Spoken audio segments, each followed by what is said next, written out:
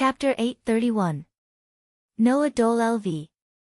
1 Strength, I, 0, Durability, I, 0, Dexterity, I, 0, Agility, I, 0, Magic Power, I, 0, Magic, Skill Frowny Face Protection from the World, Permanent Skill. Equivalent to luck. Events that are directly related to luck will eventually lead to the most favorable result.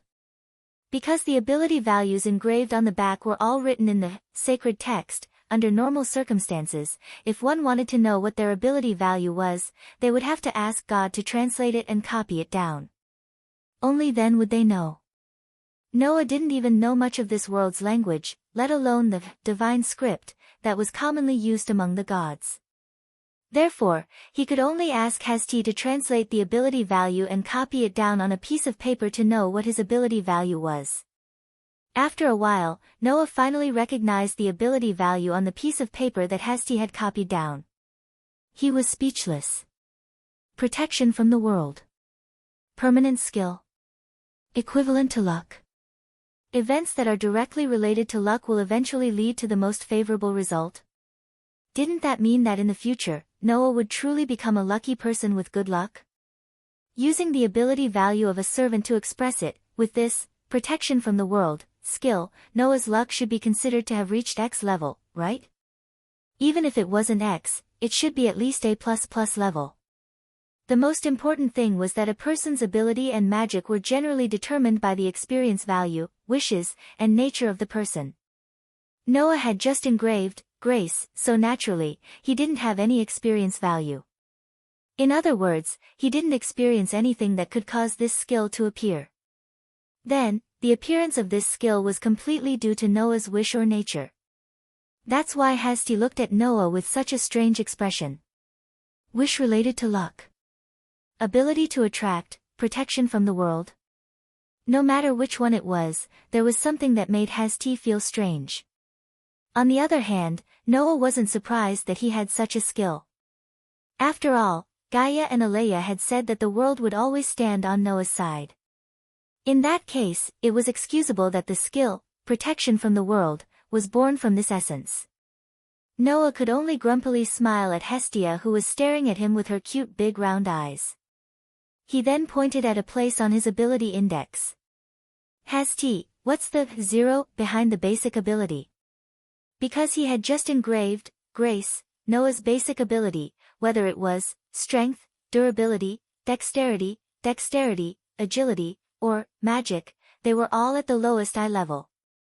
Then, after the I, what is the 0, in brackets? That's proficiency, Hestia snapped, still staring at Noah. Every basic ability has 10 stages.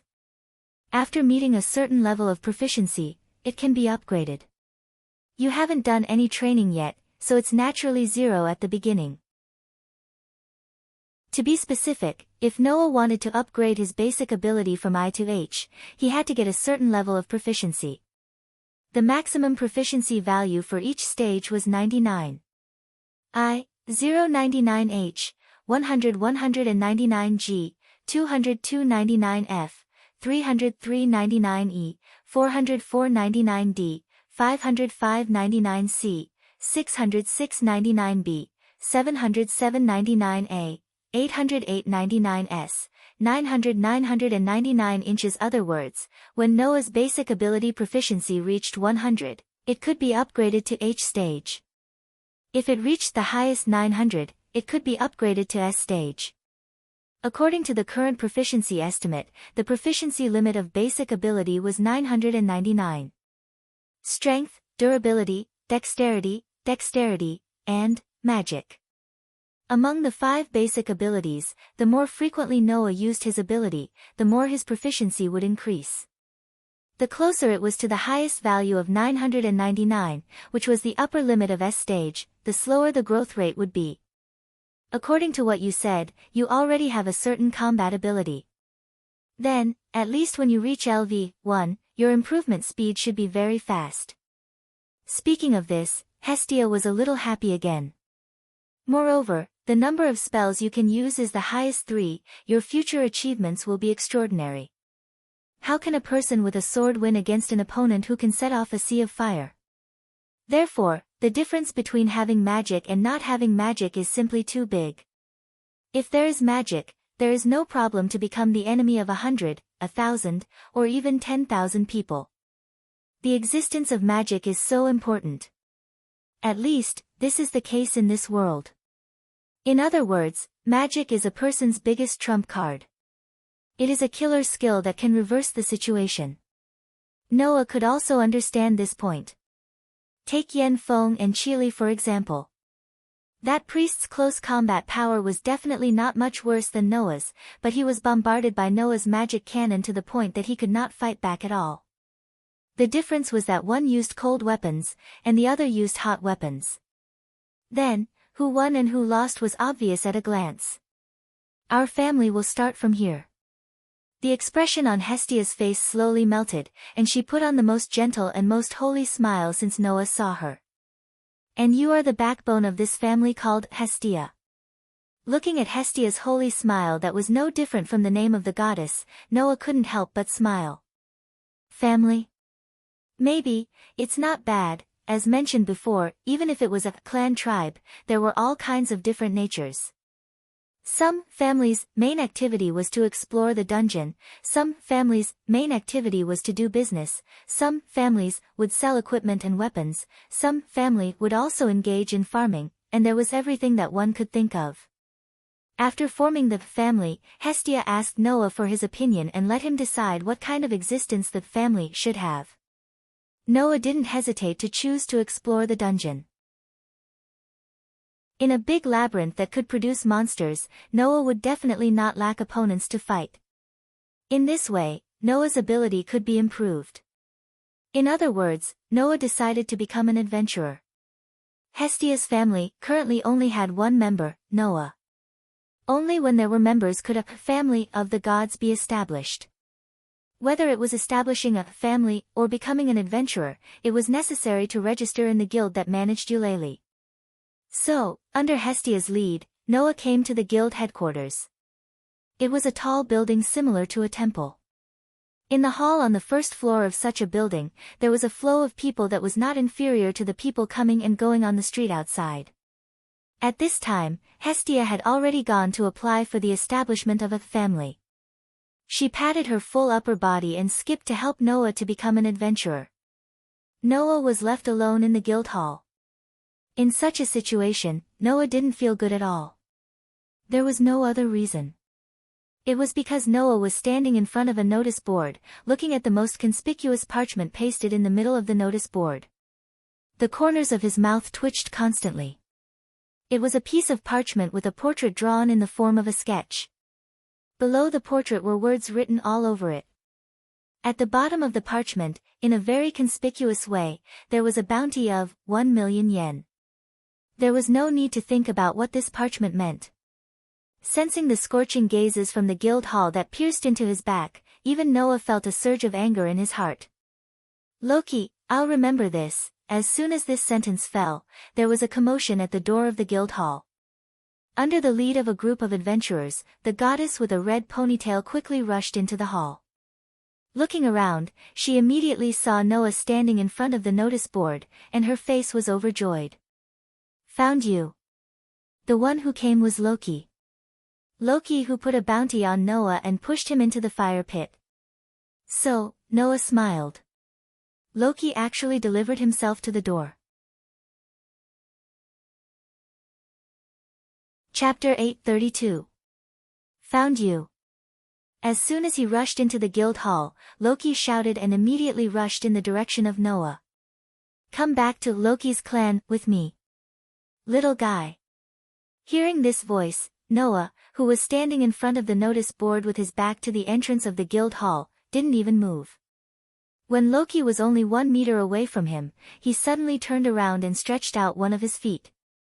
Because the forward momentum was too fierce, Loki, without any accident, pounced on Noah's original position. Looking at the notice board that was getting closer and closer to his face was shocked. Just as he wanted to stop, his foot fiercely turned on Noah's outstretched foot. Thus, Loki's entire body was suspended in the air and pounced forward. Bang! After a loud collision, Loki, who had smashed into the notice board with his arms and legs spread out, couldn't even make a sound. He slowly slid down. Seeing this scene, many people in the guild hall couldn't help but cover their faces. It was obvious that they felt the pain just by looking at it. Only Noah, looking at Loki, who slid on the ground like a corpse, revealed an emotionless smile. "You actually dare to appear in front of me?" Loki's entire body trembled. He raised his head with a stiff neck like a clockwork. Looking at Noah's unfriendly expression, he covered his red nose and laughed dryly. Don't be so hostile. This time, I'm not here to fight with you. I have no ill intentions." "No ill intentions?" Noah pointed at the bounty list posted in the most conspicuous place in the center of the notice board, the corner of his eyes twitching as he looked at Loki. "No ill intentions? If you don't have ill intentions, why did you directly put me up for a bounty? Then what are you going to do when you have ill intentions?" Perhaps it was because he felt that the current Noah was too dangerous. Loki even broke out in a cold sweat. At this time, there was another commotion at the entrance of the guild. Of course, this time, it wasn't because someone was causing trouble, but because someone had come in and made everyone in the guild hall exclaim in surprise. A long golden hair that reached his waist swayed like a radiance. His expression was calm and steady from beginning to end. There was an atmosphere that seemed to make the surroundings fall into silence. Just like that, the girl walked into the guild hall without anyone noticing, entering everyone's field of vision. Everyone in the guild hall subconsciously held their breaths as they gazed at this young girl who was as beautiful as a goddess. In fact, she was even more beautiful than most goddesses. It was as if they were afraid of disturbing her beauty, causing the originally noisy guild hall to revert to its original state of silence. Under such circumstances, the two Amazons with healthy wheat-colored skin following behind the girl were robbed of all the spotlight, and they did not attract much attention. Where is it? Didn't you say that you found him? Even if you found it, why are you so excited?" Tiona's excited voice and Tiona's somewhat helpless voice finally woke up the people in the hall who had their consciousnesses taken away by AIC. The silence that pervaded the air was successfully broken. On the other hand, AI had already turned her gaze in the direction of the notice board and met Noah's deep, pitch-black eyes. Then, AI's gaze never moved away again. Being stared at by AI's clear, emotionless eyes, Noah raised his brows. Even though there was no emotion in AIC's eyes, Noah could tell that the girl seemed to care a lot about him. Could it be that the previous battle made this girl named AI feel unreconciled? Being forced to retreat by someone who didn't accept the favor should be very uncomfortable for those conceited people, right? Moreover, from Hastia's surprised look after hearing that Noah forced AI to retreat, it could be seen that AI seemed to be quite famous among the spawns. Then, the possibility of this was even greater. Of course, Noah didn't know that he guessed wrong. But that was something that would only be mentioned in the future. Ah! Tiona finally saw Noah standing in front of the notice board. Her eyes glinted as she pointed in Noah's direction and shook Tiona's hand. There. It's really him. Tiona stood up in surprise. He actually ran straight to the guild headquarters. Isn't this telling everyone that he's here? On the other hand, Loki seemed to have seen his savior as he hurriedly yelled. Hurry up and save me. Upon hearing that, Noah almost choked on his breath. Noah hadn't done anything to this crazy goddess yet, right? In the end, with Loki's yelling, didn't it seem like Noah was going to do something to her? This caused the anger in Noah's heart to surge to his face, and his face darkened. Do you really want to die? Rocky's body trembled once more. He shut his mouth and didn't dare to say another word. Seizing this opportunity, the younger sister of the pair of Amazon sisters, the lively and cheerful Tiona, rushed over. When Noah thought that she was going to do something, she suddenly hugged Noah's arm. Caught you. Little big brother. Little big brother. When did I become this young lady's big brother? Also, why did she add the word little? While Noah was at a loss, his other hand suddenly felt restrained by a soft touch. You can't escape this time. The elder of the Amazon sisters, the calmer Tiona, hugged Noah's other hand and smiled sweetly. Well, I'm also wondering why you can force AIC to retreat without receiving the favor, so come to our clan tribe. After hearing Tiona's words, AIC, who was walking over, stared at Noah with a more urgent gaze, making Noah feel more and more that this girl was unwilling to accept the previous battle. Noah, who was being hugged tightly by a beautiful girl on both sides and had his hands restrained, was almost rendered speechless by this sudden development. By the time Noah realized what he should do, an exasperated and childish voice rang out. You. We. Here. Do. What? Do. Ah. With such a loud shout, Hestia rushed over from the other side of the guild, her delicate face full of anger. Let go of that man. He's mine. Noah, who was pincered by the Amazon sisters, almost fell down. The dark, emotional gazes from the surrounding people told Noah this. First, there was the glorious deed of breaking into the bath of the goddesses. Then, there was the situation where he was surrounded by a group of beautiful girls. Then, there was Hestia's words that made people think of. After tomorrow, Noah would become completely famous. However, at this time, Loki, who had been lying on the ground pretending to be dead, suddenly jumped up and toward the angry Hestia without hesitation. Clank! When the crisp sound rang out, Hestia and Loki simultaneously covered their heads with their hands and squatted on the ground with tears in their eyes as they cried out in pain. Seeing this, Noah finally couldn't help but yell.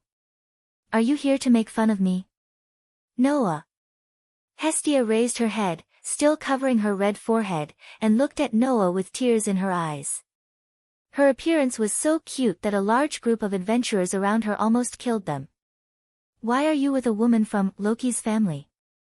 Are you going to abandon me? I'm begging you. Noah felt like his chest was suffocating. Don't use words that can easily cause misunderstandings, okay? However, Noah's words were drowned out by a burst of laughter that sounded like it was trying to be brave. I knew it was you as soon as I heard your voice, Shorty. Loki, who was also covering his forehead, stared at Hestia with tears in his eyes and burst out laughing like he was about to cry. Aren't you hiding in Hephaestus' house like a parasite? Did Hephaestus finally kick you out because she couldn't stand it anymore? Coo. Hestia also put on a fake smile as if she had been stabbed in the chest by a sword. What a pity, Hephaestus isn't as petty as you. After that, Hestia and Loki looked at each other with sparks in their eyes.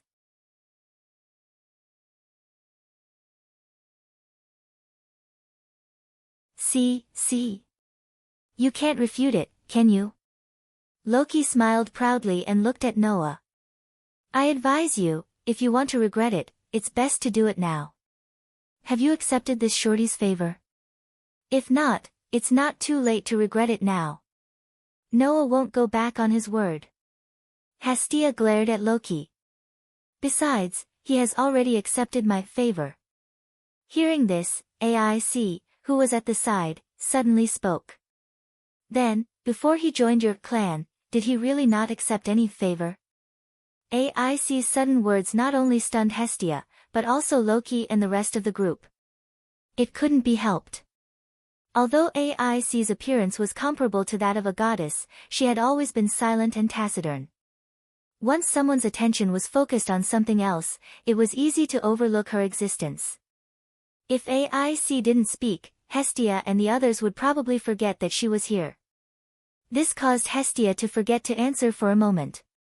Only then did Loki react. His narrowed eyes opened slightly, revealing a pair of pupils filled with wisdom. I also want to ask you, Shorty, did this little guy not accept any favor before? I know what you're thinking, but I can tell you clearly that the favor on Noah's body was engraved by me, and it was not long ago. Hestia crossed her arms. I heard that before that, your clan's swordswoman couldn't do anything to my clan's Noah, right? Noah and AIC's eyes met again. However, Noah only glanced at her for a moment before moving away. AIC kept looking at Noah as if she was in a daze. No one knew what she was thinking. I don't believe it. Loki's eyes flickered as he looked at Noah provocatively. I suspect that you have already received the favor. If your favor was engraved just now, then your basic ability value should all be at the lowest I level, and your proficiency should be 0. If you really just received the favor, then let me see your ability value. After saying that, Loki, Ace, Tiona, and Tiona turned their gazes to Noah and stared at him without letting him go. Damn you, Loki. Hestia was furious. Do you think I would lie? Loki ignored Hestia and kept staring at Noah with a provocative smile on his face. In this regard, Noah sighed. Are you testing me? Anyway, you don't want to hide it, do you? Loki shrugged. Then what's wrong with letting me see it? Anyway, you saw me naked in the bathhouse, didn't you? Noah was immediately speechless. Although it was not intentional, this matter was indeed Noah's fault. At that moment, Tiona and Tiona also joined in the fun. Little brother. Just let us see it. How about we also let you see our bodies? The corner of Noah's mouth began to twitch again. The people of the Amazon race were not reserved. The people of this race were more open than the people of any country Noah had ever seen. It was said that once they took a fancy to a man, they would think of ways to bring him home at all costs. What was done, which was more valiant than anything else. Therefore, Noah did not doubt that once he said yes, the two girls in front of him would immediately do as he said. Even AIC stared at Noah without saying a word, and Noah could not stand it anymore. Wait. Hestia protested. An adventurer's ability value is a secret that belongs to the adventurer and his clan. There is no obligation to disclose it to the public. Even guilds can only disclose the adventurer's level and dungeon activity records to the extent that it does not affect the clan. As a role model for others, what right do you have to ask us to let you see it? This time, it was Loki's turn to be speechless. Forget it, Hestia, there's nothing to hide. Noah patted Hestia's shoulder and looked at Loki. Anyway, my basic ability is still in its initial state, so it doesn't matter if I let you see it. Consider it as paying for the bathhouse incident. In the future, you are not allowed to bring this up again, or else don't blame me for being rude. No problem. Loki agreed without hesitation. Not only me, but I'll also make sure that the other goddesses that you saw won't trouble you anymore. Then we'll be even, right? Oh. Noah was a little surprised. You can make the other goddesses shut up. Do you think I'm that poor shorty? Loki said proudly. My clan is one of the 2 strongest clans in the whole of Eulalia. If I say so, the other goddesses will respect me. Noah nodded indifferently, but he felt a little relieved that this matter had come to an end. At least, he did not have to worry about things like being wanted in the future. Noah still cared about his reputation. 5 minutes later, Noah left the guild hall with Hestia, who was very proud of herself. Loki and the others looked at Noah's back as he left, as if they could recall the ability value that they had just seen. They fell into silence. It's true. Tiona muttered to herself. That little brother really just received the favor, that's right. Tiona nodded. Magic is empty. Although there is a skill, and it's such a strange skill, it doesn't have the effect of hiding the ability value. Since it's not a skill or magic effect, then I really haven't heard of any way to hide the true value of the ability value. That ability value can't be fake. 3 empty magic slots, a skill that can summon luck, and the power to force Aslan away without receiving the favor. Loki's eyes became brighter and brighter, and in the end, it became annoyance. Damn it, why would such a rare little fellow be kidnapped by that poor shorty? AIC, who was left behind, didn't say anything. Her eyes flickered as she watched Noah leave. After his back disappeared, she murmured, what a pity. What should I do to be like him?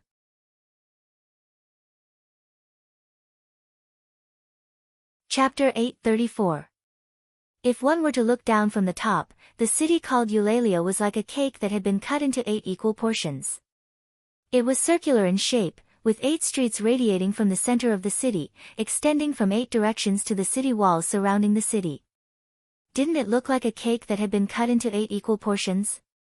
According to the directions of the streets, Eulalia was divided into 8 main streets, namely East Street, West Street, South Street, North Street, Northeast Street, Southeast Street, Northwest Street, and Southwest Street.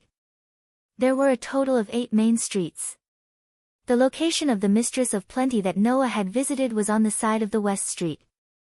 Meanwhile, the main street in front of the guild headquarters was the Northwest Main Street. Because the guild headquarters was located there, most of the pedestrians on this street were adventurers. After all, the guild was the organization that managed the entirety of Olalai and the dungeons. Exploring the dungeons in Olalai required the guild to go through all sorts of procedures and seek assistance from the guild. As long as one was an adventurer who explored the dungeons as a profession, they would frequently visit the guild. Therefore, there were many adventurers on the Northwest Main Street. Because of this, on this busy street, there were many shops that sold to adventurers.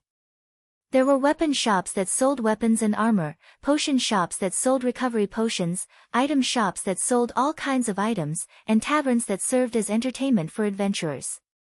After leaving the guild headquarters, Hestia mysteriously held Noah's hand and led him in a certain direction. In Hestia's opinion, Noah, who had just joined her clan, was like her child.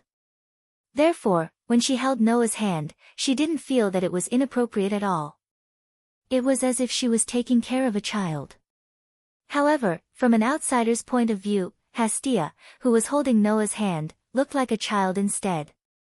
She was a very naughty child who kept pulling her big brother, Noah, and running forward. It was a heartwarming scene that made people smile. However, when the passers-by caught sight of Hestia's breasts, the atmosphere turned a little lecherous. It had to be said that Hestia's figure was indeed very attractive. However, he didn't have the slightest bit of self-awareness. Noah could only say helplessly, "Where are you taking me, Hestia?" "Let's go to Hephaestus." Hestia replied without turning her head, but she did not forget to explain to Noah. "Hephaestus is the divine friend that I am currently staying with. She is also the god of forging who is known as the fire god in the heavenly realm. Her clan tribe also uses forging as their main business. The works created by the members under her have even become a brand. That is not only a clan tribe that is very famous in Eulalia, but also in the world." Hephaestus. Noah scratched his cheek. "Is it the divine friend you mentioned before who is about to kick you out of the door because he's reaching his limit?" "Ah." Hestia's happy expression withered, but she still said stubbornly, "It's okay. We won't be staying here for long anyway. With your ability, Noah, we will be able to earn enough money to buy a house very soon." "Wait a minute," Noah said in a strange voice. "Are you going to take me to your divine friend's place to live? What's wrong? Don't you like it?" Hestia turned around and asked in confusion. "But we can only live there temporarily, right?" "Of course not."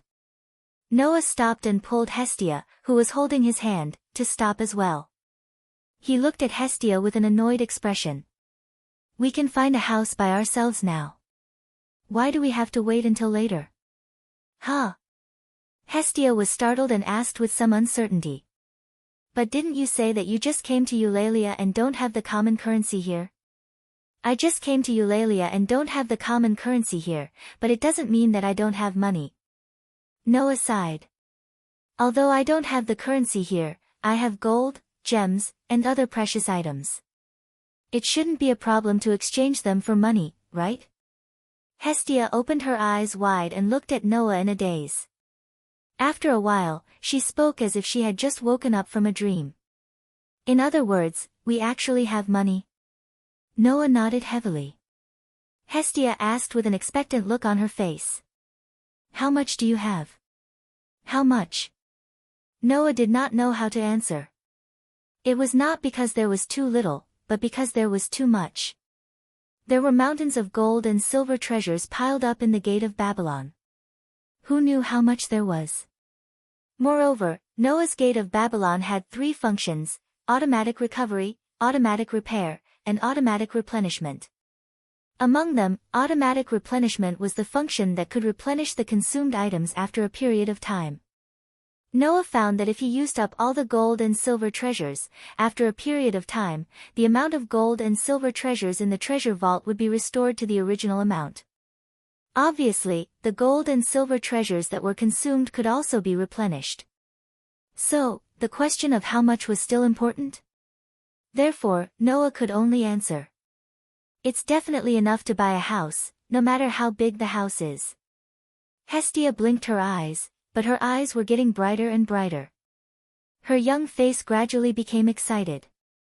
In the end, Hestia threw herself on Noah. Noah! You're really my lucky star. Being hugged by Hasti, Noah immediately felt something that could easily change shape in front of him. It was a wonderful feeling that would make any man howl in joy. Unable to hide his hesitation, Noah could only use his hands and feet to pull Hestia off his body like an octopus. Can you not hug me so easily? We're on the street. Well, it doesn't matter. As long as it's Noah, I'm fine with it. Hestia did not realize that she had said something that would make people think of Pian Pian. She happily pulled Noah and ran forward. It's so good to have my own house. Let's see who dares to call me a poor shorty in the future. Does having a house mean you're not poor? Besides, the house is not yours. Even if you're not a poor god, you're still a shorty. Noah didn't say anything similar to the above. He just said that, not knowing whether to laugh or cry. So, where are you going to take me now? Let's go to Hephaestus. Hestia gave the same answer as before, but with a different reason. I want to introduce my favorite child to my best friend. I also want to say goodbye to Hephaestus. After all, she has been taking care of me for a long time. Noah had a helpless expression on his face when he heard Hestia's words, but he did not know when the corners of his mouth had started to rise. This Lolita goddess was not only cute in appearance, but also in personality. Under Hestia's lead, Noah came to a blacksmith shop on Northwest Main Street. It was a large blacksmith shop. At the entrance of the shop, there was a plaque with the words, Kappa Phi Alpha Iota Sigma Tau Omicron C. Although Noah did not recognize the words on the plaque, he knew that they were sacred characters. Sacred characters as a plaque. That should be the brand that Hestia mentioned, right? Hestia pushed the door open and entered. Hephaestus. I'm back. When Hestia's voice sounded, Noah followed her into the large blacksmith shop. Then, Noah saw her. A woman with bright red short hair and an eye patch on her right eye was standing in front of Hestia. She looked like she was in her 20s. Her face was stern, and her tone was very unfriendly. Did you go to the bookstore to read again? The smile on Hestia's face suddenly froze, and she became a little timid. Hephaestus, are you angry? Alas! The goddess called Hephaestus by Hestia's side. Rather than saying that he was angry, it would be more accurate to say that he was worried.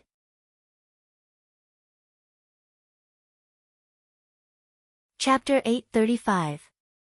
Looking at Hestia, who was obediently standing in front of her with her head lowered and listening to her instructions, Hephaestus' tone was stern and a little exasperated. I say, Hestia, although we do have an ill-fated relationship, I let you stay with me temporarily because you just came to this world. But after you came here, you didn't form a clan, or go out to work. Instead, you hid in your room all day long and went to the bookstore to read books. If you continue like this, I will really kick you out. Hephaestus had said this many times, and Hestia had heard it many times, so she was already familiar with it. In the beginning, Hephaestus just wanted to scare Hestia so that she wouldn't be so unmotivated. However, as the number of times increased, Hestia didn't seem to have any remorse at all. Hephaestus really began to consider carrying out her orders. She believed that if this continued, it wouldn't be long before Hestia would be kicked out by the angry Hephaestus. Fortunately, Hestia was indeed lucky today. This time, I'm not idling around, Hephaestus, Hestia hurriedly said. I've already registered with the guild and formed a clan, Hestia said. Formed a clan? Hephaestus' stern face suddenly froze for a moment, and then she was surprised. In other words, you've already found a child to join your clan? A clan of a god could only be formed if there were members. Even if there was only one, as long as there was one member, then the clan tribe could be established. On the other hand, if the number of clan members dropped to 0, then even if the main god didn't want to disband the clan, the guild would cancel the registration of the clan of the god. Since Hestia had formed a clan, it meant that she had already found a member. When Hephaestus first said that she would kick Hestia out of the house, Hestia also tried to look for a member of her clan. However, Hestia had just descended to this world and didn't have much fame. Secondly, Hestia didn't have a good family background. She couldn't even provide a place to live, let alone food and clothing. Therefore, who would be willing to join Hestia's clan? After all, the grace of a god was the same, and there was no difference. Under such circumstances, if one were to choose to join a clan tribe, then naturally, anyone would first choose to join a clan tribe that was famous and powerful. For someone like Hestia who was not famous, had no strength, and had no family background, it wasn't that it was impossible to find a clan member, but it was very difficult. Therefore, even the old owner of the bookstore who took good care of Hestia was not willing to join Hestia's family clan. Now that Hestia suddenly said that she had formed a clan, Hephaestus, it really surprised Hephaestus. Only then did Hephaestus notice Noah standing at the door. At this time, Noah was looking at the well-made weapons placed in the glass cabinets in the shop. It seemed that he didn't intend to disturb Hestia and Hephaestus. When she saw Noah, Hephaestus thought of something and frowned. Isn't he the pervert who went to the bathhouse to peep on Loki's wanted list? It seemed that Noah was really famous. The first member of your clan wouldn't be him, right? Hephaestus's face, which had just relaxed, tightened again because of distress. Are you sure you won't be deceived? Hephaestus was a typical example of over-worrying. She was worried that Hestia would be mediocre, and when Hestia found something to do, she was worried that she would be deceived. She was like Hestia's mother or sister. However, there was no other way. Noah did break into the bathing place dedicated to the goddesses and saw nearly half of the goddesses in Eulalia. If it weren't for the fact that Hephaestus wasn't there at the time, it wouldn't be as simple as being deceived. Of course not. Noah is definitely a good boy, Hestia was a little dissatisfied. No matter what, I'm still a god. I still have a good eye for people, right? That's true. Hephaestus loosened her frown. Since you said so yourself, then remember to take responsibility. Don't forget, that child will be your family in the future. Don't give him any trouble. I know, Hestia muttered. She turned her head and waved at Noah. Come on, Noah, Hestia muttered to herself before putting on a cheerful expression. Noah, come here quickly.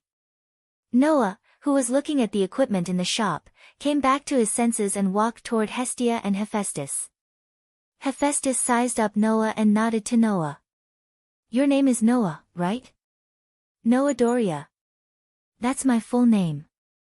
Noah also quietly observed Hephaestus and then asked the question he was concerned about. Did you, the god of smithing, make all the equipment here? Of course not, Hephaestus answered without any hesitation. The equipment here are all the works of the children in my clan tribe. Noah finally understood. While Hestia and Hephaestus were talking, Noah had been looking at the equipment in the shop.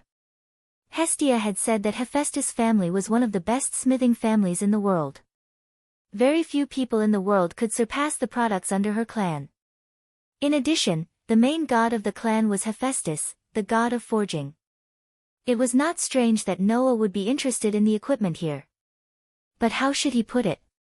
Although the equipment here could be said to be excellent, it was not enough for Noah.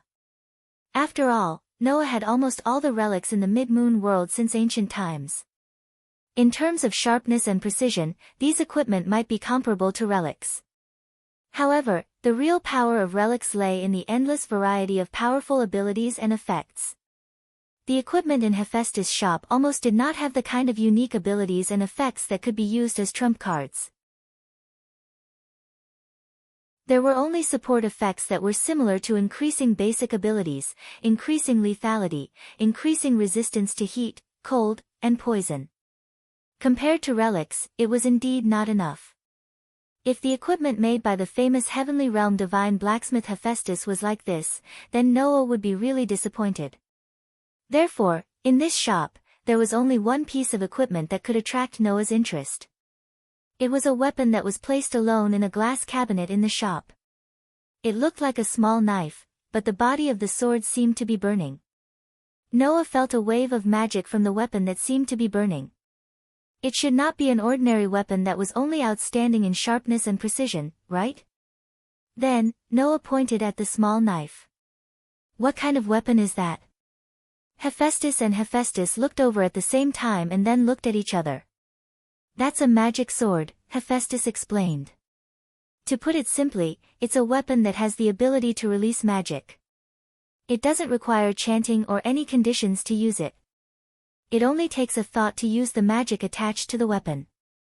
That's the kind of weapon. Hearing that, Noah understood. Wasn't that the same weapon as the magical weapon in fairy tale? Unfortunately, that was not the case. That's not as convenient a weapon as you think, Hephaestus, who had been observing Noah, said. Although it can release magic, the magic attached to it is not as powerful as the original. Also, there's the number of times it can be used. Once the number of times it can be used is used up, it will break. So, that's just a good replacement. Noah suddenly lost interest. Not only was the power not as powerful as the original, but there was also the number of times it could be used. That was not even a magical weapon, right? You're planning to become an adventurer, right? Hephaestus smiled. Then, I'm looking forward to when you can patronize my shop. Noah smiled bitterly and nodded. Although he did not like it.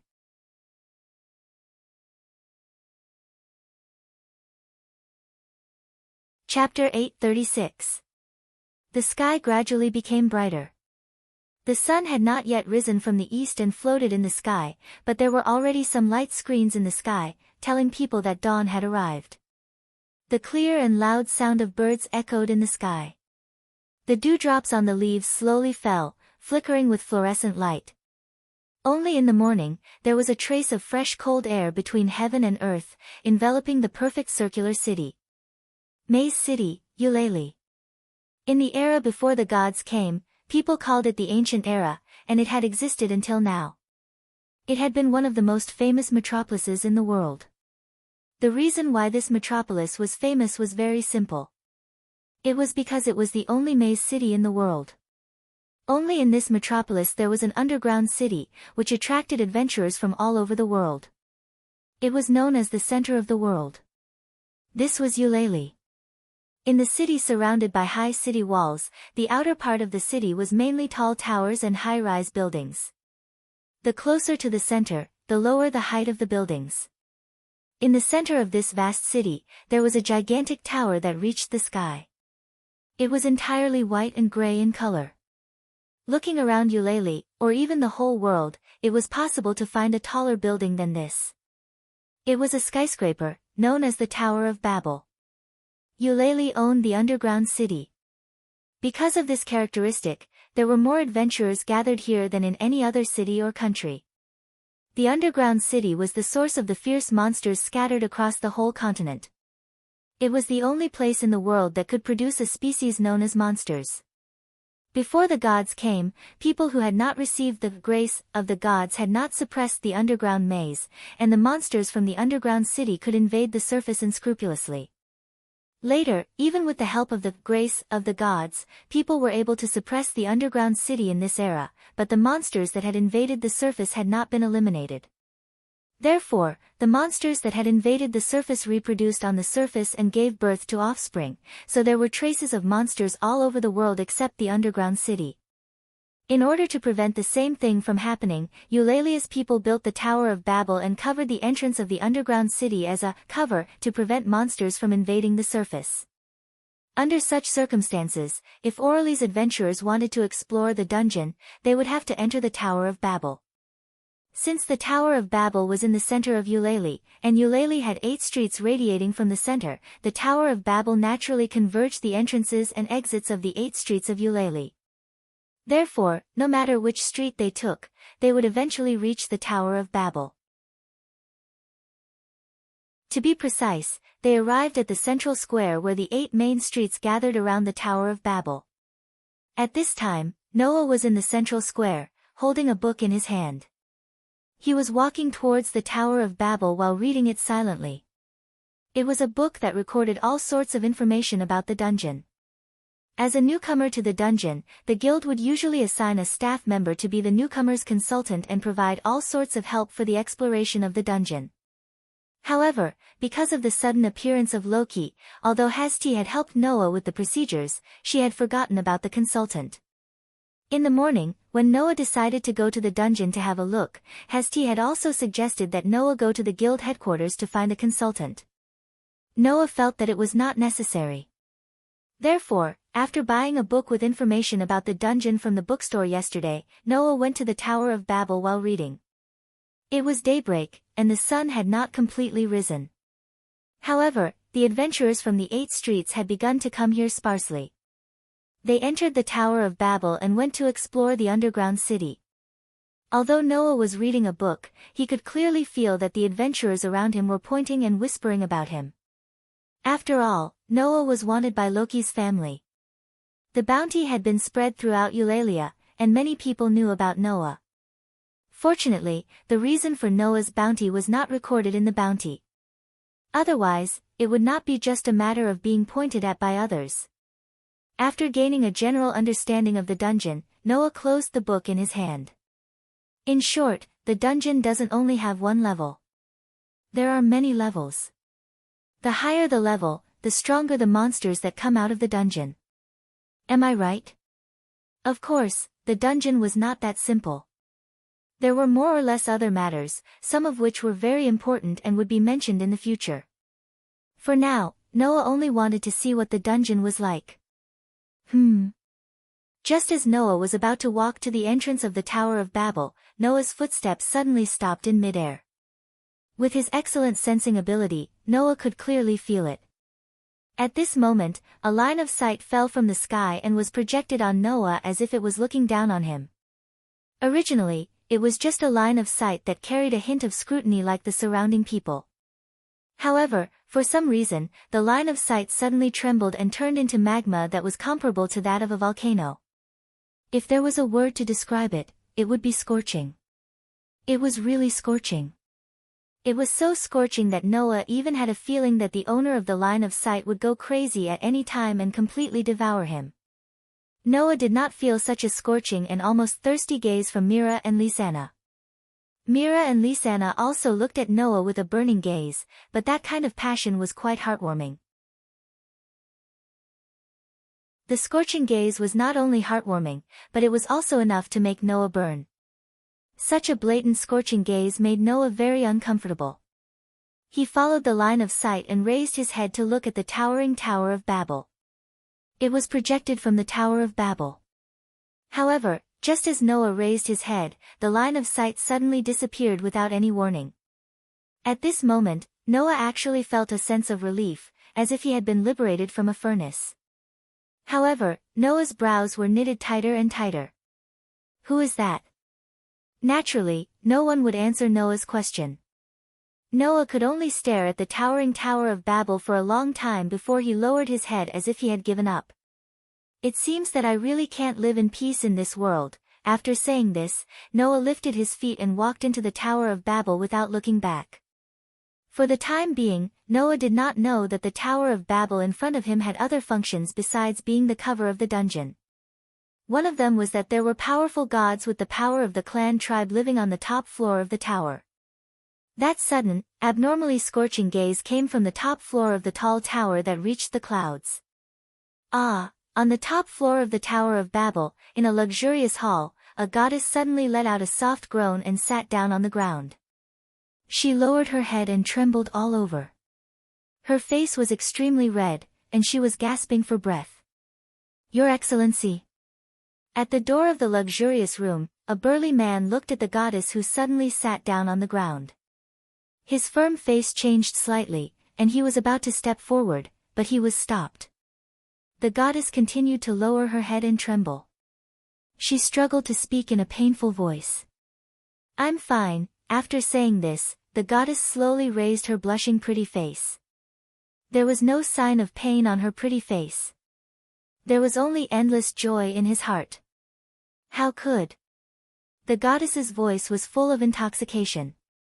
"Just one look, and the goddess clenched her legs tightly and endured the extreme pleasure. Through the window, the goddess looked at the central square in front of the Tower of Babel.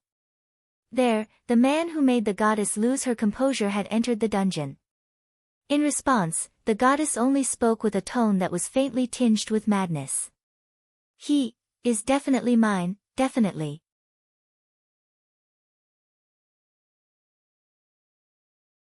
Chapter 837. Since it was an underground city and a maze, it naturally gave people a feeling of complexity and darkness. In fact, the complexity depended on the situation, but it was not necessarily dark. The dungeon was divided into levels. The higher the level, the further it was from the ground, and the stronger the monsters that were born on that level. With a fixed level as the boundary, the topography and nature of the dungeon would be different. When Noah entered the dungeon and arrived at the first level, a maze that looked like a tunnel appeared in front of him. The walls were light blue, and there were no gaps around them. The walls were completely made of rocks, but there was an inexplicable light source that lit up every passage. The adventurers who came from the Tower of Babel walked leisurely into the passages and disappeared from Noah's sight. When entering the dungeon, no matter which level one wanted to reach, one had to walk step by step.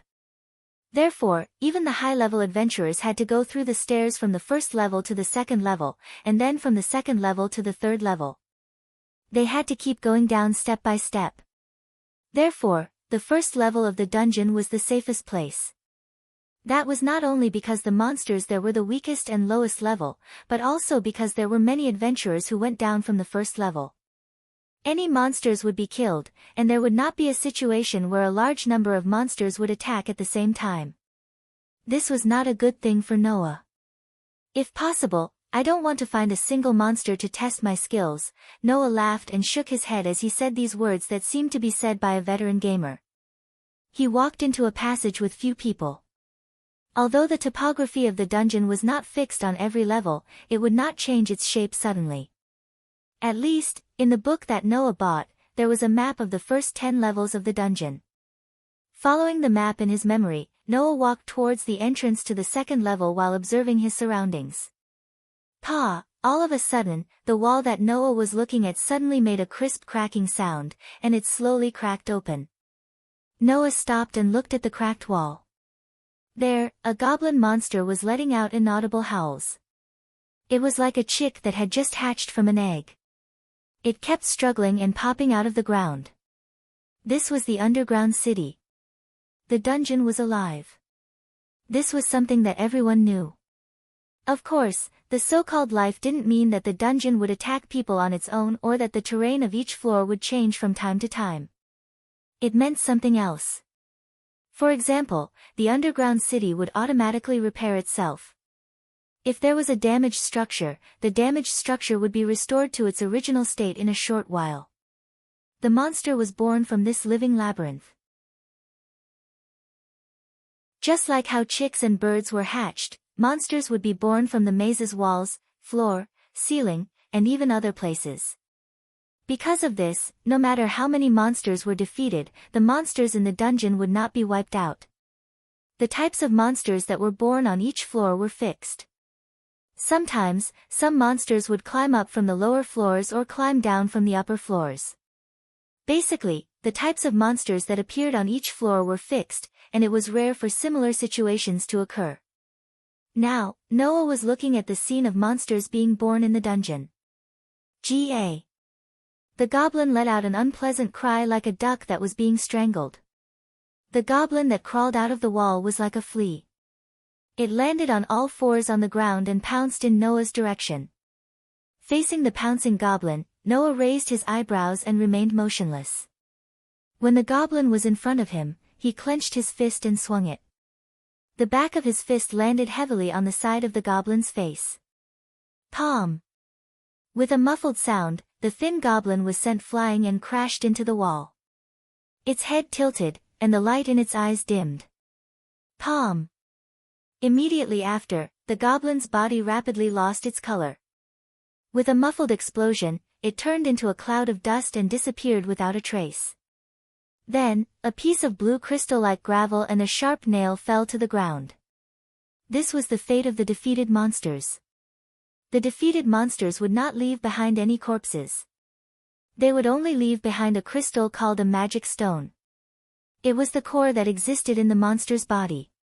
It was said that the reason why these monsters could move and have life was because of the magic stone in their bodies.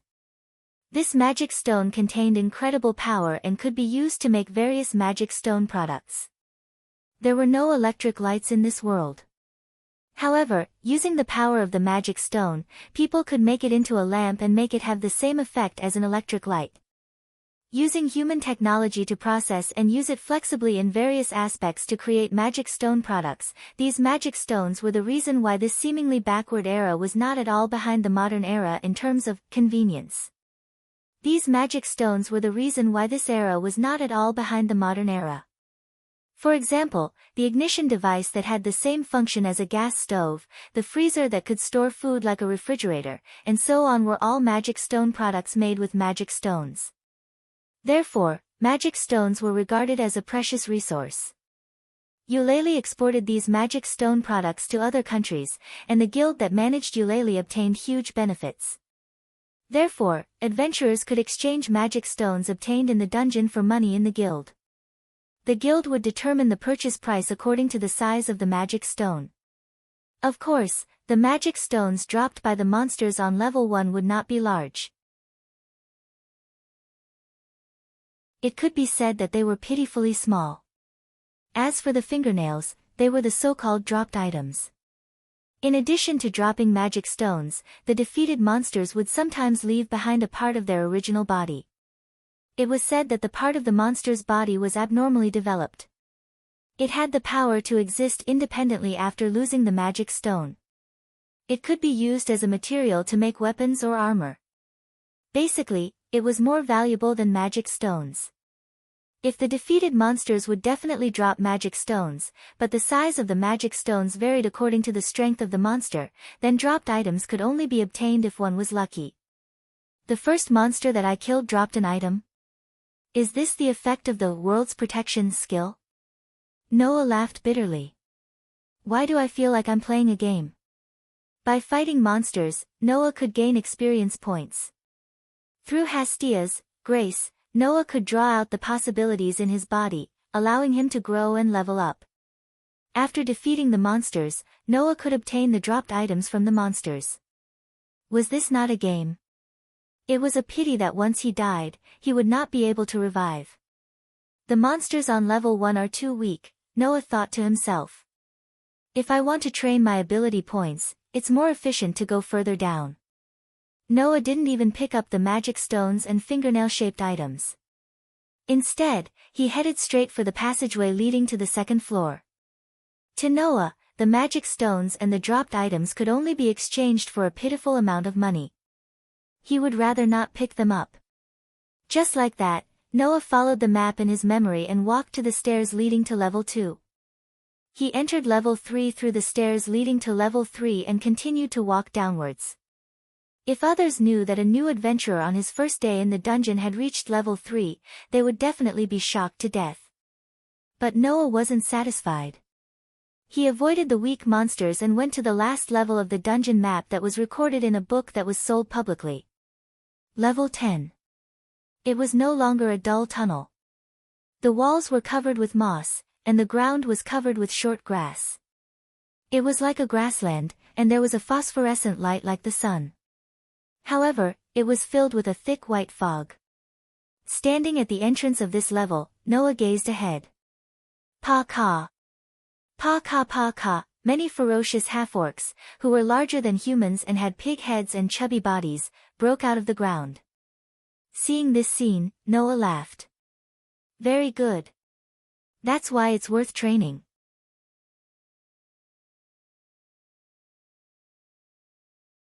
Chapter 838.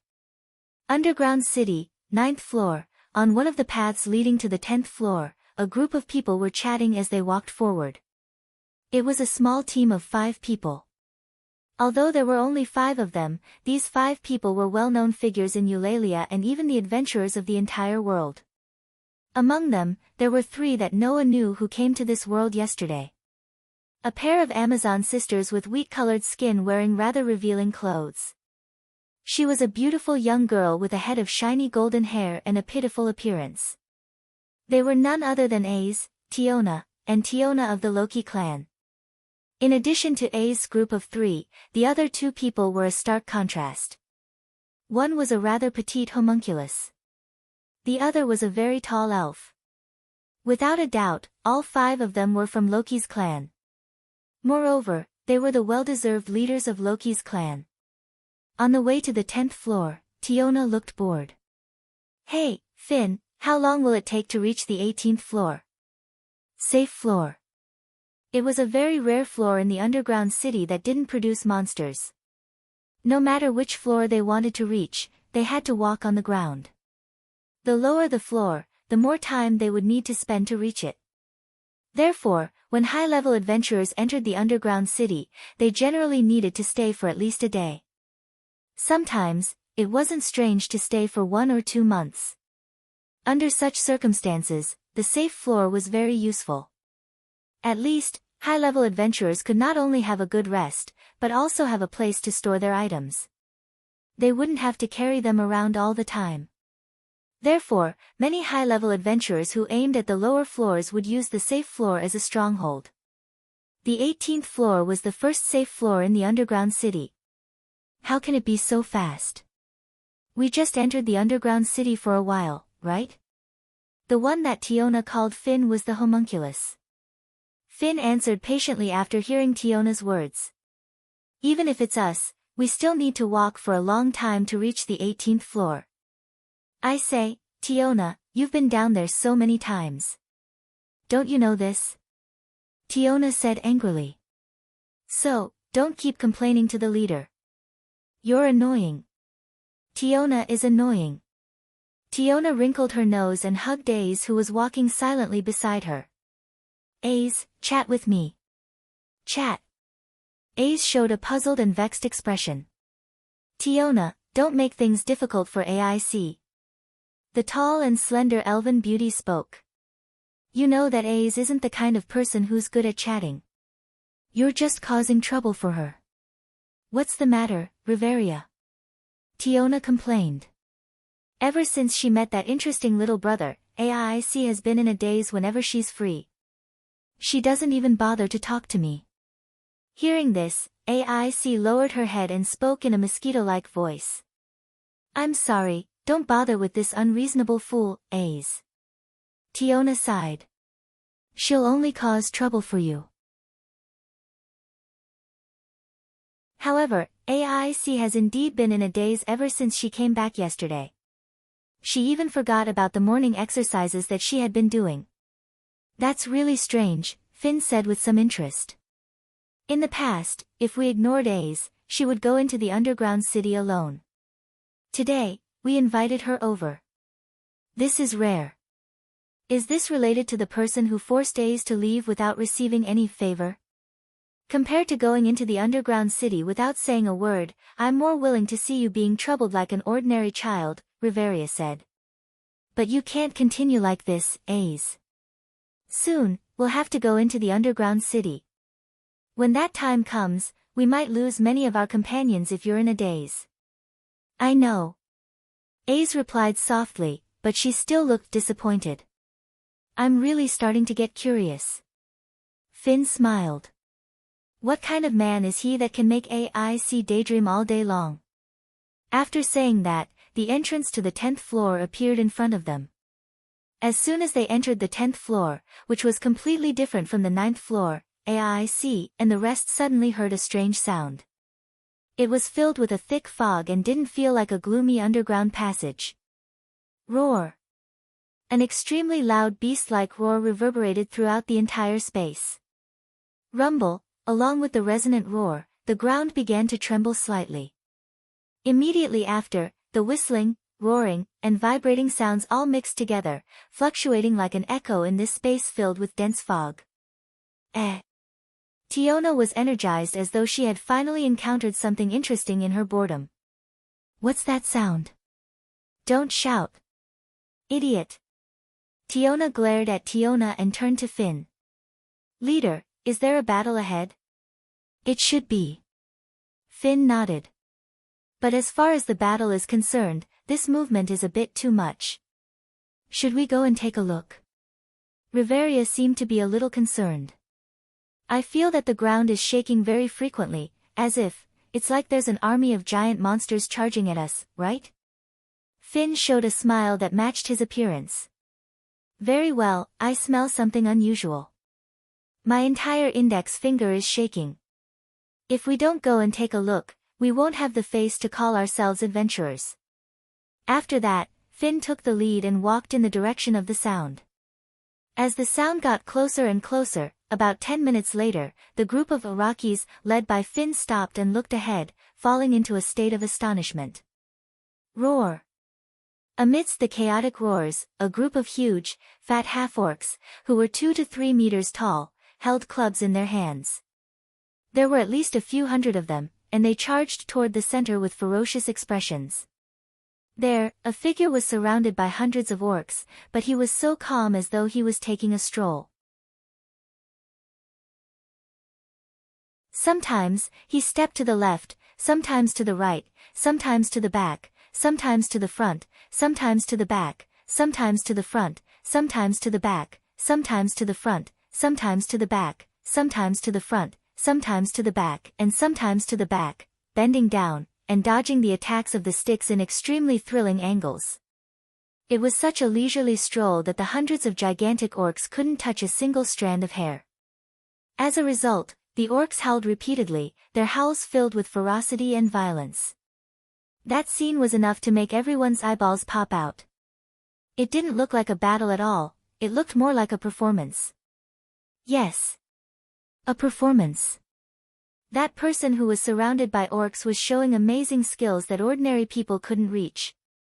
From time to time, he would take the opportunity to punch the stomach of the attacking half-orc, sending the huge monster flying.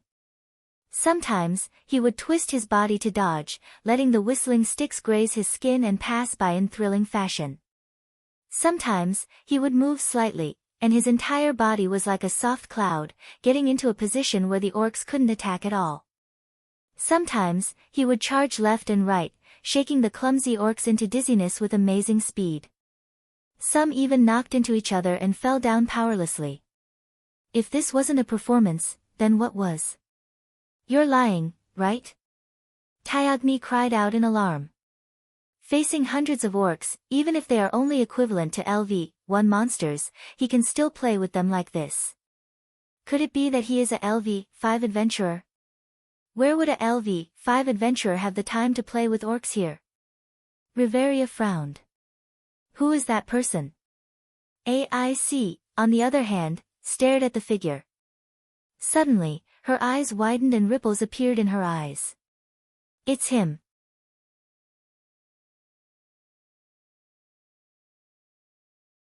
Chapter 839. Roar. Amidst the continuous beast-like roars, the gigantic monsters clenched their clubs and madly charged towards the figure in the middle who was surrounded by the monsters. As time passed, the number of monsters surrounding the figure gradually approached 1,000. Looking at this scene, the group of first-level adventurers of the Loki clan, who could be ranked in the whole world, fell into a state of speechlessness. Besieged by thousands of monsters. That was a scene that was difficult to appear even in the depths of dozens of floors in the dungeon. On the 10th floor, although it was not impossible for monsters to surround and attack, the number of monsters would at most be around 10 to 20. Besieged by thousands of monsters. That was no longer a difficulty that could appear in the 10th floor of the dungeon. The dungeon's floors were divided according to the difficulty, which was also divided into upper, middle, lower, and deep levels. The upper floors were 1 to 12. The middle floors were 13 to 24. The lower floors were 25 to 36.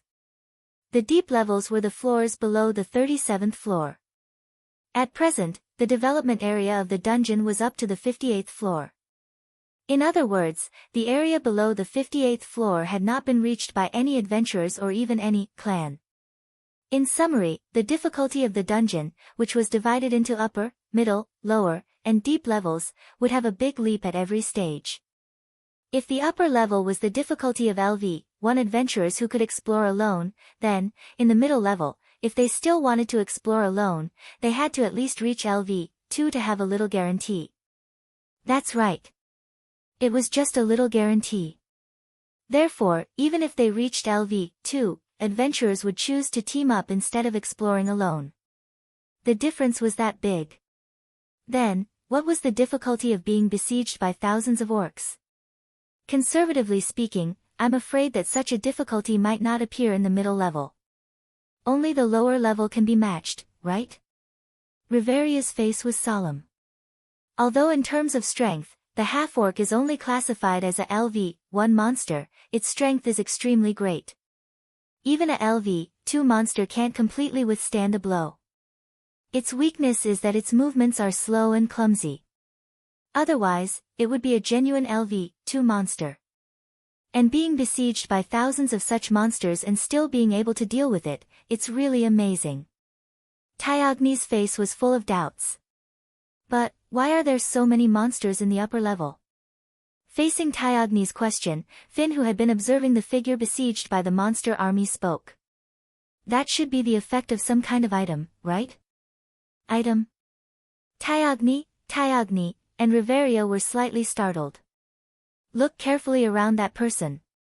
Finn pointed his mouth to the figure in the monster army. Because it's overlapping with the surrounding fog, it's a bit difficult to find. Hearing Finn's words, everyone, including AIC, gazed at the figure who was surrounded by the monster army seriously. After a while, they indeed saw it. Around the figure, there was a strange gas that looked like smoke, but also like ashes, slowly rising. Ah! Tyagni's nose twitched slightly. There's a very nice smell. So that's how it is, using that strange smell to attract all the monsters. Riveria frowned. But, even so, there shouldn't be thousands of monsters, right? I didn't quite understand it at first, but now I finally understand.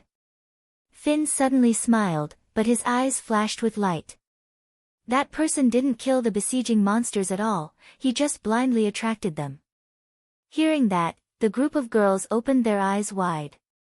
After being reminded by Finn, even if they didn't realize it, it was impossible.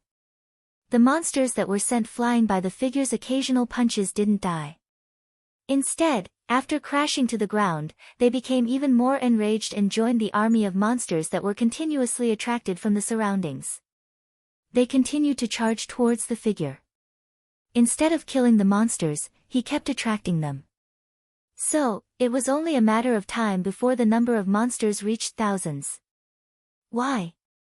Tyagni asked in surprise. Why didn't that person kill the monsters? That's because his goal isn't to obtain magic stones and dropped items, nor is it to kill monsters and gain experience points. Instead, it's to train his basic abilities. Finn stared at the figure that was drowned by the army of monsters. Under the siege of such an army, that person would occasionally launch attacks, sometimes letting the monster's attacks graze his skin, sometimes twisting his body and sneaking into the monster's blind spots, sometimes scampering back and forth at an astonishing speed, but he didn't kill the monsters. It's obvious that he is training his skills or basic ability, but since that person can move around with ease in such an army, it proves that his skills haven't reached the limit yet, so he can't be training his skills, he can only be training his basic ability. The group of girls instantly fell into silence. Strength, durability, dexterity, agility, and magic. The basic ability points were divided into these 5 categories. If one wanted to increase one's ability point, they would have to use that ability point frequently. If one wanted to increase one's strength, they would have to exert force. If one wanted to increase one's durability, they would have to endure attacks. If one wanted to increase one's dexterity, they would have to move their body. If one wanted to increase one's dexterity, they would have to run with all their might. If one wanted to increase one's magic, they would have to use magic. The figure that attacked and dodged in the army of thousands of monsters was undoubtedly using the monsters around him to train his basic ability point. The occasional punch was to increase one's strength. Letting the monster's attacks graze his skin was to increase one's durability without taking any damage. Twisting his body and sneaking into the monster's blind spots was to increase one's dexterity. Scampering back and forth at an astonishing speed was to increase one's dexterity. Other than the magic ability point that required magic, the rest of the basic abilities were being trained to an astonishing degree. After all, it was being carried out in an army of thousands of monsters. One could only imagine how terrifying the frequency of usage was. More importantly, under such circumstances, that person still seemed to be at ease, there was not even a trace of damage. With this kind of ability, how could one not be stunned by it? AIC's eyes sparkled even more after hearing Finn's explanation. And Noah, who was surrounded by the army of monsters, had already noticed that someone was watching from the side. In order to not attract attention, I purposely chose such a remote place to release the scent of return, to attract the monsters. In the end, I still can't avoid it. Noah, who was running back and forth leisurely in the army of monsters, had a helpless look on his face. Well, it's no wonder that I attracted thousands of monsters. At this point, it's impossible to cover up my movements. While muttering to himself, the corners of Noah's mouth slowly curled up. Then let's deal with this wave first.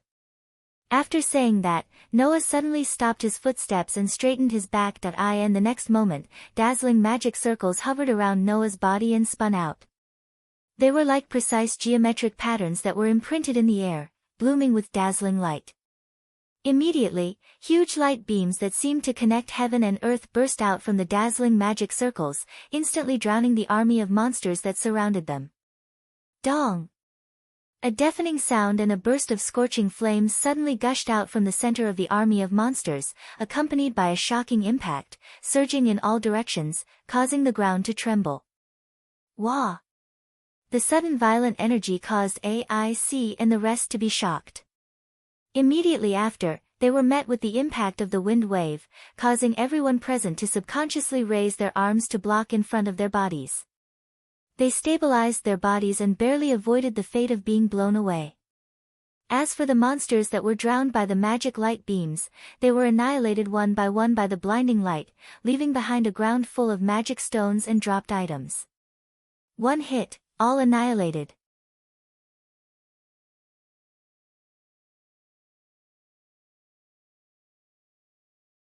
Chapter 840. Whoosh! The howling wind turned into a substantial shockwave that spread out in all directions along with the blazing flames. Under the substantial shockwave, the dense fog that pervaded the entire 10th basement floor was blown away, revealing an unprecedented clear scenery on this floor that was shrouded in fog all day long. After an unknown amount of time, the howling wind finally calmed down, and the fog slowly became dense again. Standing in the distance, the adventurers of the Loki clan who were lucky enough not to be blown away spread out their arms and looked forward with trepidation. In front of them, the massive army of monsters had completely disappeared, leaving behind only a ground full of magic stones and dropped items. In the center of the ground full of magic stones and dropped items, the beautiful magic circles around Noah dimmed one by one as if nothing had happened. Who would have thought that just a moment ago, that figure was facing the charge of an army of thousands of monsters? The smile on Finn's face became a little forced. Hey, Riveria, if it's you, it shouldn't be difficult to do the same thing, right? If I can successfully use magic, it's indeed not difficult. Riveria gazed forward and smiled bitterly after a while. But, If I want to use magic of that level, I have to chant for a long time. Why? Tyagni asked with a bewildered expression. Why doesn't his magic require chanting? Magic that doesn't require chanting. AIC stared blankly at Noah, who was standing in the middle of the ground full of magic stones and dropped items. Then, Tioni exclaimed in surprise. Isn't he that interesting little brother? Finally, Tioni also discovered the true identity of the person who was practicing his basic abilities with ease in the midst of the army of monsters. Tyagni was startled as well. It's really him. What do you mean, interesting little brother? Riveria was surprised. Isn't that the person you mentioned who joined Hastia's clan and forced AIC to retreat before receiving the favor? It's him. Tioni excitedly waved at Noah's direction. Little brother. We're here. Looking at the row of Loki's clan led by Finn, Noah narrowed his eyes slightly. Yesterday, Noah asked a little about Loki's clan from Hasti and finally understood what kind of people those girls who had been pestering him before were. Naturally, he also recognized Finn and Riveria. In Eulalie, adventurers were divided into two categories. One was the low-level adventurers. They were LV1 adventurers. More than half of Eulalie's adventurers were at this level. Therefore, LV1 adventurers and LV2 adventurers had a veritable high wall, and the treatment was also very different. If you want to reach LV2, you must have enough aptitude to achieve it. As a result, more than 50% of the adventurers were rejected by this high wall. The second category of adventurers was the high-level adventurers. That was LV2 and above, adventurers with backbone strength. High-level adventurers had the qualifications to be given a title by the gods. High-level adventurers were subdivided into third-level adventurers, second-level adventurers, and first-level adventurers. Third-level adventurers were LV2 adventurers. Second-level adventurers were LV3 and 4 adventurers. First-level adventurers were LV5 and above. The 5 people in front of him were the rare first-level adventurers in Eulalie. Finn Danner, the leader of Loki's clan, the figure who commanded the entire Loki's clan. He was the most authoritative existence in Loki's clan except for the main god Loki. His level was as high as LV6, and his title was Brave. Riveria Lys Alvi, the deputy leader of Loki's clan, was the royal blood of the elves, and was also the strongest mage in Eulalie. Her level was as high as LV6, and her title was 9 Devil Concubine. Tiona Ziliudi, a first-level adventurer belonging to Loki's clan, Amazon race, LV5, and her title was Great Cut. Tiona Ziliudi, a first-level adventurer belonging to Loki's clan, Amazon race, LV5, and her title was Angry Snake. As for the last AIC, although Noah had expected that she was not simple, he still did not expect that this girl was better than he imagined. AIC Wallenstein. A first-level adventurer belonging to Loki's clan. She was also as high as LV5, but she was known as the most dazzling figure in the entire Loki's clan. Although her level was not as high as Finn and Riveria, who were the leader and deputy leader of Loki's clan, AIC was known as the strongest swordswoman in the maze city of Eulalie. Coupled with her beauty that was not inferior to the goddesses from heaven, she was the object that all the men in Eulalie yearned for. In addition, this girl had repeatedly achieved brilliant results in the strategy of the underground city. When the gods and adventurers of the same profession mentioned the topic of the underground city, they would always mention this girl's name. Moreover, this girl was only 8 years old. When she was still a little girl, it only took her a year to upgrade from LV1 to LV2. She set the record for the shortest time and the fastest speed among all the people who reached LV2 in the world. Because of her exquisite sword skills, she was called Swordswoman. Because of her frightening battle record, she was given the nickname Warrior Concubine. To put it bluntly, in terms of strength alone, the gods all believed that this girl was the strongest among the same level. This was a great honor. After all, in the entire Eulalie, the highest level was LV7, and there was only one person who had reached that level. And the number of existences that could reach LV6 could be counted with one hand. Under such circumstances, to be known as the strongest existence in LV5, one could imagine how powerful AIC's strength was. Therefore, when they learned that AIC was forced to retreat by ordinary people who did not receive the favor, Hestia and others were so surprised. Knowing that the girls who were entangled with him actually had such a big background, how could Noah not be speechless? Moreover, yesterday they were entangled several times, and today they met again. What an ill-fated relationship. Noah rolled his eyes. Why is it you guys again? Tiona and Tioni also seemed to feel that they were very fated with Noah. They looked at each other, and then they laughed out loud. Under the lead of Finn, the group of Loki's family all came in front of Noah. You are the person who Loki did not hesitate to put a bounty on in order to dig into our family, right? Finn smiled at Noah. Although I have heard a lot about you from Tiona and Tioni, I only know how powerful you are after seeing you with my own eyes. No wonder AIC has been thinking about you. As soon as these words fell, AIC, who was silently following behind, turned her head and looked at Finn. Although she did not speak, and her face was still expressionless, it gave people a "don't say strange things" atmosphere, which made Tiona, Tioni, and Riveria a little unable to help but laugh. However, with your ability, you should be able to go further down, right? Finn asked doubtfully. Why are you staying on the 10th floor?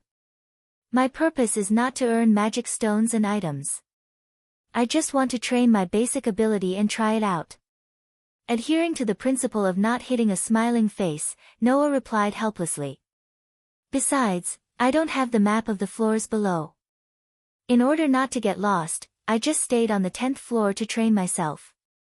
In that case, do you want to go to the 18th floor with us? Finn invited with some enthusiasm. I still want to have a good chat with you. Maybe next time. Noah smiled and refused. Today, I just want to practice. Then I won't force you. Finn reached out his hand to Noah without any disappointment. Let's have a good chat when we have the chance. Sure. Noah also reached out his hand and shook Finn's hand slightly. Then, we will leave first. Finn turned around. Okay, let's go. The wheat-skinned Amazon sisters waved at Noah. Goodbye, little brother. It seems that we are quite fated. Let's have a good chat next time. My apologies. Riveria slowly lowered her head as a form of salute before turning around. Only AIC was left. After staring at Noah for a while, she spoke softly. See you next time. Huh? Finn and the others looked at AIC in surprise, as if they were very surprised that AIC would say, see you next time, to an outsider. AIC actually blushed for a moment. She immediately turned around and left. Finn and the others looked at each other and smiled before following her. Looking at the slowly leaving Eulalie's famous group of adventurers, Noah shook his head. This is another level of entanglement, right?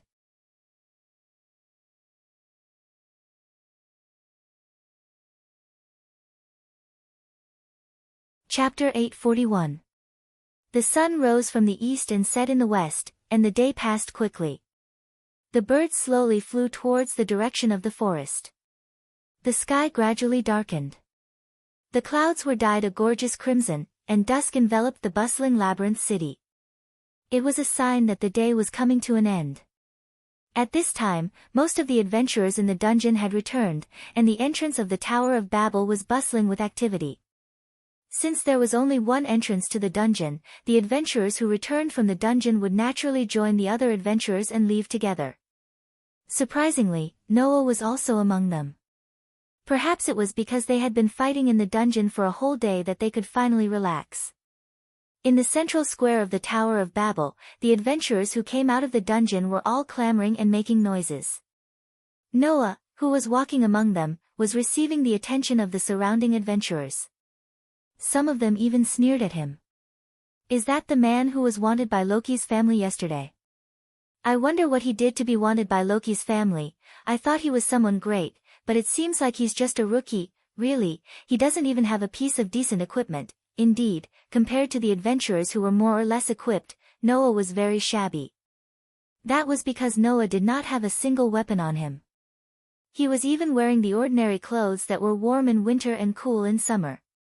Entering the dungeon required risking one's life, and very few adventurers would enter without any equipment. Even the rookies who had just entered the dungeon would wear some cloth clothes with some defensive properties. They would either carry a sword or a saber on their back. Only Noah was alone, and he did not look like he was going to the dungeon for an adventure. Instead, he looked like he was going for a stroll. Naturally, he would be mocked by the adventurers.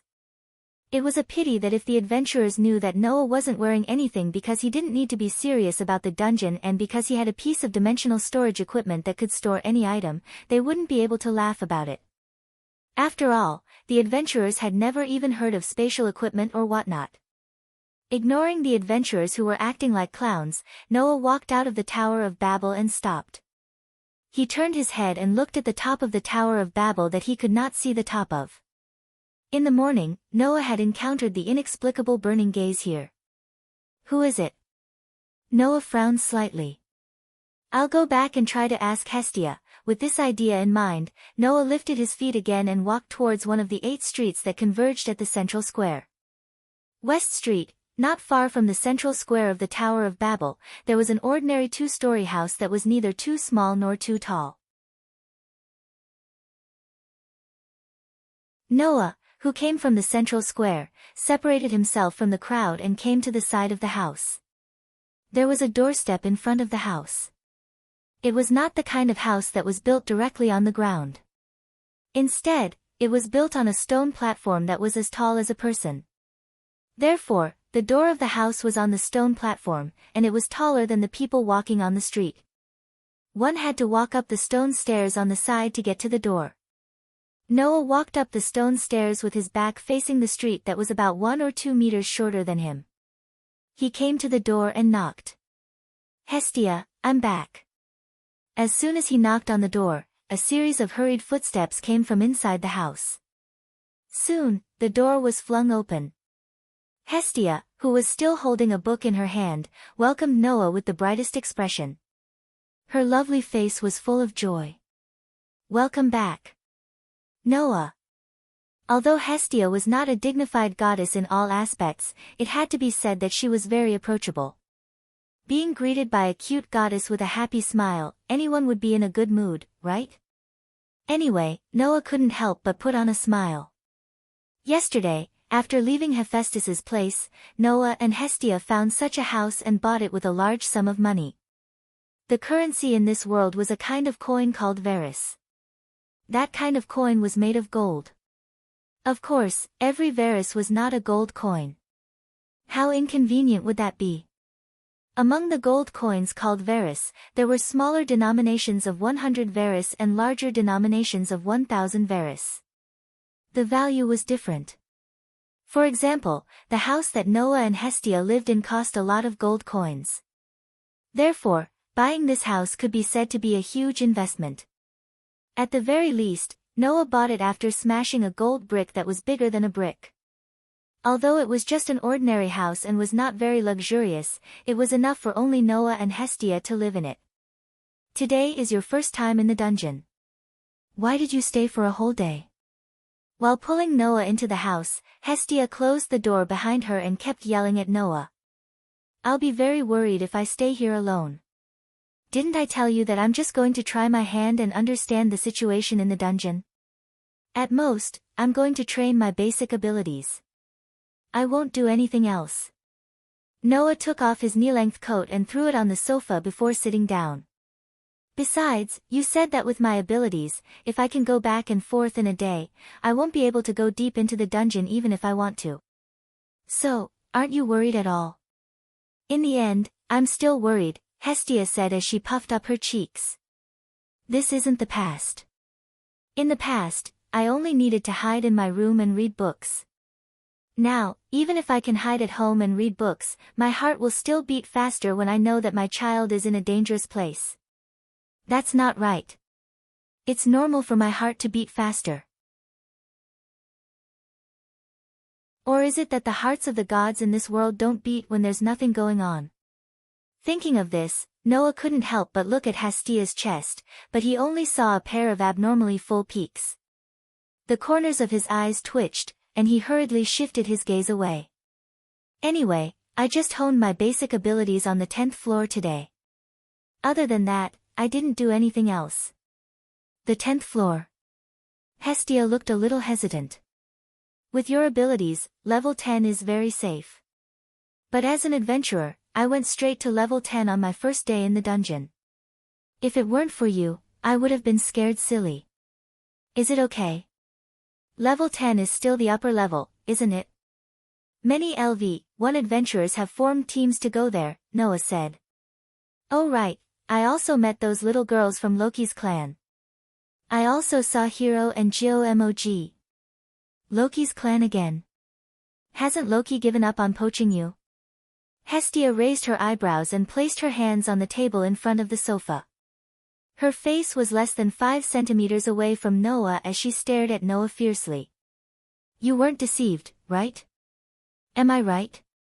You overreacted. Noah smiled wryly and pushed Hestia's face away. I just said hello. Really? Hestia stared at Noah through the gap between Noah's hands that were on her face. You can't lie to me. I said, if I really wanted to join another clan tribe, I wouldn't have chosen to join yours in the first place, Noah said snappily. Your worries are unnecessary. Only then did Hestia smile like the sun had cleared up after the rain. She even called out in high spirits. Then let's upgrade our ability points. Hearing that, Noah nodded and looked forward to it. Although he had only tempered himself for a single day, Noah had fully utilized his strength to the fullest on that day. How much would this increase the proficiency of his basic abilities? Noah was more or less looking forward to this. At the very least, it would let Noah know how fast he could grow, right?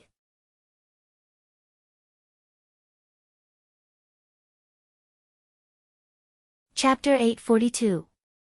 The house Noah and Hestia lived in was 2 stories high, but in fact, it was only 1 story. It was just that this story was relatively spacious. After entering through the door, they arrived at the hall. In the hall, there was a kitchen, a bathroom, and a washroom. Facing the hall, there were 3 doors. They were Noah's and Hestia's rooms, and the last one was empty. At this time, in Hestia's room, Noah was lying on the soft bed with his arms bared. His back, which was engraved with a furnace and complicated dark characters, was exposed. After letting Noah lie on her bed, Hestia jumped on Noah's back and sat directly on top of Noah's body.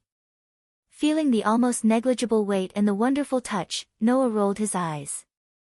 Isn't this Lolita goddess giving out too many benefits? On the other hand, she didn't have any self-awareness at all. Instead, she took out a needle from somewhere. Noah, who saw this scene, frowned slightly. Hey, Hestia, do I need to use divine blood as a medium every time I update my ability value? After the gods engraved the grace on the children of the lower realm, they could extract experience points from the children who had received their grace and turn them into nourishment to draw out the possibilities within their bodies. However, this process needed to be carried out continuously. For example, although Noah had honed his basic abilities for a whole day in the dungeon, his ability value had not changed, and he himself had not been strengthened. Only when Hestia extracted the experience points from Noah's body and drew out the possibilities in his body, would Noah's ability value change, and his power would also be strengthened.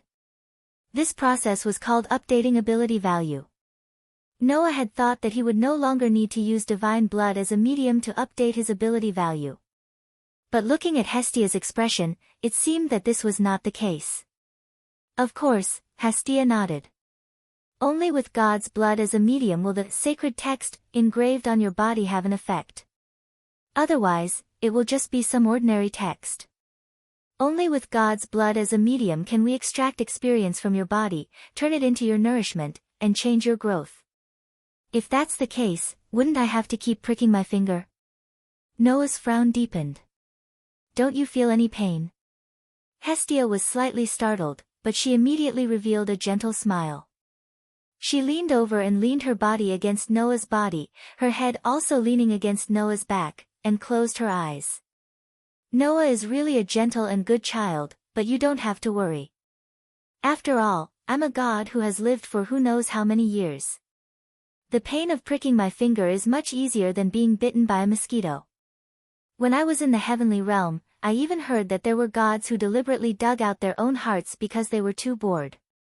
The pain was so great that they almost died as a pastime. Noah's cold sweat almost dripped down. What were these gods doing in the heavenly realm? However, Noah could understand Hestia's words.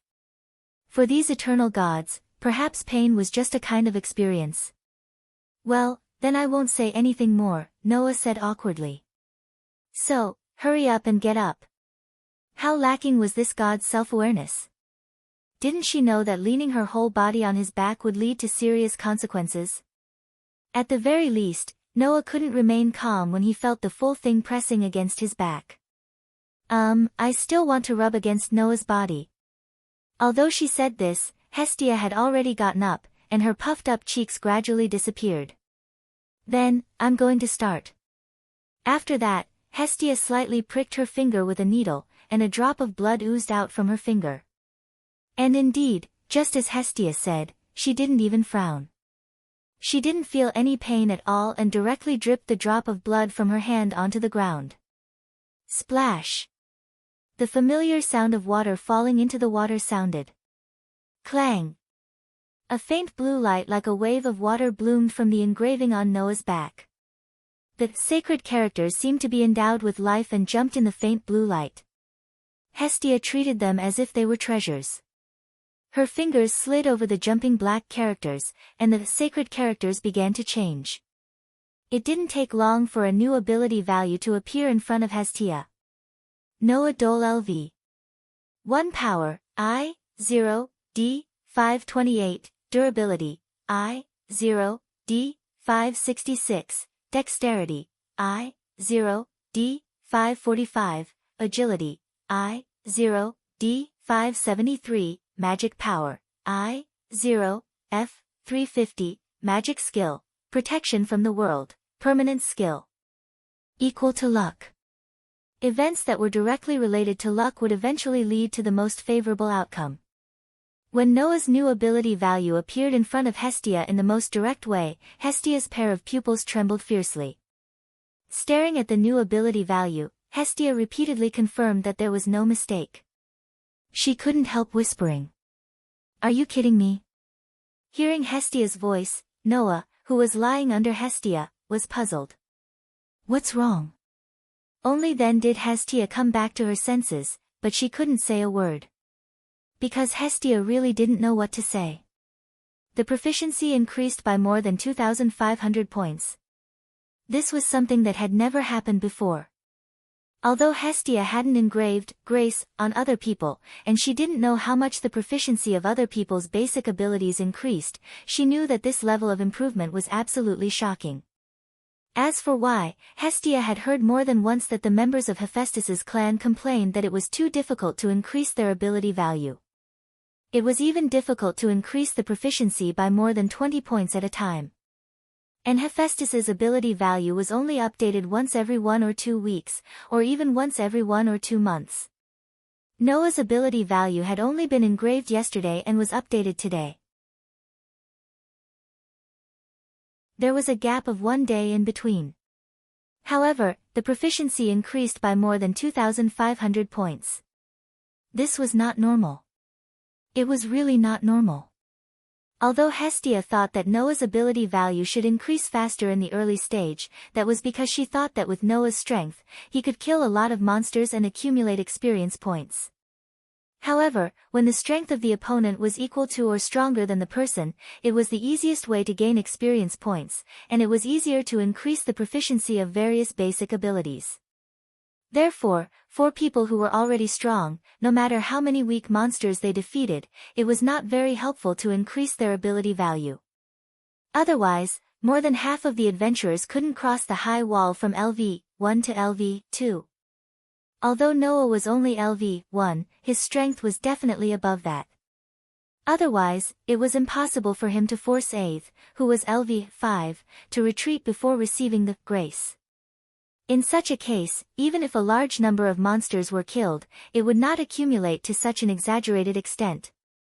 In this way, there was only one explanation. The possibility. Hestia's voice trembled slightly. The possibility hidden in his body, even if it is only a little, can reach such a terrible degree. The grace of God was originally used to draw out the possibility in the human body. Then, no matter how small the possibility of being drawn out was, if the possibility itself was extremely large, compared to others, the small possibility of being drawn out was still extremely large. Therefore, even if the possibility of Noah being drawn out was very small because of his strength, it was still many times larger than others. When she first met Noah, Hestia knew that she had found a treasure. Only now did Hestia realize how big this treasure was. She was so excited that she threw herself on Noah without hesitation. Wow! I love you so much. Noah! Didn't I tell you not to hug me so easily?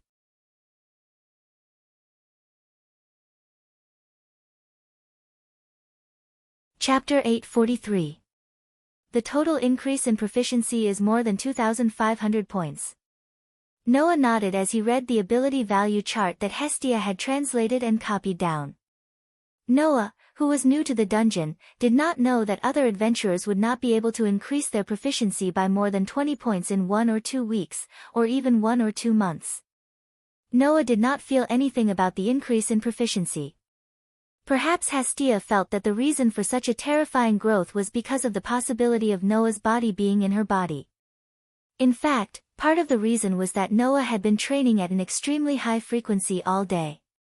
On this day, Noah honed his basic abilities in the midst of an astonishingly large army of terrifying monsters. Everyone knew that the more frequently a basic ability was used, the more proficiency it would increase. Therefore, after an entire day, Noah, who was in such an extreme state of training, naturally increased his proficiency in basic abilities at an extremely fast rate. In addition, whenever the monster army was about to pile up to the point where it could affect the actions of both sides, Noah would use the magic cannons to clear the area. As a result, he earned a lot of EXP, which he turned into nourishment for the improvement of his basic abilities. The combination of various factors allowed the proficiency of his basic abilities to increase at an astonishing rate. Of course, today was only a day of practice. To be honest, the monsters on the 10th level of the dungeon were too easy for Noah. If he could train in the middle, lower, or even deeper levels, his proficiency would only increase faster. There was no reason for it to slow down. At this rate, in 2 or 3 days, I should be able to reach S stage in all proficiency, right? Although it would be harder to increase the proficiency of his basic abilities at the later levels, Noah was only practicing on the 10th level. He would train in the deeper levels of the dungeon later, so his proficiency would not slow down. Therefore, Noah was confident that he could complete the upgrade to S stage in 2 to 3 days. Little did he know that Hestia was looking at Noah strangely when she heard that. Reaching S stage in all proficiency. Perhaps no one in the whole world had ever done that. After all, the further one progressed, the slower the rate of increase. By the time one reached S stage, it was basically impossible to increase one's proficiency. If one were to raise a single basic ability to S stage, there were quite a number of people who could do it. But to reach S stage in all proficiency? At least, Hestia had never heard of such a thing. The difficulty was probably not even comparable to leveling up. Noah, who didn't notice the strange expression on Hestia's face, stood up and slightly clenched his fist. Then, he punched out. Hoo! A strong gust of wind suddenly shook with Noah's punch. It rolled away at the end of Noah's fist, as if a small tornado had blown past, causing the curtains and sheets to flutter in the wind. Noah could not help but smile when he felt the strength of the punch. It's at least doubled. Not to mention magic power, Noah's strength, durability, dexterity, and agility all crossed several levels and reached D level. Although Noah's physical ability was not as good as A's who had reached LV5, he was definitely stronger than those who were LV1 and LV2. Only those who were ranked at the top of LV3 and even those who were LV4 could match him. Under such circumstances, it was no joke to increase one's proficiency by more than a fold. However, Noah's physical ability did not actually increase. God's grace was actually a bit similar to Noah's rune magic. The sacred text, engraved on the body with God's blood as a medium, was like the runes directly engraved on the human body. The effect of these words could be strengthened. The difference was that the rune magic relied on the effect of magic to strengthen, while the sacred text drew out the possibilities in the person's body and used these possibilities as strengthening materials to add to the person's body.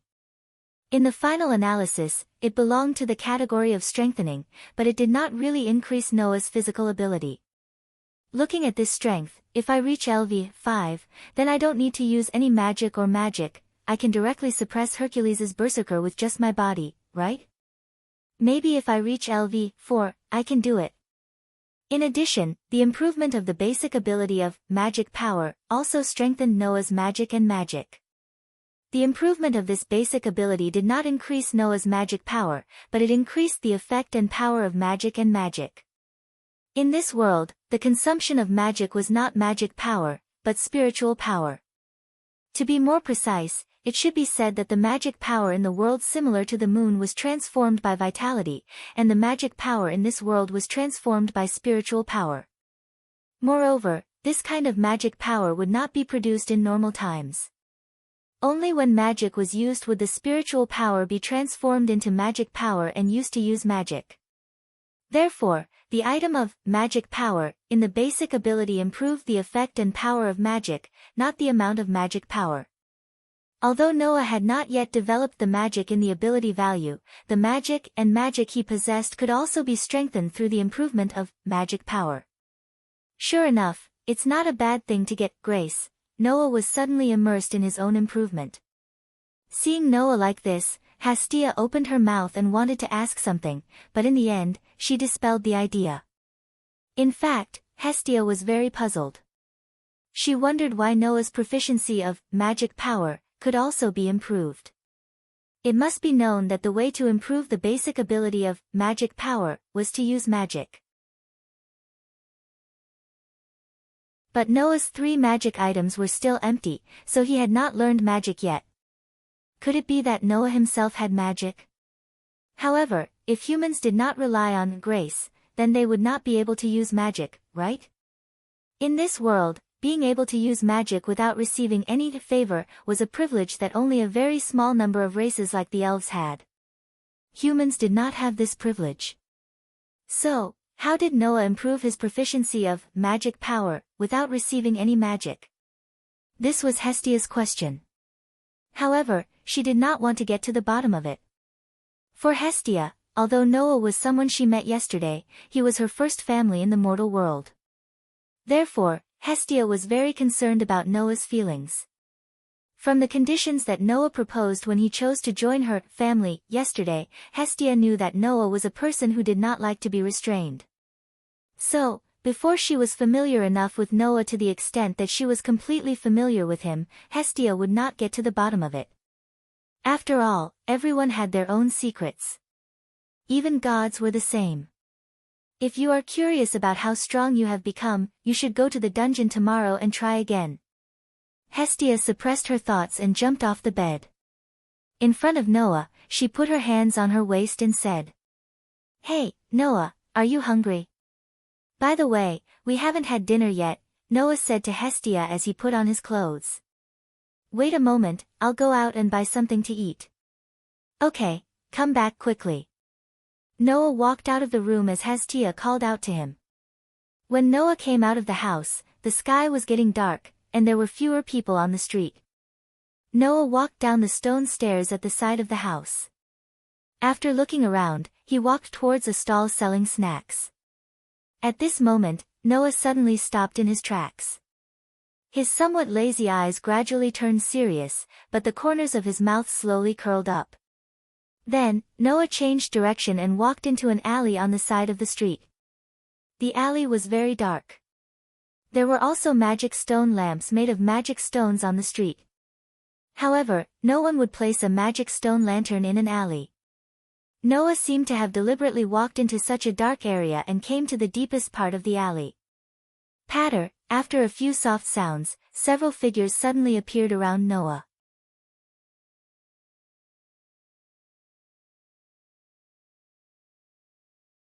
Chapter 844.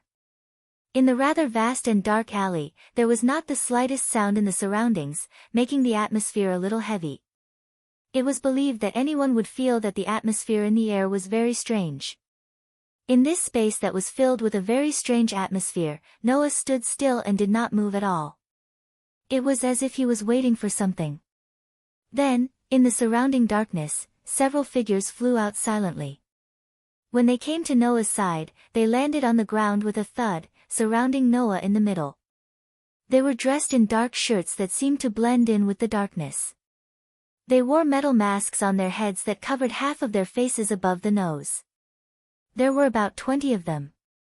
At the very least, there were indeed about 20 of the black-clothed people surrounding Noah. Outside the encirclement, in front of Noah, 5 people slowly walked out of the darkness. They were dressed the same as the black-clothed people surrounding Noah. However, their auras were clearly many times stronger. The one in the lead had a pair of cat ears, and he was holding a rather simple-looking spear that was definitely not cheap. He was clearly a feline orc. On both sides, there were 2 small figures that were only about half the height of the young feline orc. They were 4 hominins. Due to their short stature and the fact that they were dressed in black and had their faces covered, even Noah couldn't tell if they were male or female. However, in the hands of the 4 hominins, they were respectively holding a sword, a mallet, a spear, and an axe, which were emitting dangerous arcs of light. Needless to say, the young feline orc and the 4 hominins were the leaders of these people. Therefore, while the black-clothed people surrounding Noah did not show any emotions as if they were carrying out a mission, only the young feline orc and the 4 hominins looked at Noah fearlessly as if they were evaluating him, but they did not say a word. In response, Noah's expression was even more calm. In fact, there was a slight smile on Noah's face. "Good evening, everyone. Since you're all masked and dressed in black, it means that you don't want others to know your identity, so I won't ask who you are. You just need to answer some of my questions." Noah's overly calm expression surprised the young feline orc and the 4 hominins. However, the young feline orc and the 4 hominins did not say anything. However, the part of their mouths that was not covered curled up slightly in a condescending manner, and they maintained a disdainful attitude towards Noah's words. Oh. Seeing this, Noah was not angry. Instead, he was delighted. "Since you're so disdainful of me, it means that you know some information about me to a certain extent? For example, I'm just a LV-1 newbie or something." The expressions of the young feline orc and the 4 hominins changed. This made Noah curl his lips into a smile. "Looks like I'm right. This also proves that you're not a robber or violent group. You're here for me, right?" The expressions of the young feline orc and the 4 hominins gradually darkened, and they even became a little displeased. "You came out without saying anything. Wouldn't that expose any information?" Noah's expression became sarcastic. "How naive. Which idiot taught you guys?" As soon as this sentence was said, not only the young feline orc and the 4 hominins, but also the people in black around them exploded with anger. "Bastard." The young feline orc finally could not help but spit out words that were full of murderous intent. "Are you insulting our goddess?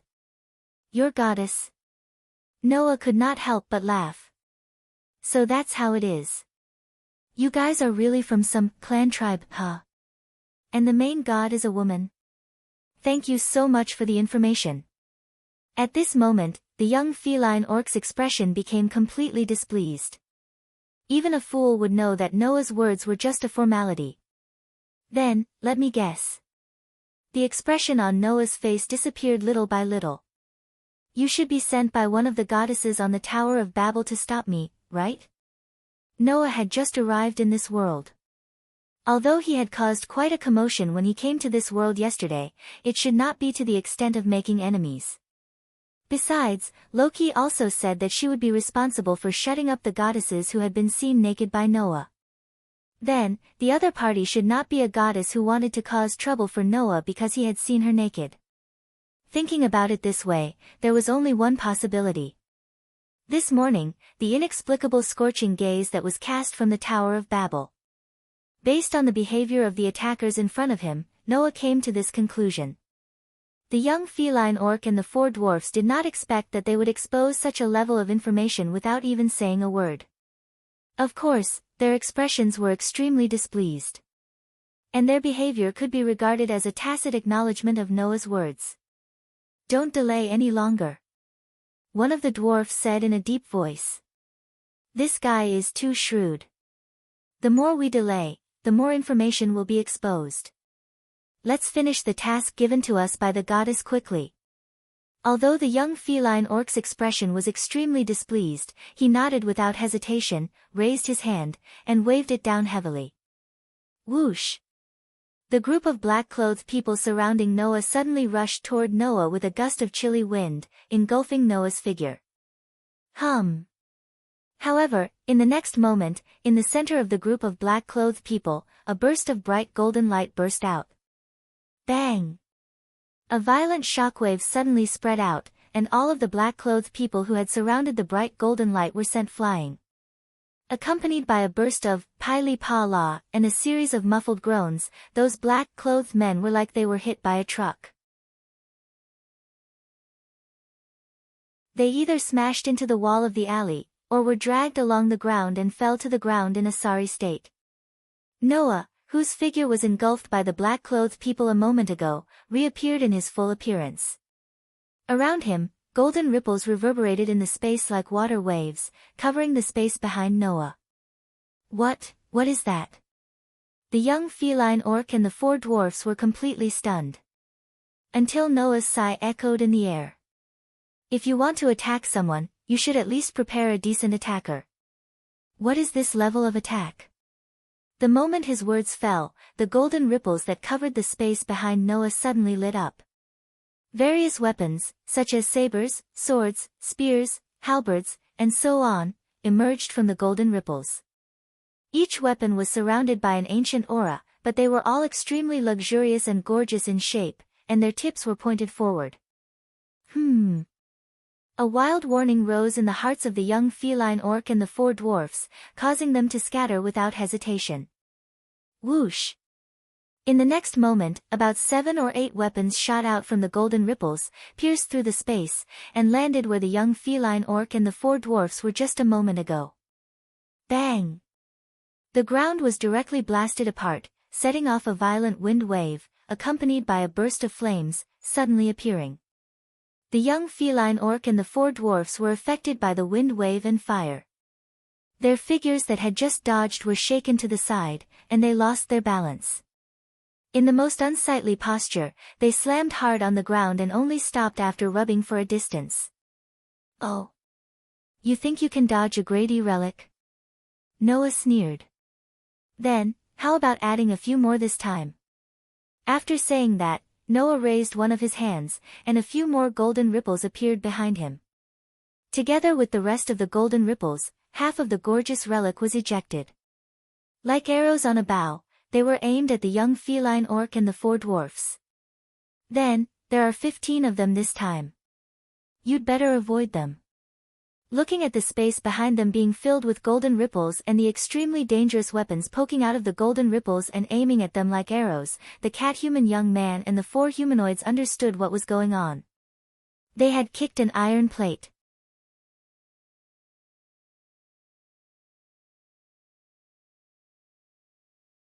Chapter 845. Whoosh! A loud and neat sound was heard. All kinds of weapons, such as knives, swords, spears, halberds, and so on, that were surrounded by a golden glow, were like bullets or lasers that were shot out of the gun. They were all aimed at the corner of the dark alley. Woo, woo, woo, woo, woo. The young cat man and the four dwarfs who were filled with a deadly sense of crisis let out a roar. They held their weapons and did not retreat. Instead, they moved forward and waved their weapons at the rain of relics in an attempt to deflect them. Clang, clang, clang, clang. It was the sound of the weapons in the hands of the young cat man and the four dwarfs colliding with the relics. Clang. It was the sound of the relics that were knocked away at the same time. Clang. After blocking part of the relics, they were finally unable to block the rest of the relics.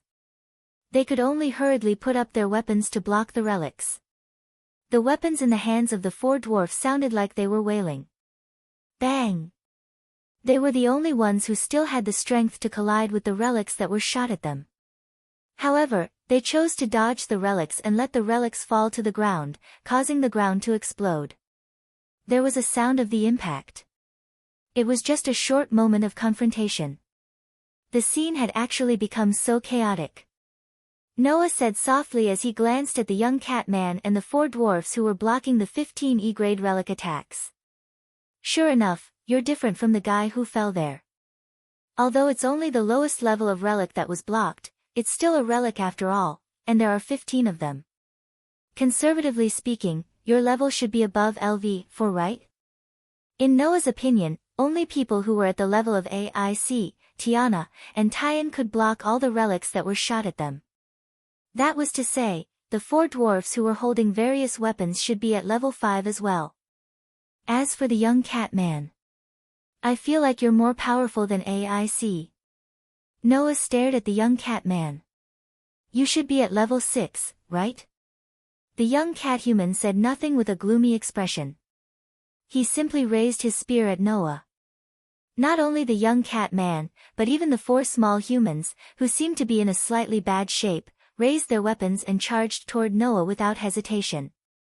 Seeing the expressions of the young cat man and the four little humans, Noah simply smiled, but there was no smile in his eyes. Wang! Sounds of vibrations began to reverberate, causing the golden ripples to once again spit out luxurious and gorgeous treasures. On the surface of these treasures, the aura they carried was much more condensed and vigorous. Without a doubt, these relics were much more powerful than the relics that he had used before. Even though the number of treasures did not change, these treasures were on another level. Those were all D-grade treasures. The young cat man and the four little people tightened their grip on their weapons. There was no other way. Only those who had experienced it themselves would know how much pressure it would be to face the extremely luxurious attack of the Gate of Babylon. At this moment, the young cat man and the four little people seemed to be holding cold weapons and were ready to fight against a machine gun that would pull the trigger at any time. This scene was enough to make people wonder if he was deliberately courting death. Look at you guys. Even if you're killed, you won't say anything, right? Noah said indifferently. However, there are only a few clans with 1 level 6 and 4 level 5s in Eulalia. The range has been narrowed down a lot. Noah's upraised hand dropped. So, let me thank you for the information that you brought. The treasures that emerged from the golden ripples suddenly became sluggish. Bang, bang, bang, bang. Immediately after that, as gunshots rang out, the treasures turned into the most terrifying arrows and rained down on the young cat person and the four humans like raindrops. Boom! An astonishing explosion shook the dark alleyway, bringing with it a burst of scorching flames that rose into the sky. Many people on the street near the alley heard the explosion, causing many people on the street to look at each other and whisper to each other. There were even many adventurers who began to move in the direction of the explosion and the blazing fire rising from it. As for the rest of the ordinary residents, although they were noisy and restless, they were not surprised at all. After all, this was Eulalia, the most lively city in the world where many clans of the god gathered. If there were clans, naturally, there would be all kinds of disputes. Therefore, Eulalia never lacked disputes. What it lacked was peace. The golden ripples that filled the space behind him slowly shrank and disappeared. Noah stood at the spot where he hadn't moved a single step since the beginning. He looked around at the men in black who were lying on the ground before he raised his eyes and looked ahead. Ugh, the 4 dwarfs who were holding all kinds of weapons were lying on the ground with wounds all over their bodies. Their bodies trembled slightly as if they were trying to get up, but they were unable to do so. Pa, with a crisp sound, the young cat-human knelt on the ground with one knee. The long spear in his hand was also stabbed into the ground beside him, and the young cat-human used it to support his body. Although the young cat-human was not covered in wounds like the 4 dwarfs, the young cat-human's clothes were torn, and the skin under the cracks was bleeding.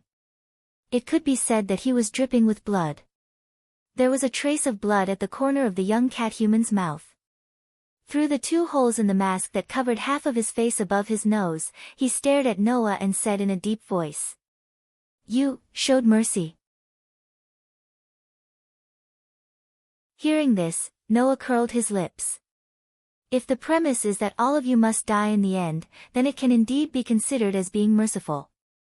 Why? The young cat-human stared at Noah. Why didn't you kill us? Why? Noah looked at the young cat-human with a half-smile. Do you want to die? The young cat-human did not continue the topic. He only laughed coldly. Don't think that you can get any information from me. Hearing the young catman's words, Noah didn't even look at him. Instead, he turned around and left. Really, you can't learn your lesson. After saying this, Noah walked out of the alley without hesitation. He did not even look back. The cat-human youth looked at the black-clothed people lying on the ground, then looked at the 4 humanoids who were struggling to get up. He lowered his head and bit the corner of his mouth until it started to bleed. Really can't learn your lesson? The young cat-human understood this sentence. This was because Noah had said it before. If they hadn't said anything, nothing would have been exposed. Noah, you must have gotten enough information, right? Damn it, in the dark alley, only the young cat-human's regretful voice could be heard. Noah, who came out of another alley, saw that the street had become a little more lively. He turned his head and looked in a direction. There, the towering Tower of Babel was like an indomitable giant at night, giving people an indescribable sense of majesty. Recalling the scorching gaze he felt during the day, the attack of the young cat-human and the 4 dwarfs, and the information he got from them, Noah narrowed his eyes slightly. There is 1 LV, 6 and 4 LV, 5 members. Is the main god a family of a goddess? Noah was quite puzzled that he was targeted by a goddess for no reason. If it weren't for the fact that the young cat man and the 4 little humans didn't carry any murderous intent, Noah wouldn't have just been puzzled. Could it be that the gods are playing tricks because they are bored? Noah smacked his lips. No matter what, don't touch my bottom line. Otherwise, even if I don't want to cause any trouble, there is a limit to my patience. After saying this, Noah walked towards the stall on the street. He still had to feed the starving lowly goddess.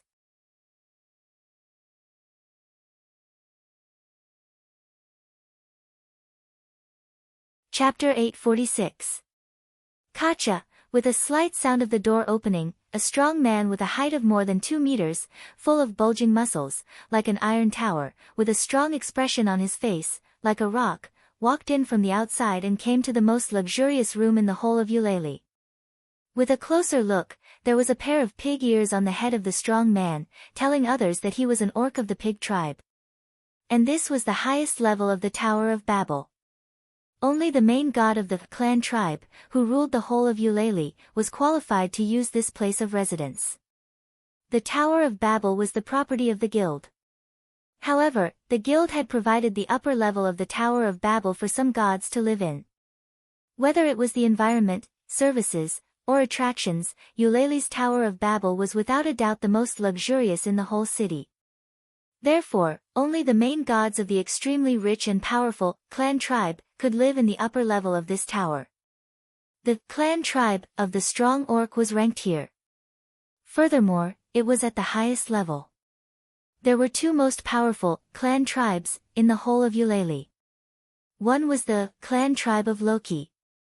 The main god of this clan tribe, which was Loki himself, was more inclined to live with the children of the clan tribe than in such a luxurious place, so he did not live in the Tower of Babel. But the other main god of the clan tribe of Eulalie lived here. Freya. The clan tribe of Freya and clan tribe of Loki, which were run by this goddess, were the two clan tribes at the top of Eulalie. At this time, in the room where the strong orc was, the stunning goddess was here. She had delicate and fair skin that reminded people of snow. She had a tall and slender body and limbs. She had a beautiful face that made people lose their minds at a glance. She had a perfect devil's body and a mature temperament that was like a shining light. She was the goddess of beauty and also the goddess of love. She was in charge of love and beauty. She had a beauty that no other goddess in the entire heaven could reach. Such an existence was standing by the glass window facing the scenery outside the Tower of Babel, sticking her stunning beauty to it. Her pretty face was extremely red, and she was twisting her body as if she was in heat. Her intoxicating eyes were full of passion and infatuation. If Noah was present, he would definitely be able to recognize that kind of burning gaze. That was the burning gaze that Noah felt from the top of the Tower of Babel during the day. Lady Freya. The strong orc didn't seem to be surprised at all that the goddess he worshipped the most was in a daze. He spoke with a firm tone. We failed. I know. Freya did not even turn her head back. Her gaze was fixed on a certain direction of Eulalia Street, as if she could see a certain figure that made her feel hot all over since this morning. Her tone was full of love. I saw everything. The Tower of Babel was located in the center of Eulalie. There was an extraordinary distance from the center of Eulalie, the highest floor of the Tower of Babel, which was at least 50 stories high, to a certain location on the street that Freya was gazing at now. But Freya's eyes still saw it clearly. She saw the figure that made this beautiful goddess so infatuated that she could even be called crazy. To be more precise, she saw the brilliance in the depths of the figure's body. It was the brilliance that made Freya lose herself and become obsessed with it like never before. To be able to make this beautiful goddess give up everything without hesitation, just to be able to take a look, it was something of such an intense degree. The goddess named Freya actually had a pair of very special eyes. This pair of eyes could see through the essence of people's souls. It was not the power of a god, but a congenital ability. Just like how human eyes could see things, Freya's eyes could also see people's souls. Therefore, this goddess could easily erase any obstacles and distance, and see the brilliance in the depths of people's souls. In front of this goddess, no matter how good or bad a person was, it was impossible to hide. Freya, on the other hand, was infatuated with those who possessed strong and dazzling souls. From the beginning, Freya had always used this pair of eyes to see through a person's essence one step earlier than other gods, and take the person she liked into her arms. Because she could directly see through the soul, Freya could easily distinguish a person's essence and talent, and poach people with superior souls and talents into her clan. No one could refuse Freya. After all, Freya's magical beauty was not something that anyone could ignore. It was not only because Freya's appearance was unparalleled, but also because as a goddess of beauty, she was born with the ability to charm any existence. Even a god would not be able to resist this charm. It was precisely because of this that the members of Freya's clan were all heroes in ancient times, and their strength was fundamentally different from others. This was why Freya's clan occupied a place at the top of this labyrinth city. Loki also knew that Freya's eyes had this power, and every time he secretly cursed it as the most damned cheating ability. And this time, Freya saw through Noah's essence more than anyone else. Therefore, Freya was infatuated, intoxicated, and even about to go crazy. It's really... Freya reached out and pressed on the glass window, as if she wanted to tightly hold on to the figure that haunted her dreams, and murmured as if intoxicated. It's so beautiful. Noah's soul was a domineering existence that even the daybreak star pattern could not activate, materialize, and turn into a weapon. Instead, an external weapon became a part of the soul. Noah's soul was something that even Gaia and Alea claimed that no one could compare to. Even Bio and Draeger's consciousness that resided in Noah's soul was called contaminated. They even tried their best to persuade Noah to never let it be tainted by anything else, the purest existence. In addition, Noah still had the essence that would stand behind him no matter which world he was in, supporting him. As the darling of each world, he was the only one who could enter the space between worlds. Who else could have a soul purer and more dazzling than Noah's? It had been hundreds of millions of years since Freya was born. During this time, she had seen the dazzling souls of many heroes that were worshipped by everyone in the world. However, Freya could say without hesitation that even if all the souls she had seen in hundreds of millions of years were added together, they would not be as dazzling as Noah's soul. It was definitely the most dazzling and pure soul that Freya had ever seen. Freya was also confident that from now on, she would never see a soul that was more dazzling than this. No, a soul that was even a little bit more dazzling than this. Undoubtedly, he is only LV1, but even a LV6, for LV5S, 7 LV4S, and 13 LV3S could not do anything to him. What a dazzling and powerful man. When she thought of the moment when Noah showed his power through her eyes, and the dazzling brilliance that his soul emitted, Freya clamped her legs tightly, desperately enduring the heat from her lower abdomen. For Freya, who loved pure and dazzling souls, nothing could attract her more than Noah. I always thought that the life of a god was more precious than the life of a mortal, but for you, I can finally confidently shout that even if I lose my life, I only hope that you will look at me. Freya murmured to herself with a fanatical tone, as if she was talking to her true love. So, I love you, you must be the goddess of love and beauty, Freya. However, not all love was beautiful. As the goddess of love, Freya had both the beauty and ugliness of love, the positive and negative divinity of both. The unrestrained and cruel goddess of beauty. This was the essence of the goddess named Freya. You must be mine. You must, Freya shouted intoxicatedly, and looked at the soul that was countless times more dazzling than the sun in the dark night. A somewhat cruel smile hung on a face that would captivate any man.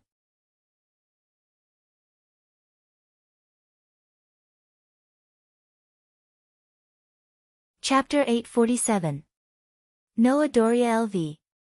1 Strength, A, 822, S, 968, Durability, A, 845, S, 980, Dexterity, A, 837, S, 972, Agility, A, 861, S, 993, Magic, C, 684, A, 888, Magic, Skills Frowny Face Protection from the World, Permanent Skills. Equal to Luck. Events that were directly related to luck would eventually lead to the most favorable outcome. Looking at the new ability value, Hastia was completely numb to it this time. She was completely numb to it. 3 days. In just 3 days, Noah's basic ability value had been upgraded from the initial state of I stage to almost S stage of the all-around ability value. To be honest, Hestia herself was surprised that she could still be so calm after seeing this result. This was entirely because Noah's upgrade was too incredible. In just 3 days, he had improved to the point where he was close to S stage in all ability points. Other people might not be able to upgrade one of their basic abilities to S stage in 3 years. Clearly knowing this, Hastia couldn't feel a trace of surprise at all, which proved how much of an impact Noah's ability value had on Hastia in the past 3 days after he had upgraded it several times. Here you go. After translating the sacred text of the ability value into the common language, Hestia handed the paper with the status of the ability value to Noah. Her tone was somewhat helpless. Just like what you said at the beginning, you've almost reached S stage in your all-around ability in 2 to 3 days. Congratulations. Hearing Hestia's monotonous voice, Noah took the paper and laughed. But you don't look very happy. How should I put it? Hestia sighed. It's not that I'm not happy, it's because I expected this result. Now I can't be happy even if I want to. In the past 3 days, Hestia helped Noah update his ability value almost every day. After all, Noah was the only member of Hestia's clan. Unlike other clan, there were so many people, but only one main god. If she wanted to update them one by one, she would be annoyed to death. Therefore, other clan generally updated their ability value batch by batch in 1 or 2 weeks or even 1 or 2 months. It was impossible for them to update their ability value as frequently as Noah. Because of this, watching Noah's ability value increase at an astonishing speed, Hestia had long been mentally prepared that Noah would reach the goal in a very short time. How could she be happy like this? Well, let's not talk about how long it's been. Noah, you're the only one who's reached S stage in all ability points, right? Hestia patted her cute cheeks and tried to cheer herself up. Apart from you, I don't think anyone else has almost reached S stage in all ability value. It's possible for a single basic ability to reach S stage, but it's unlikely for all ability values to reach S stage. Noah looked at the ability value translated by Hestia on the paper in his hand and nodded. Everyone had something they were good at. It wasn't difficult to specialize in this area and reach S stage. For a magister like Riveria, who only focused on improving magic, it wasn't strange for her to reach S stage in magic power. However, it was precisely because of this that magisters only excelled in magic power.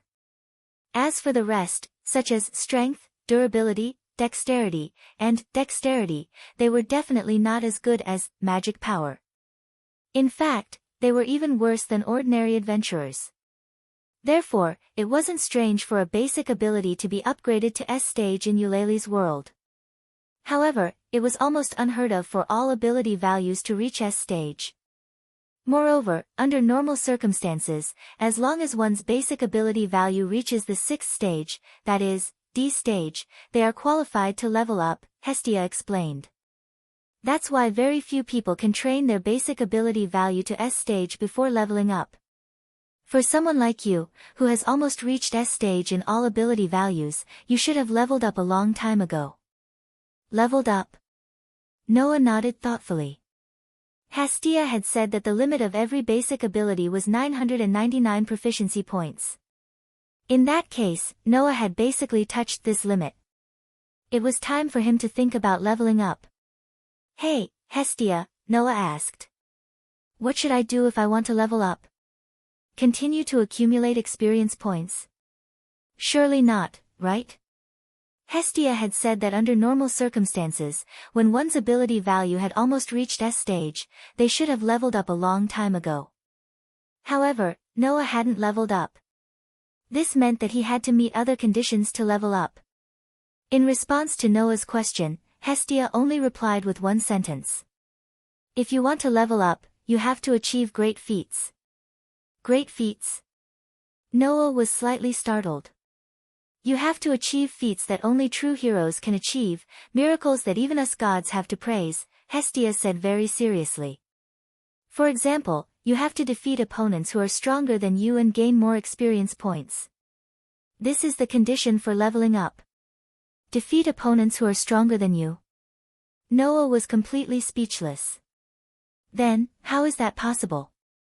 It wasn't because Noah didn't have the courage to challenge the strong and didn't have the confidence to defeat opponents who were stronger than him. It was because this result was a little unrealistic. Why was it unrealistic? Because in this world, could there really be a stronger opponent than Noah? Noah was the God Slayer. Even the gods in the heavens had been killed by him. Perhaps the gods in this world could meet the requirements if they brought out their true strength, but the gods in the lower realm wouldn't use their strength. In that case, where could Noah find a stronger opponent than himself? Therefore, this fact was like a basin of cold water poured on Noah's heart. What else? Noah couldn't help but ask. Is there no other way to level up? No. Hestia shook her head. At least, so far, all the children in the lower realm can only level up after achieving a certain amount of feats. Noah's brows furrowed tightly. Now, this was troublesome. Noah didn't expect that he would encounter such a problem in this world. Could it be that in this world, he couldn't achieve the goal of leveling up? Noah finally began to worry. Well, you've just received my favor for 3 days. Although you've grown quickly, it's still too early to think about leveling up. You'd better focus on other things first. Hestia comforted him. For example, you can see if there's any chance for you to obtain magic. Magic? Hearing Hestia's words, Noah also remembered this matter. After all, you have 3 empty slots for magic. This talent is very rare. Hestia smiled. It would be a pity if you don't find a way to obtain magic. Hearing Hestia's words, Noah nodded and fell into deep thought. The next day, Noah didn't disturb Hestia, who was still sleeping. He went straight out of the house and walked in the direction of the central square of the Tower of Babel. Although his basic ability had basically reached its peak and there seemed to be some small problems with leveling up, Noah still wanted to try it himself before making a decision. Therefore, like the previous 3 days, Noah moved in the direction of the dungeon early in the morning. However, when Noah arrived at the central square, an unexpected scene appeared in front of him, which made him stop in his tracks. In front of the Tower of Babel, a group of adventurers occupied a small area and gathered neatly together. At the forefront of this group, there was a flag. It was a flag embroidered with a clown. That's the flag of Loki's clan.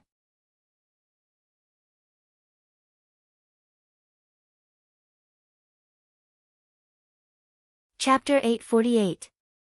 Just like the guilds in the world of fairy tale, each clan in this world had its own coat of arms. Because Noah and Hestia's clan had just been established, and its reputation wasn't that great, the matter of the coat of arms wasn't urgent for the time being, so it hadn't been decided yet. However, for the other family clans, especially those powerful family clans, their coat of arms was proof of their family clans. The clown-like pattern was the coat of arms of Loki's clan.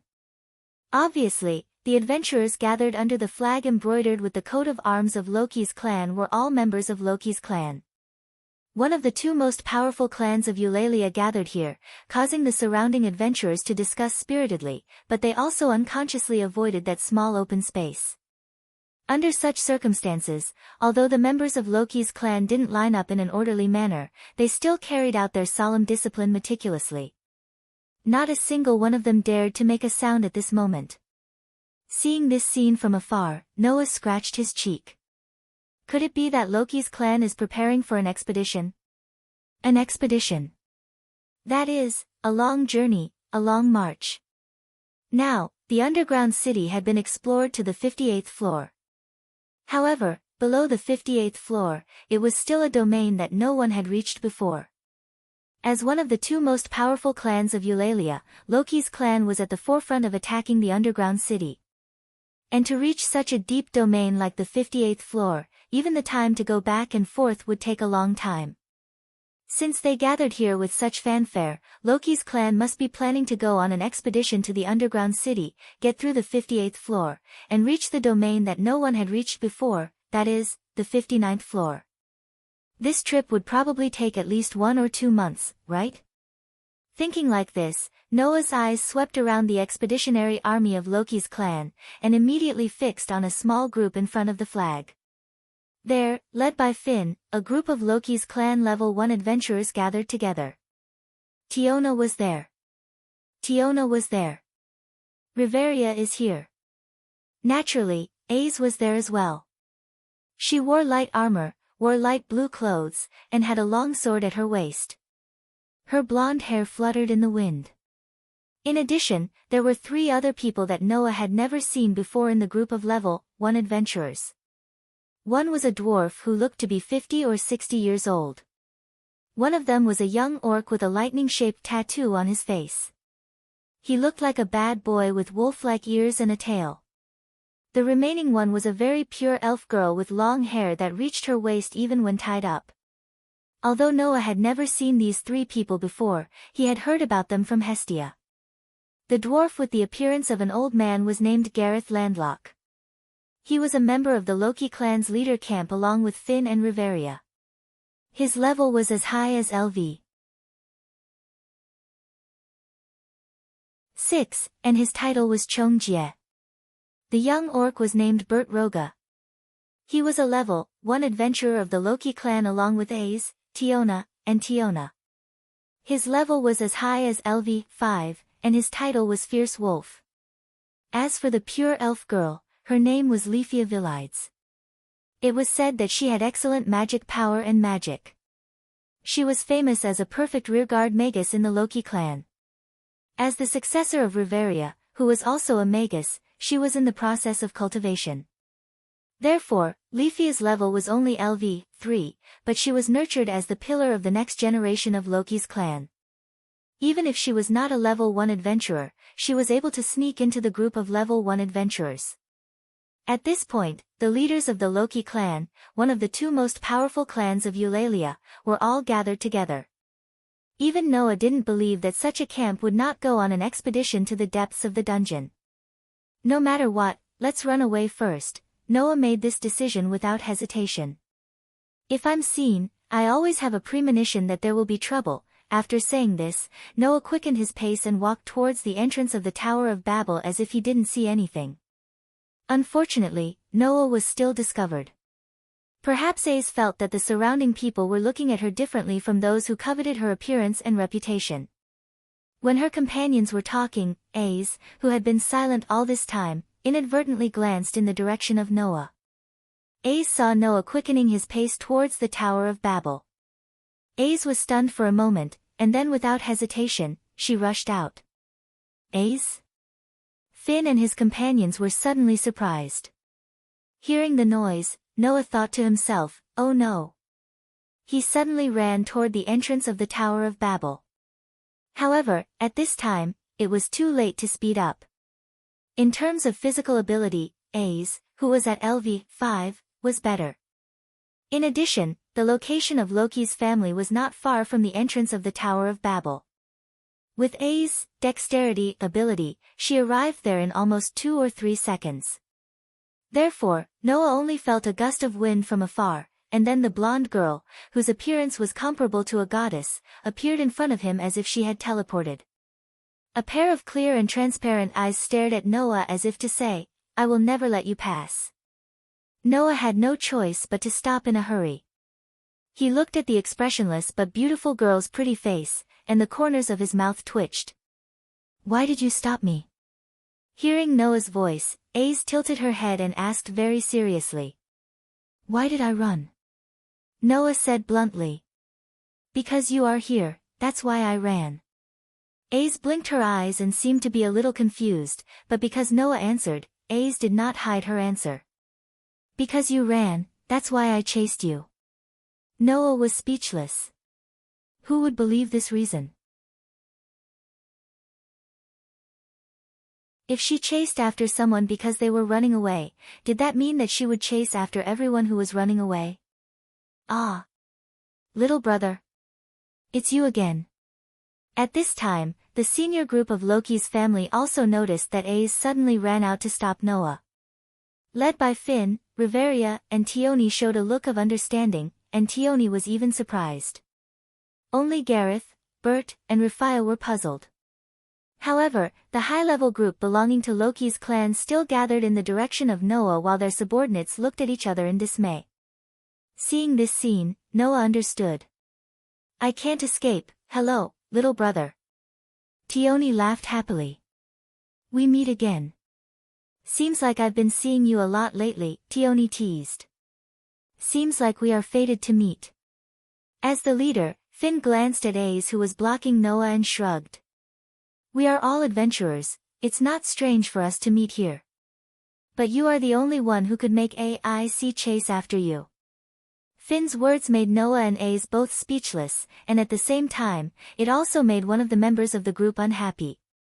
Speaking of which, who are you, kid? Bert, who had a lightning tattoo on his face, stepped forward and looked at Noah with an obedient look. Never heard of this guy, where are you from? Being stared at by Bert like that, Noah frowned. Could it be that he had offended this guy? Bert, you are being very rude, Riveria said with a serious face. Besides, the other party isn't some small fry either. He forced AIC to retreat before he even received the favor. As soon as these words came out, Gareth and Rafia, who didn't know Noah, opened their eyes wide. Gareth looked at Noah with a curious gaze. No wonder I felt he was familiar, isn't he the guy Loki put on a wanted list? Unlike Gareth, Bert's unruly face darkened, and his gaze towards Noah became fierce. Is it you? The one who dares to say he didn't accept the favor and forced Ace to retreat? Bert's unfriendly expression made Noah's frown grow deeper.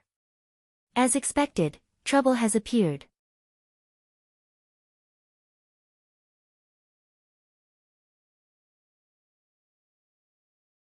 Chapter 849.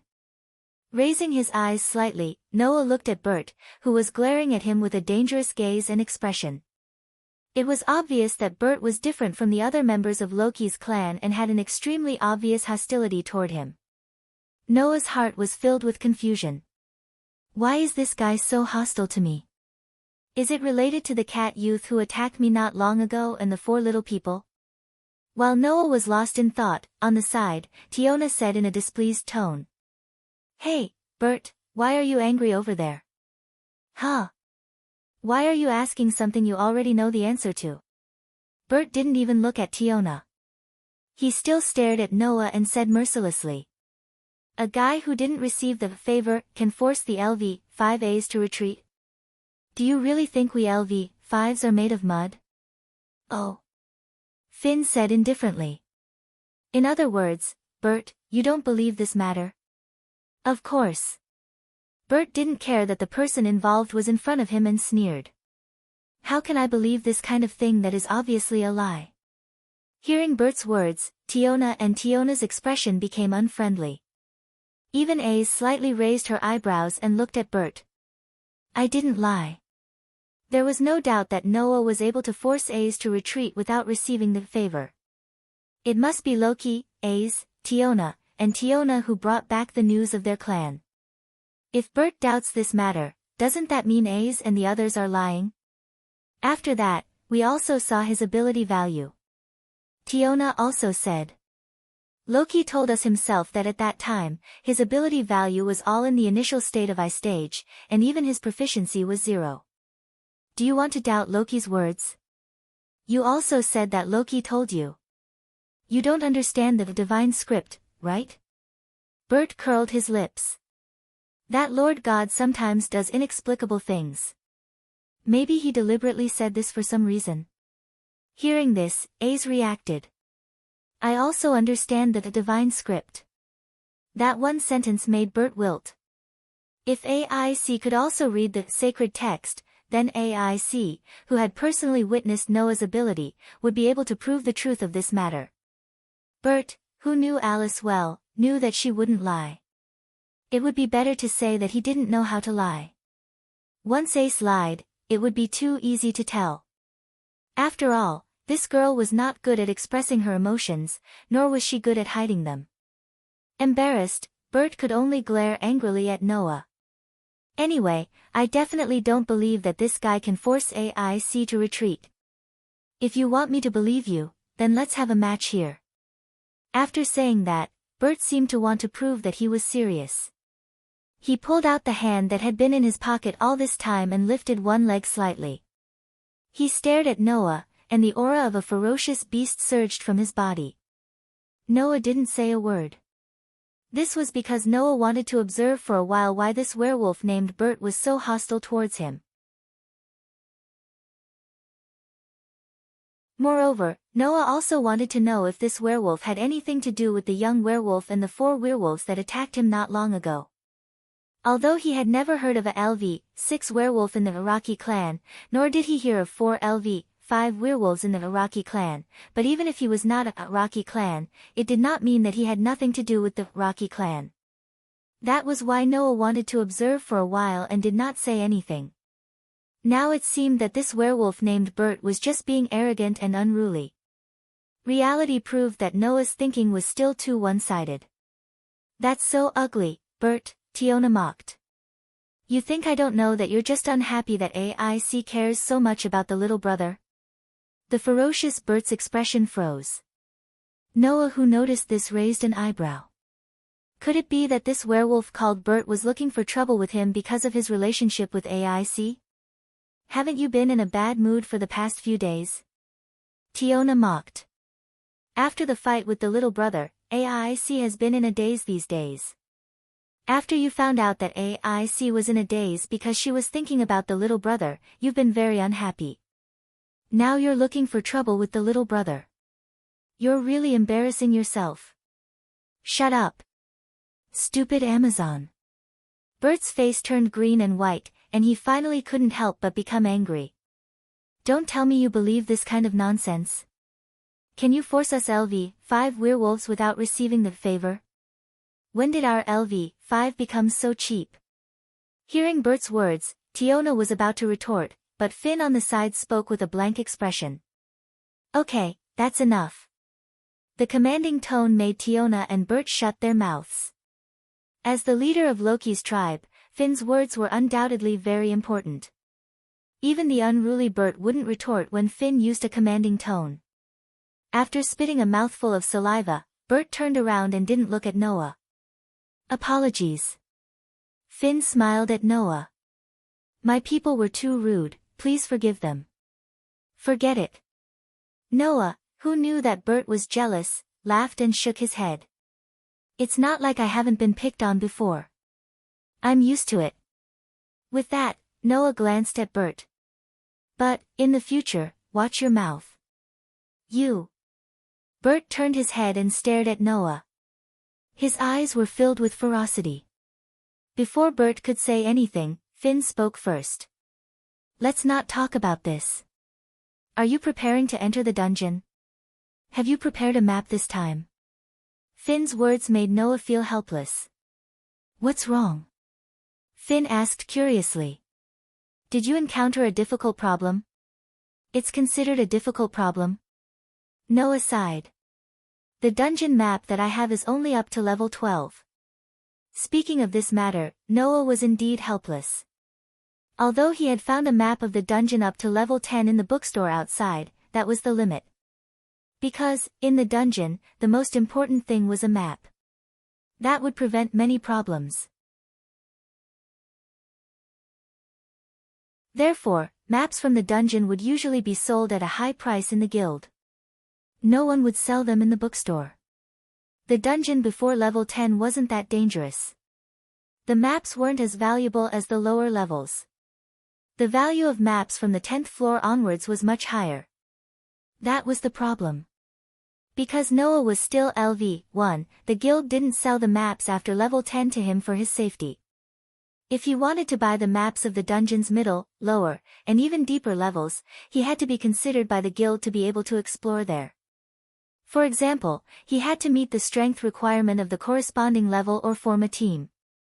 And Noah was only LV1 at the moment, and he was alone. Under such circumstances, the guild used safety as an excuse to refuse to sell the maps of the dungeon outside of the lower levels to Noah. They also advised Noah not to bite off more than he could chew and to at least reach LV2 or form a team. Only then would they sell the maps of the middle levels to him. Noah was speechless. This also caused Noah to wander around level 12 for the past few days. Otherwise, he would have been able to reach the S level earlier, right? Is that so? Finn's eyes flashed slightly, and then he invited. Then do you want to move with us temporarily? Move together. Noah was stunned. Move together. Even AIC and the others were stunned. We are planning to enter level 59, and we will pass through level 18 on the way, Finn said. There, some adventurers are also selling maps. You can move with us temporarily. Wait until we reach level 18 and buy the maps, then it won't be too late to move. Hearing this, Noah narrowed his eyes and stared at Finn. Finn met Noah's gaze without a trace of guilt. After a while, Noah seemed to understand something and smiled. In that case, I will have to trouble you. The smile on Finn's face deepened. We are all adventurers. You don't have to be so polite. Noah shrugged noncommittally. In this way, the next itinerary was set.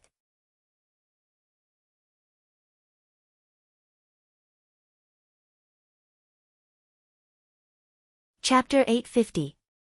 Underground City, Level 17. This was a floor filled with cave-like passages. Some of the surrounding walls were slightly white, while some were flashing with the color of rocks. This allowed most of the areas on this floor to have sufficient light. It even looked like they had arrived at a snowy area. It wasn't very dark. In such a floor, in one of the passageways, a furious roar echoed. Hiya! With such a roar and astonishing speed, War Gen Bert charged forward like a war chariot. As he charged, his body danced. His feet, which were clad in boots made of unknown metal, turned into flashes of light and shadow, kicking the monsters in front of him like a windmill. The monster did not even have time to make a sound before it was crushed by the metallic boots that were slightly stained with blood. Unsurprisingly, it turned into a pile of ashes. Even the magic stone was crushed, leaving nothing behind. Level 17 was the middle section of the dungeon. On this floor, a conservative estimate was that it would take a LV-2 team of about 3 people to come here. However, for a LV-5 werewolf orc, these monsters that were dangerous to LV-2 adventurers had almost no resistance. No matter how many of them there were, they were crushed in an instant without any suspense. Under such circumstances, a group of second-level adventurers, who were originally responsible for clearing monsters and centered around the LV-3 members, witnessed the violent fighting style of their first-level adventurers with their own eyes. They could only stand there dumbfounded and did not react for a long time. What the hell is that guy doing? Tyogny, who was walking behind them, complained. This is only the middle level. Although we will rest for a while after reaching the 18th floor, what's the point of wasting energy here? As a first-level adventurer in the clan, Bert, who had reached LV-5, didn't need to waste his stamina here. At LV-5, no matter how many mid-level monsters you kill, you won't get much experience points. The middle level was where LV-1 and LV-2 adventurers wandered. Since that was the case, letting the low-level members of the clan fight would give him more EXP. Bo T's way of doing things was really hard to understand. Don't worry about him. Tiona, who was walking beside Tioni, said mercilessly. She must be venting her anger because she couldn't find fault with little brother, right? Tiona turned to the back of the group as she spoke. There, Noah was casually following at the back of the group and chatting with Finn. As for Ace and Leafia, they followed beside him. There was a special characteristic of the underground city. The further down they went, the larger the floor area became. It was said that by the time one reached the 40th floor, the area would be comparable to Eulali's entire domain. Of course, there were some exceptional floors that did not meet this criteria.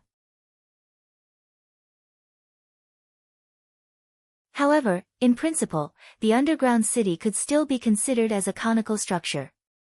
The floors ahead were undoubtedly smaller.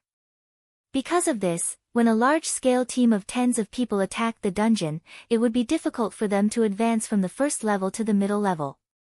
A large group of people moving in a narrow passage would be too crowded, just like an army marching. Even moving forward was a difficult task. Therefore, when they went on an expedition in groups, according to the usual practice, the Loki clan would divide the team into 2 or 3 groups and regroup at the predetermined floor. Therefore, as the other 2 leaders of the Loki clan, Riveria and Gareth, went to another team and led that team to delay their departure. Finn, on the other hand, led the adventurers and some members led by Ace, Tiona, Tyogny, and Bert to the 18th floor. They camped in the safety floor and waited for the arrival of Riveria and Gareth. Noah followed behind this team. While chatting with Finn, Noah kept glancing at the people around him. He was sweating profusely. Over there, AIC stared at Noah as she walked forward. She didn't look away for a moment. No, that's not right.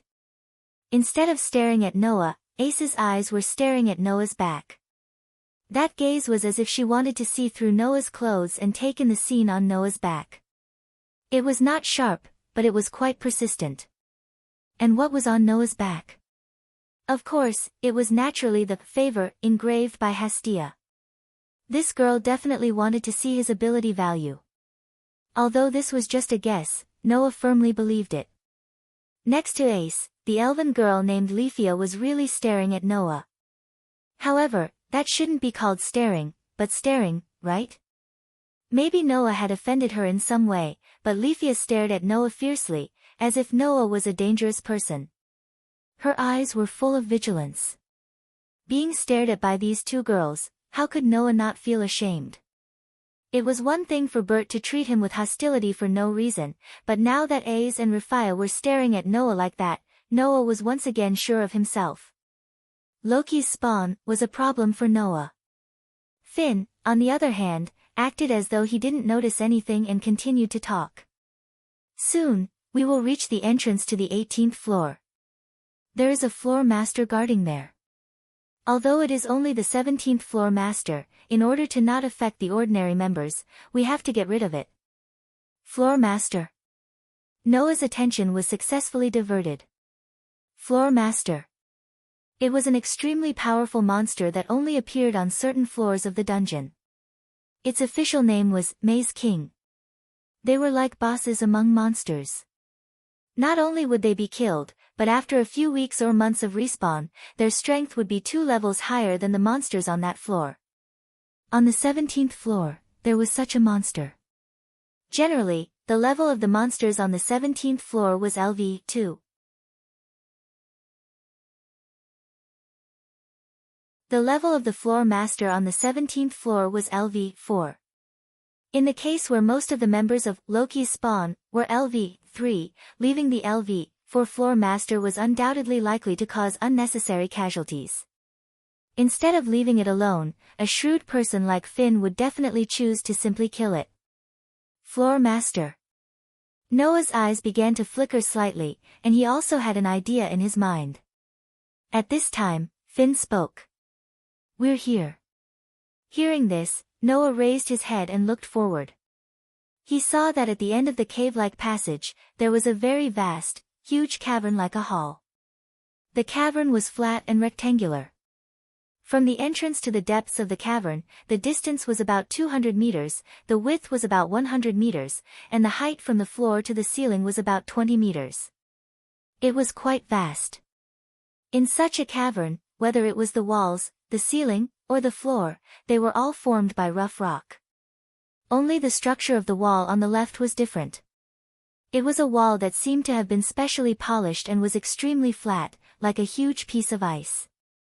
TSK. Looking at the wall, Bert, who was rushing at the front, stopped, clicked his tongue, turned his head, and shouted in Finn's direction.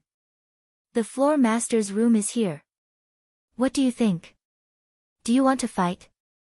Bert's words made the entire Loki's spawn turn their eyes to Finn. Even Ace, who had been staring at Noah, and Rafia, who had been staring at Noah, turned their eyes to Finn, waiting for Finn's decision. Just when Finn was about to give the order without hesitation, Noah suddenly spoke. If you don't care about the experience points of this floor master, why don't you give it to me? Finn, who was about to give the order, stopped his hand in midair. Give it to you. Ace, Rafia, Tiona, and Tiona turned their eyes to Noah. Bert also heard Noah's words and couldn't help but laugh. ALV-1 challenging a LV-4 floor master. Isn't that good? Just prove to us that you have the strength to force a LV-5 to retreat. Noah ignored Bert and looked directly at Finn. What do you think? Finn suddenly smiled. Well, I'll give it to you.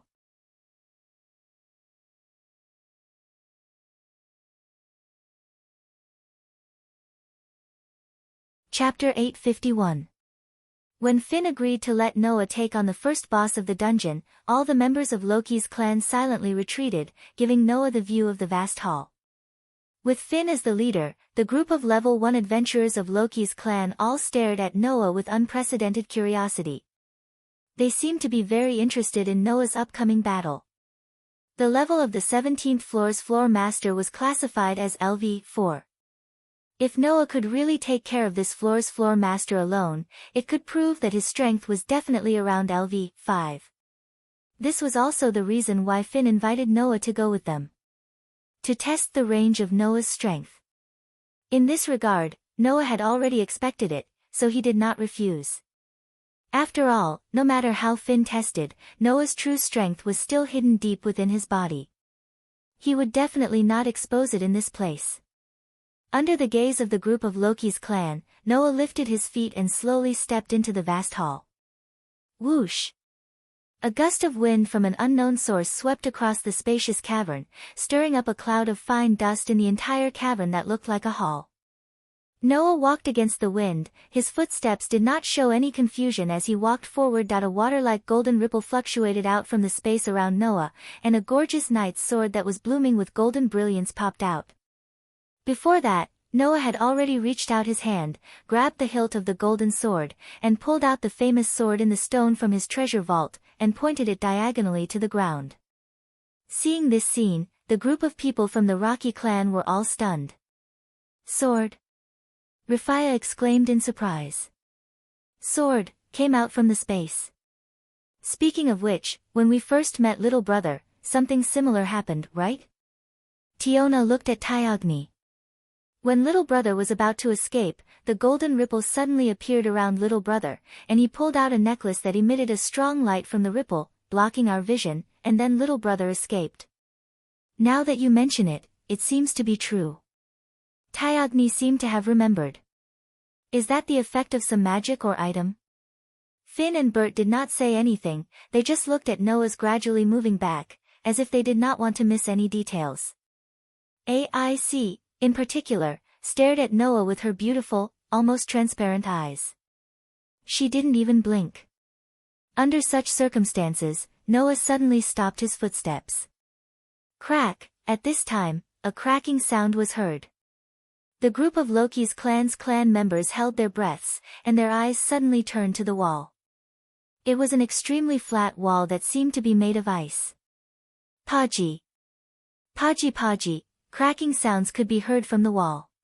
From top to bottom, a huge crack appeared on the wall as if it had been split open. Piak, piak, piak.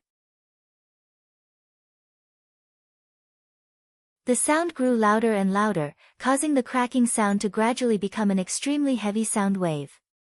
It shook the entire cavern, causing the ground of the cavern to tremble slightly. In the next instant, the cracks reached their limit. Bang!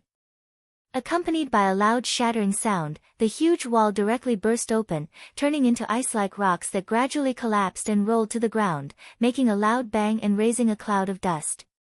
Soon after, everyone present saw it. Inside the wall that had exploded, there was a colossal object within the flying sand and dust. It was a humanoid creature with grayish-brown skin and long black hair that reached to the base of its neck. It was about 7 or 8 meters tall. The gigantic creature suddenly opened its eyes. The whites of its eyes were completely black, like those of a demon. Woo woo woo woo woo woo. It was like crying, but it shook the entire atmosphere and turned into a shock wave. A roar that shook the air was released from the mouth of the dark giant. That was the floor master of the 17th floor. Goliath. Bang! The huge monster named Goliath broke through the wall, and with a brutal aura, like a moving mountain, it charged in the direction of Noah. Gazing at the attacking giant and feeling the earth being shaken by the giant's charge, Noah's eyes flashed with a glint. Bang! In the next moment, the human, who was completely disproportionate to the giant's size, stomped on the ground. In a heavy muffled sound, he did not retreat but rushed toward the attacking giant. Not long after, 2 figures, one big and one small, suddenly came into contact. Dong! Shocking shockwaves spread out at the same time, blowing in all directions. That was the aftermath of Goliath's huge fist landing on the ground. That attack power, in terms of the strength item of ability value, was definitely above any LV5 or even LV6 or above. This was not strange at all. Although in terms of level classification, Goliath's level was only LV4, just like how the boss in the game could not be weaker than players of the same level in terms of attributes, in terms of physical ability alone, Goliath was definitely stronger than any LV5 or even LV6. However, even so, in terms of overall strength, Goliath's level was still only LV4. Therefore, the dominance of the battle was almost seized by Noah in an instant. Swish! After Goliath's attack, it could be said to be fierce. In addition to attacking, the golden sword drew a sword shadow, like a sword curtain, shrouding the direction of Goliath. Poochie! Poochie! Poochie! Without any surprise, the blade of the golden sword of victory, Caliban, which was definitely the highest level above level A, cut through Goliath's thick skin. Woo! Woo! Woo! Woo! Goliath let out a painful roar. The pupils of Finn and the other level 1 adventurers who were watching all shrank. So fast. AIC's expression was also dignified. Noah's sword was really too fast. It was so fast that the group of level 1 adventurers could barely see the blade. But the more amazing thing was still to come. Compared to Goliath, the unbelievably small human held a sword that glowed with a golden light. Like a whirlwind, he moved around Goliath. The sword in his hand thrust forward, flicked upward, and slashed vertically. Every strike was extremely fierce, like a storm. Poochie! Poochie! Poochie! Every time the blade collided with the giant's body, a piece of skin on the giant's body would be cleanly cut, turning into a wound that oozed blood, causing the dark giant to roar in pain again and again. The exquisite sword skills made AIC, who was also a sword expert, feel as if she had found a treasure. She was intoxicated as she watched. Finn, who was the most careful observer of the battle, found something and frowned. No, the wound is still too shallow, indeed. Although Noah's attack was extremely sharp, and the weapon was also the highest level, Goliath's body was so big that the slash that could cause fatal injuries to ordinary people could only leave a shallow wound on his skin. This was the advantage of having a huge body. However, there were advantages and disadvantages. At least, compared to Noah's movements, Goliath's movements were really clumsy and pitiful. It was also because of this that Goliath was only at level 4. Woo! Woo! Woo! Woo! Woo! As if the pain from his body had stimulated his ferocity, Goliath's sobbing roar sounded again. He raised his fist and slammed it down. Boom! The ground was hit directly by the huge fist, shaking like an earthquake, setting off waves of impact and flying dust. However, at the same time, Noah had already leaped high into the air. Taking advantage of the moment when Goliath's body was still in a stiff state due to the fierce attack, he landed on Goliath's arm. With a tap of his toes, he moved along Goliath's huge arm and charged toward Goliath's face. Then, he slashed down fiercely at Goliath's pitch-black eyes. This sword was like a falling meteor, fast and unstoppable. Poochie! After the familiar cutting sound, a huge wound was left on Goliath's face. A huge wound that almost covered the entire face.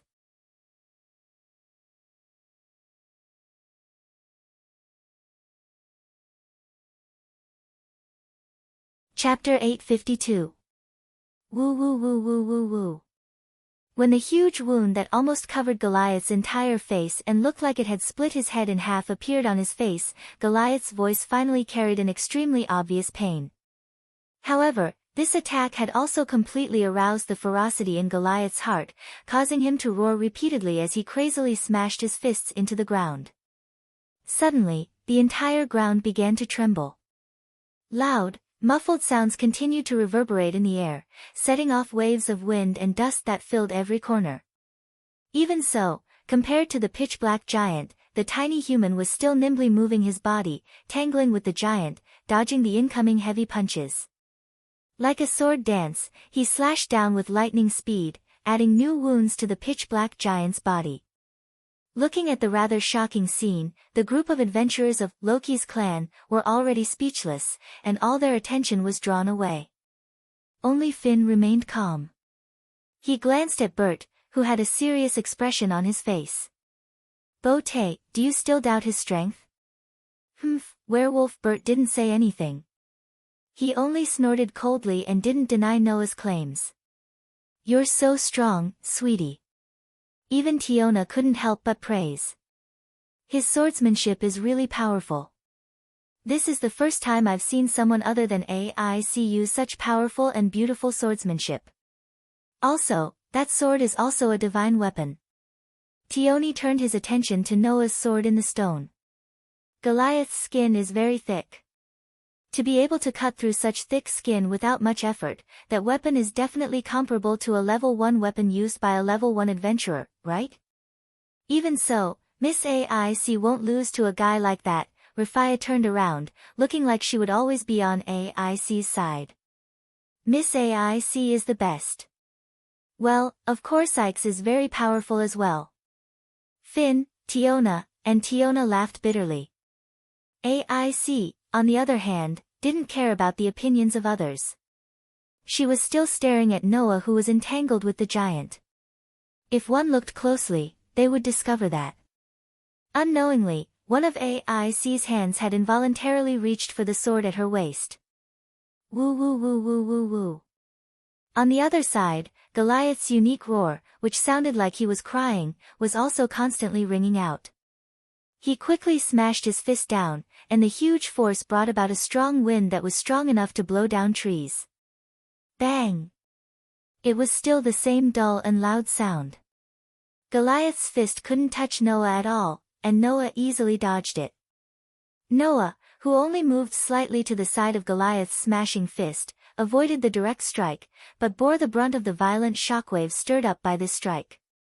He swung his sword, slicing it across Goliath's wrist. With a tearing sound, Goliath's entire wrist was cut open, bringing with it a burst of dark red blood. It made the fist connected to his wrist look as if it would fall off at any moment. It was extremely ghastly. Woo woo woo woo woo woo. Goliath let out a roar, and suddenly attacked with his other fist. It was like a huge rock falling from the sky, bringing with it a whistling sound as it fell on Noah's head. However, Noah, who had basically gotten used to Goliath's attack frequency, didn't choose to dodge this time. Instead, he nimbly turned around, stretched out his empty hand, and incredibly attached it to Goliath's arm. When Goliath withdrew his fist, he was pulled up together with Goliath's arm. Clang! The next moment, the strike turned into a dazzling golden moon arc, bringing with it an incessant sword sound, and fiercely fell on Goliath's arm. Poochie! This time, the tearing sound was louder than any of the previous strikes, and the splashing blood was thicker than any of the previous strikes. Under that dazzling golden moon arc, Goliath's entire arm was cut off, and with a boom, it fell to the ground. Woo woo woo woo woo woo. His arm was cut off by Noah all of a sudden, making Goliath issue a heart-wrenching scream. It had to be said that in terms of basic ability value, Goliath's strength and durability were extremely outstanding, even LV6 adventurers couldn't reach them.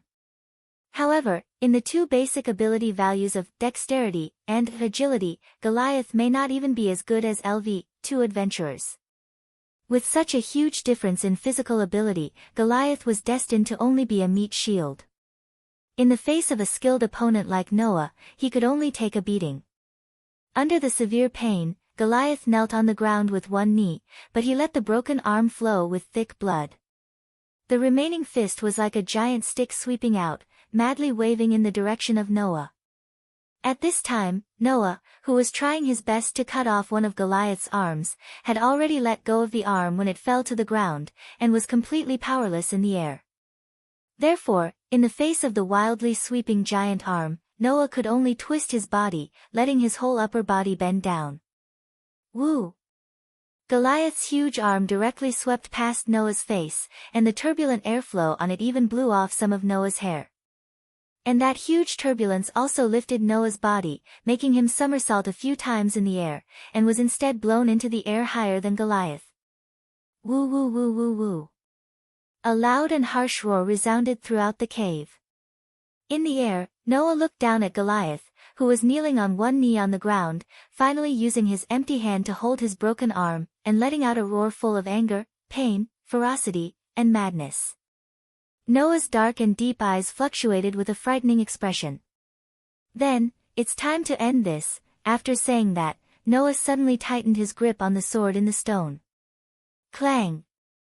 The body of the sword in the stone, which was flowing with a golden radiance, suddenly burst out with a dazzling golden light. The Night King Artoria's holy sword was known as the strongest holy sword of mankind. The real name of the Sword of Excalibur was the noble phantasm's real name. After it was released, it could transform the owner's magic into light, and then be released from the front of the holy sword like a beam of light, turning into a true slash made of light, destroying everything in its path. Because of its scale and destructive power, it was classified as a noble phantasm that was more powerful than a noble phantasm. And if the noble phantasm named Excalibur's ability was to release a slash like a flood of light, then the noble phantasm named Caliban's ability was to turn itself into light. Therefore, at this moment, the Caliban in Noah's hand became a beam of light. Caliban, the golden sword of victory. The moment the noble phantasm's real name was released, a dazzling golden light fell from the sky at a speed faster than the speed of sound, like a falling meteor, cutting through the air and space, flashing through the air. Then, it fell into Goliath's huge roaring mouth. Poochie! The meteor-like vortex of light fiercely pierced through Goliath's mouth. Goliath's roaring came to an abrupt end. Poochie poochie! A large amount of blood gushed out from Goliath's pierced mouth like a fountain. Then, Goliath's body began to gradually lose its color, and its aura was also constantly flowing out of Goliath's body until it was completely annihilated. Pang! Goliath's huge body, which was 7 or 8 meters tall, suddenly turned into ashes and scattered on the ground. What followed was a magic stone that was as tall as a person. It was as big as a rock, and it fell heavily to the ground. Wielding the sword in the stone, Noah slowly floated down from the sky filled with ashes. It did not take long for him to land before the huge magic stone that was as big as a rock. Behind him was a huge crystal. Around him was a sky full of ashes. In such a scene, the tall and straight figure standing in the center made everyone sluggish, falling into a state of absent-mindedness.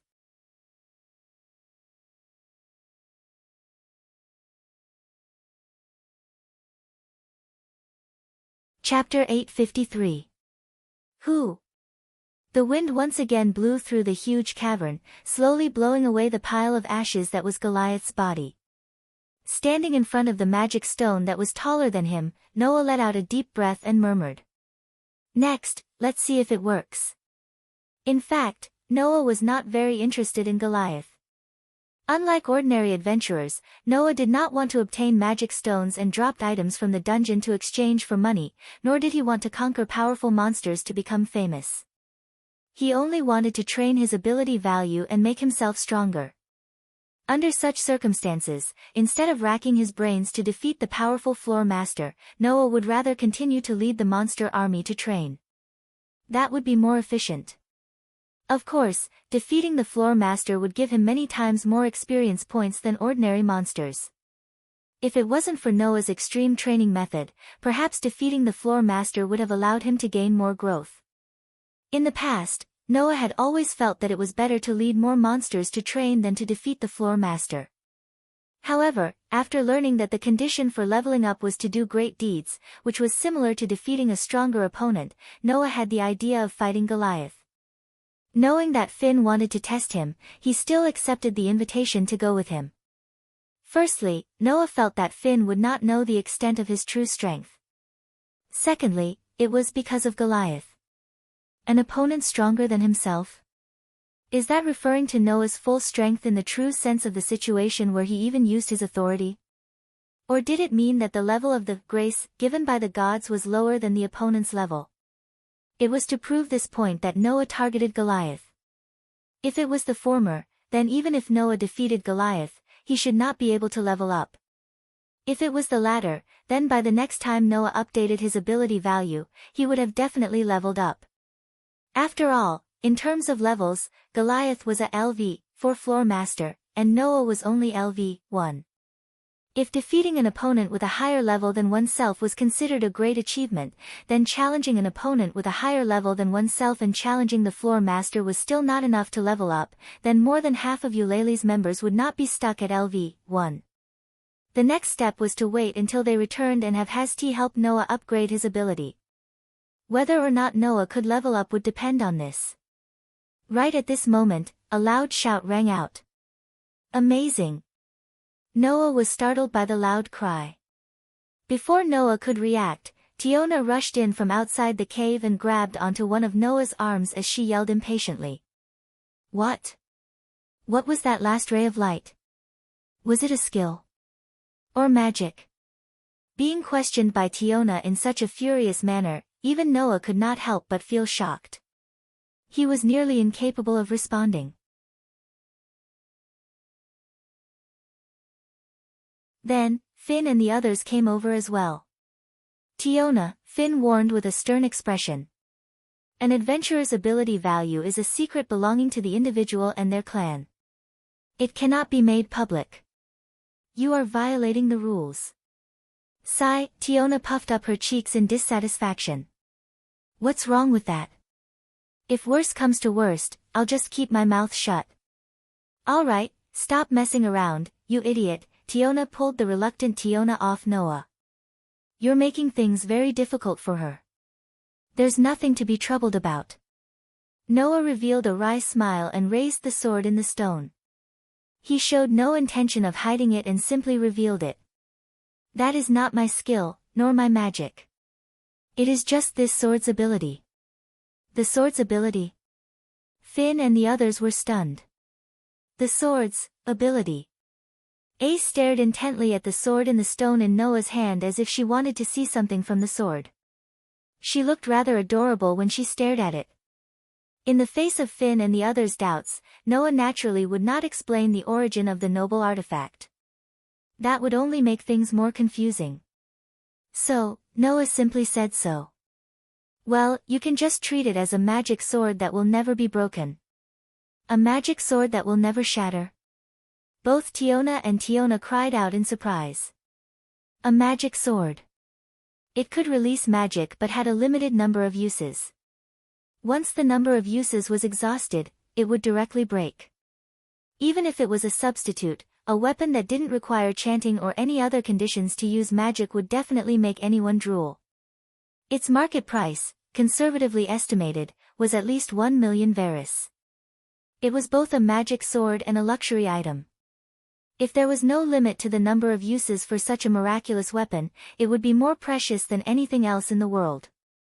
At the very least, the members of Loki's clan looked at the sword in the stone in a different light. Liar! Leafia almost subconsciously retorted. If there is a magic sword that will never be broken, Eulalie. No, the whole world would be shocked and go crazy. I have never even heard of such a magic sword. Finn, Tiona, and Tiona did not say anything, but they tacitly agreed with Leafia's words. To be honest, they did not really believe it either. After all, to the people of this world, magic was very important. It was something that could be said to be a sure kill skill. A magic sword as a magic sword as a magic sword was extremely precious. If there was a magic sword that would never be broken, then such a magic sword would definitely be a major invention that could shake the whole world. In that case, how could others easily believe it? In response, Noah only curled his lips and smiled. I don't want you to believe it. It's just that you want to know, so I'm telling you. It's up to you whether you believe it or not. After saying that, Noah threw the weapon in his hand that was enough to shake the whole world in the eyes of Finn and the others. A golden ripple appeared out of thin air and swallowed the knight's sword that was thrown into the air. Then, it contracted and disappeared. Seeing this, Tiona asked curiously. Then, what is this? Hearing this, Noah glanced at Finn and the others and said with a smile that did not seem like a smile. An independent space that can store items. If I tell you this, you won't believe it, right? Everyone fell silent. An independent space that can store items? Just like what Noah said, it was something that could not be trusted. In this world, apart from adventurers, there was another type of person who would enter the underground city. They were non-combatants, known as supporters. As non-combatants, supporters existed to be responsible for the management of the adventurer's luggage and backup weapons, as well as the support of the items and the recovery of magic stones. If the adventurers had to carry their luggage and backup weapons, as well as the recovery of magic stones, not only would it affect the battle, but it would also be very inefficient. Therefore, when exploring the dungeon, the support in the team was a very important help. Not only could they allow the adventurers to fight without any worries, but they could also be responsible for other trivial matters and increase the efficiency of conquering the underground city. How could such an existence not be important? However, if there was really an independent space that could store items, there would basically be no need for supporters, and there would be a huge change in the strategy of conquering the underground city. This was also something that could shake the world. Who would be willing to believe it unconditionally? Let's not talk about this anymore, Finn said with a smile as he suppressed his various thoughts in his heart. Let's go to level 18 and have a good rest. Noah waved his hands to show that it was not a problem. Hey, little brother. Tiona pointed at the huge arm that had fallen to the ground not far away and did not disappear with Goliath. That's the dropped items and magic stones of the floor owner.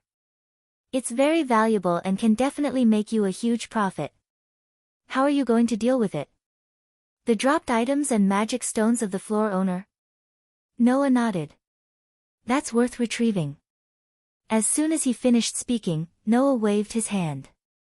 Two huge golden ripples suddenly fluctuated between Goliath's arm and the magic stone, causing the two items to sink and disappear. Looking at this scene, everyone's eyes flickered, and they remained silent. Could there really be an independent space in this world that could store items?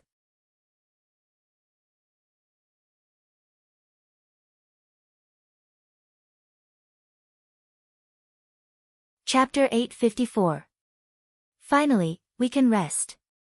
After passing through the slanted cave, Tiona immediately stretched her body. The members of the Rocky tribe heaved a sigh of relief, and the tense expressions on their faces began to relax. Noah, who was walking at the back of the team, looked forward through the cavernous passage. Noah was more or less surprised by the scene in front of him. This was the underground city. As an underground labyrinth, there shouldn't be any breathtaking scenery here. However, at this moment, Noah really wanted to exclaim at the scenery in front of him. A warm light that was no different from the sun shone down from above, illuminating the vast grassland. This place was full of gentle light and clean air that didn't match the underground labyrinth full of monsters. Thick trees covered with moss. Clear rivers that emitted gurgling sounds. In the sky, countless crystals grew seamlessly at the top of this floor, emitting a gentle light like the sun.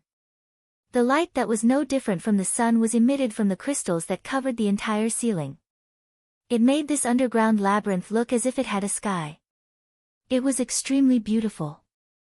At this moment, Noah didn't even want to believe that he was in the underground city. Although the other floors were not without light, every place was a boring labyrinth, stone passages, and caverns. Coupled with the endless monsters, it was extremely annoying. Compared to those places, this place was simply heaven. The sky will adjust its brightness according to time, so this small world also has morning, noon, and night. Finn, who had been paying attention to Noah, explained when he saw Noah's surprised expression. The changes in time are not stable, and there are some slight differences with the surface. The time difference also fluctuates from time to time, so don't think that the daytime here is the same as the daytime above. Perhaps, Eulalie has already ushered in the night. Is that so? Noah nodded, but he still looked at the beautiful scenery in front of him, and the corners of his mouth couldn't help but curl up. The underground city is really incredible. That's why it can attract so many adventurers. Finn smiled, and immediately ordered the people around him. Alright, we'll set up camp here and wait for Riveria and Gareth's team to join us. The reinforcements will leave behind everything you need to set up camp, and then sell the magic stones and dropped items you've collected on the streets. Our goal is even lower, where the things are more valuable. Don't let the things on the upper levels take up space, understand? Yes. Some of the supporters who were carrying luggage immediately responded and started to set up camp together with the adventurers who were in charge of fighting. On the street? Noah looked at Tiona in surprise. In other words, there are villages or towns here? Yes, yes. Tiona nodded.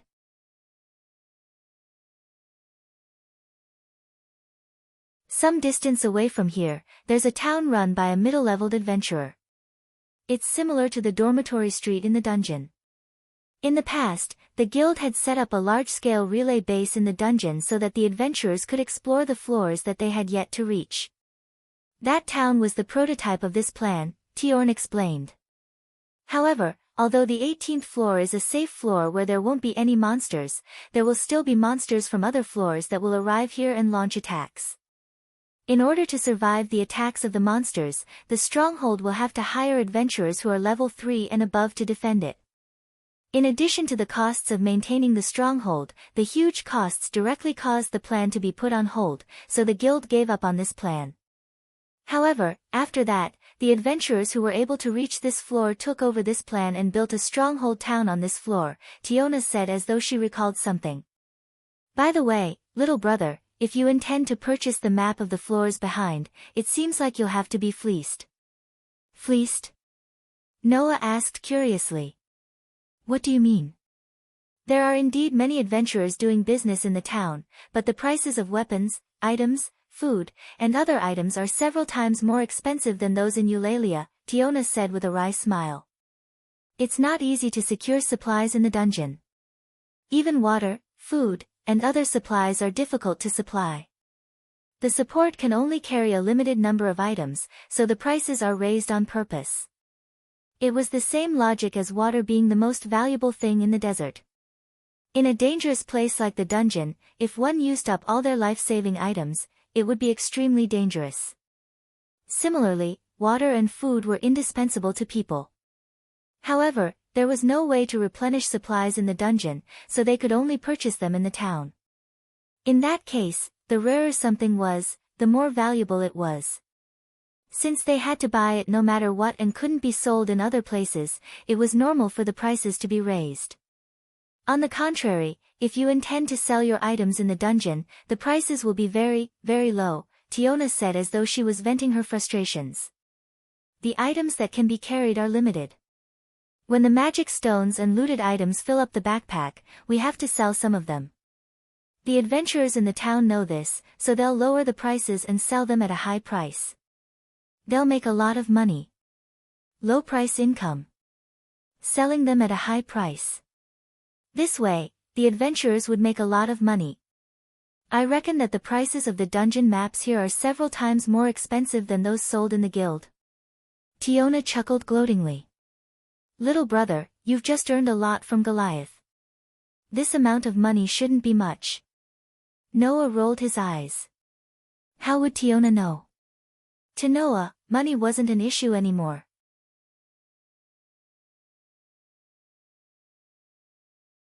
Of course, that didn't mean that Noah would be willing to be cheated. Tiona, don't chat, Finn said helplessly. We don't have enough manpower. Go and help. Got it. Both Tiona and Tiony nodded and walked towards the camp. Noah stood alone on the grassland and gazed at the beautiful scenery before him as he walked forward. Behind Noah, a series of footsteps slowly caught up with him. Noah was speechless as he turned his head and looked behind him. AIC followed Noah silently, her eyes fixed on Noah's back. Noah stopped in his tracks. AIC stopped in her tracks. Noah turned his body sideways. AIC immediately turned around, not letting Noah's back out of her line of sight. The corner of Noah's mouth twitched. He took a deep breath and started to spin. AIC blinked her eyes and started to spin around Noah without any hesitation. She wanted to look at Noah's back no matter what. This scene lasted for nearly a minute. After a minute, Noah stopped and covered his face. He couldn't bear to look at it. What kind of child's game was this? Most importantly, AIC played with Noah for a minute.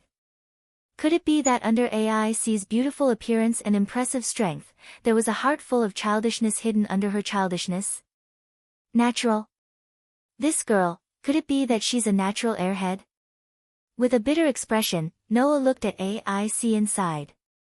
Do you really want to see my ability value that much? AIC was startled. Although her expression didn't change, there was a hint of surprise in her eyes as if she was saying, how did you know? Thus, Noah was sure. This girl, there's definitely something wrong with her. With such an obvious reaction, it's easy to guess, right? At that moment, Noah's expression became even more indescribable. Don't you know that a person's ability value is a secret? AIC nodded. I know. You still want to see my ability value even if you know? Noah couldn't help but ask. Why do you want to know my ability value so much? AIC went silent. Noah didn't rush her. He just looked at AIC and quietly waited for her answer. The surroundings were filled with an atmosphere of silence.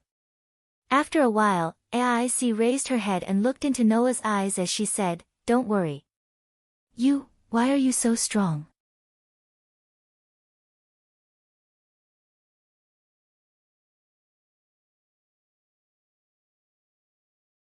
Chapter 855. How can you be so strong? Hearing AIC's words, Noah was slightly startled. To be honest, Noah really didn't know what AIC's definition of strong was based on. In front of AIC, Noah had not used his authority, nor did he use the unique combat method from the Gate of Babylon.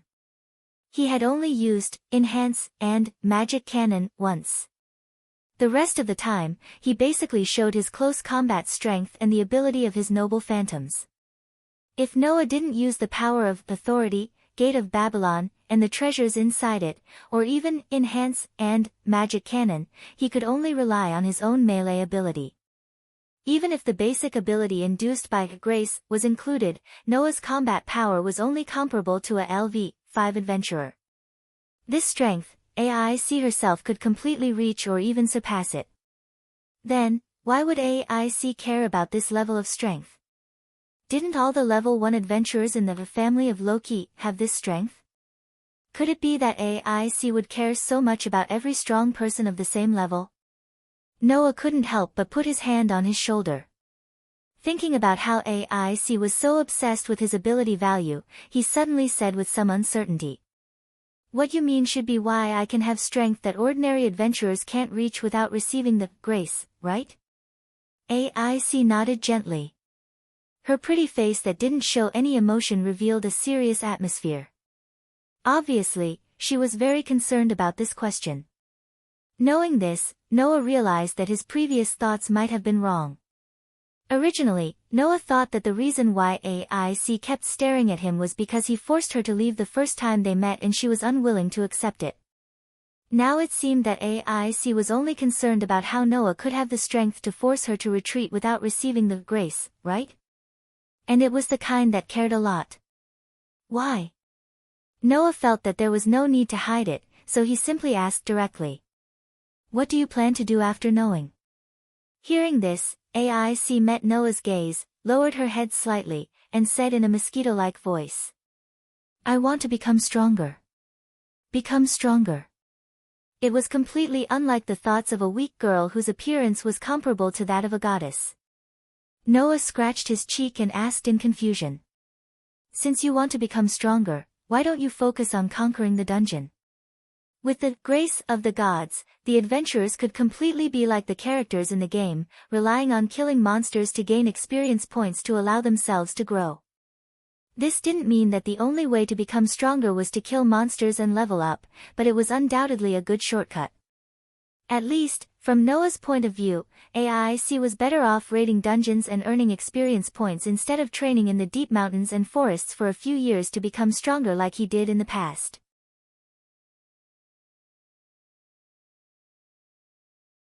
In that case, it would definitely be more efficient than cultivating mindlessly. Noah was in such a situation now. To put it bluntly, after these few days of extreme training, Noah's basic abilities had basically reached the S stage, and the growth was much faster than when he was training in the mountains and forests. Conservatively speaking, the growth of these few days was enough to surpass the results of Noah's training in the mountains and forests. In that case, there was no reason to give up on this kind of rapid growth and turn to mindlessly training, right? It was a pity that Noah had forgotten. The so-called grace of the gods was just a catalyst that allowed the recipient to gain experience points to draw out the possibility in the body. If the possibility in a person's body was not high, then no matter how many monsters were killed and how much experience points were gained, they would not be able to grow. This was the reason why there were so many adventurers in Eulalia. There were people raiding dungeons every day, people killing monsters every day, and people gaining experience points every day, but there were only those who were truly strong. AIC was able to become the fastest person in the world to reach LV2 in just 1 year. She was also one of the few first-level adventurers in the entire Orally. She was even considered to be the strongest existence in LV5 by the gods. Her potential was so high that it could be imagined. But no matter how high it was, it did not mean that there was no limit. AIC lowered her head again, and her voice became very obvious. She was suppressing her emotions. I have reached the peak. When he heard this sentence, Noah almost did not understand what it meant. However, Noah did not really understand what grace was after all. AIC's words of reaching the peak made Noah realize. The girl in front of him had probably reached the limit of level 5, right? The possibility in her body had long been drawn out during the years of fighting in the dungeons. Noah heard that AIC had reached level 5 for more than 3 years. 3 years. With AIC's growth rate, it was not strange that she had reached the upper limit. Therefore, AIC could be evaluated as the strongest existence in LV5. Perhaps, no matter how many monsters AIC killed now, her basic ability proficiency would only increase by a few points. That way, she would not be able to become significantly stronger. Because of this, AIC cared about Noah. Because AIC saw another way to improve herself from Noah. Is that so? Noah smiled bitterly. If that's the case, then why don't you think of a way to level up? Level up? AIC reacted to this sentence and raised her head to look at Noah. If our basic ability is to draw out the possibility in the body, then level up is to increase the possibility, right? Noah crossed his arms. The Lord God of my family once said that the so-called upgrade is the enhancement of the basic ability that can be called evolution. If the improvement of the basic ability is compared to increasing the amount of water in a cup, then the upgrade is the improvement of the cup itself. You should understand this, right? Level up. AIC's eyes suddenly began to flicker. Noah knew that AIC listened to his words. If you level up to level 6, not only can you get the enhancement beyond the basic ability and become stronger, but you can also strengthen yourself as a vessel and continue to carry more possibilities. Noah said as if it had nothing to do with him. Instead of coming to me to find a way to become stronger, you might as well rely on the things you are familiar with to become stronger. Speaking of this, Noah suddenly remembered his power and involuntarily said such a sentence. Well, if I can use the incarnation of the priest now, then I can give you protection and temporarily increase your strength. Protection. AIC suddenly raised her head. What is that? Noah came back to his senses and smiled awkwardly. Nothing, forget about it. After saying that, Noah was about to turn around and leave, but the corner of his clothes was tightly grabbed by a jade hand. AIC stared into Noah's eyes and asked very persistently. What is protection? Noah's mouth twitched. While regretting his slip of the tongue, he couldn't help but look at AIC's lips. One of the powers of Noah's 10 incarnations was the priest. In addition to being able to give the power of language and text, it could also give protection to others. If the ability to protect AIC was used, then the protection refined by the power of the curse could become AIC's reliance. Before the power was exhausted, it could strengthen AIC's strength. However, it must be done by directly injecting it into the body of the target. To put it simply, it was kissing. Because of this, Noah subconsciously looked at AIC's lips that were close to him. On the other hand, Ace grabbed the corner of Noah's shirt tightly and stared at him. Her beautiful face inched closer to Noah's. The distance between a man and a woman's face was extremely short. As long as one of them slightly moved forward, they would be able to capture the other's lips. Not to mention Noah and AIC, from an outsider's point of view, these two people were looking at each other affectionately and were about to kiss. Thus, a hysterical voice rang out. "Stop it."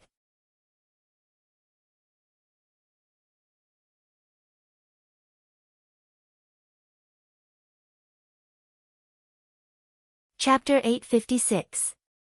Stop it right there.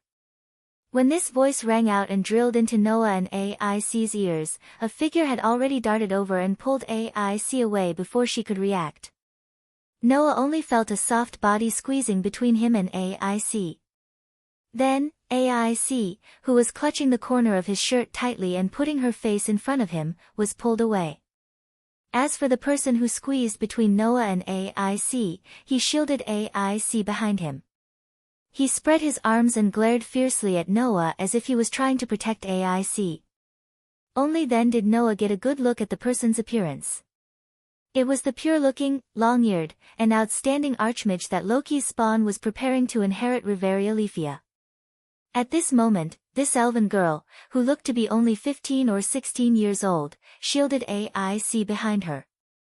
There was a trace of nervousness on her face, but more of it was determination. She pretended to glare fiercely at Noah. "No. You're not allowed to bully Miss AIC." It wasn't just her expression. Even her voice was trembling slightly. It was obvious that the elven girl was very nervous. However, even so, Leafia still insisted on shielding the bewildered AIC behind her. She stood in front of Noah with an imposing manner as if she was going to feed a tiger with her body. This amused Noah so much that he didn't know whether to laugh or cry. "I don't intend to bully Miss AIC, do I?" "Liar. Liar." Leafia mustered up her courage and said. "Undoubtedly, you were so close to Miss AIC just now." Noah raised an eyebrow and said with a half-smile. "So, being close to her means you intend to bully Miss AIC?" "Ah." Leafia was speechless. Or rather, it was as if the elven girl had only just calmed down. She turned around and looked at AIC, asking weakly. "Miss AIC, did he bully you?" "Leafia." AIC shook her head as if she had only just realized what had happened. It was also as if she had only just realized that the person protecting her was Leafia. "It's not like that." This sentence made Rafia choke. "I say, even if I wanted to bully your family's Miss AIC, the famous swordswoman, is not someone that anyone can bully, right?" Noah laughed out loud as if he was amused. "Besides, if I really wanted to bully Miss Wallenstein and had the ability to do so, you wouldn't be able to do anything, right?" "That's not the case," Leafia retorted. "If you intend to bully Miss AIC, then I will definitely protect her." "Oh." Noah suddenly smiled. "In other words, no matter how strong you are, and whether you can defeat me, you will jump out to protect Miss Wallenstein, right?" Leafia nodded heavily. Although there was still some nervousness on her face, she did not show any signs of hypocrisy or hesitation. This also made Noah understand why the elven girl was so wary of him all this time. Perhaps he just didn't want AIC to come into contact with a stranger like Noah and be deceived by a stranger like Noah.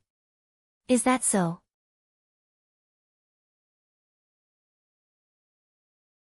Noah looked at Leafia mockingly. "Looks like you really like your family's Miss AIC. LLLL like?" Leafia's face instantly turned red and she started stammering. It's not like that." "Oh." Noah was also amused by Leafia's behavior and said with a mischievous tone.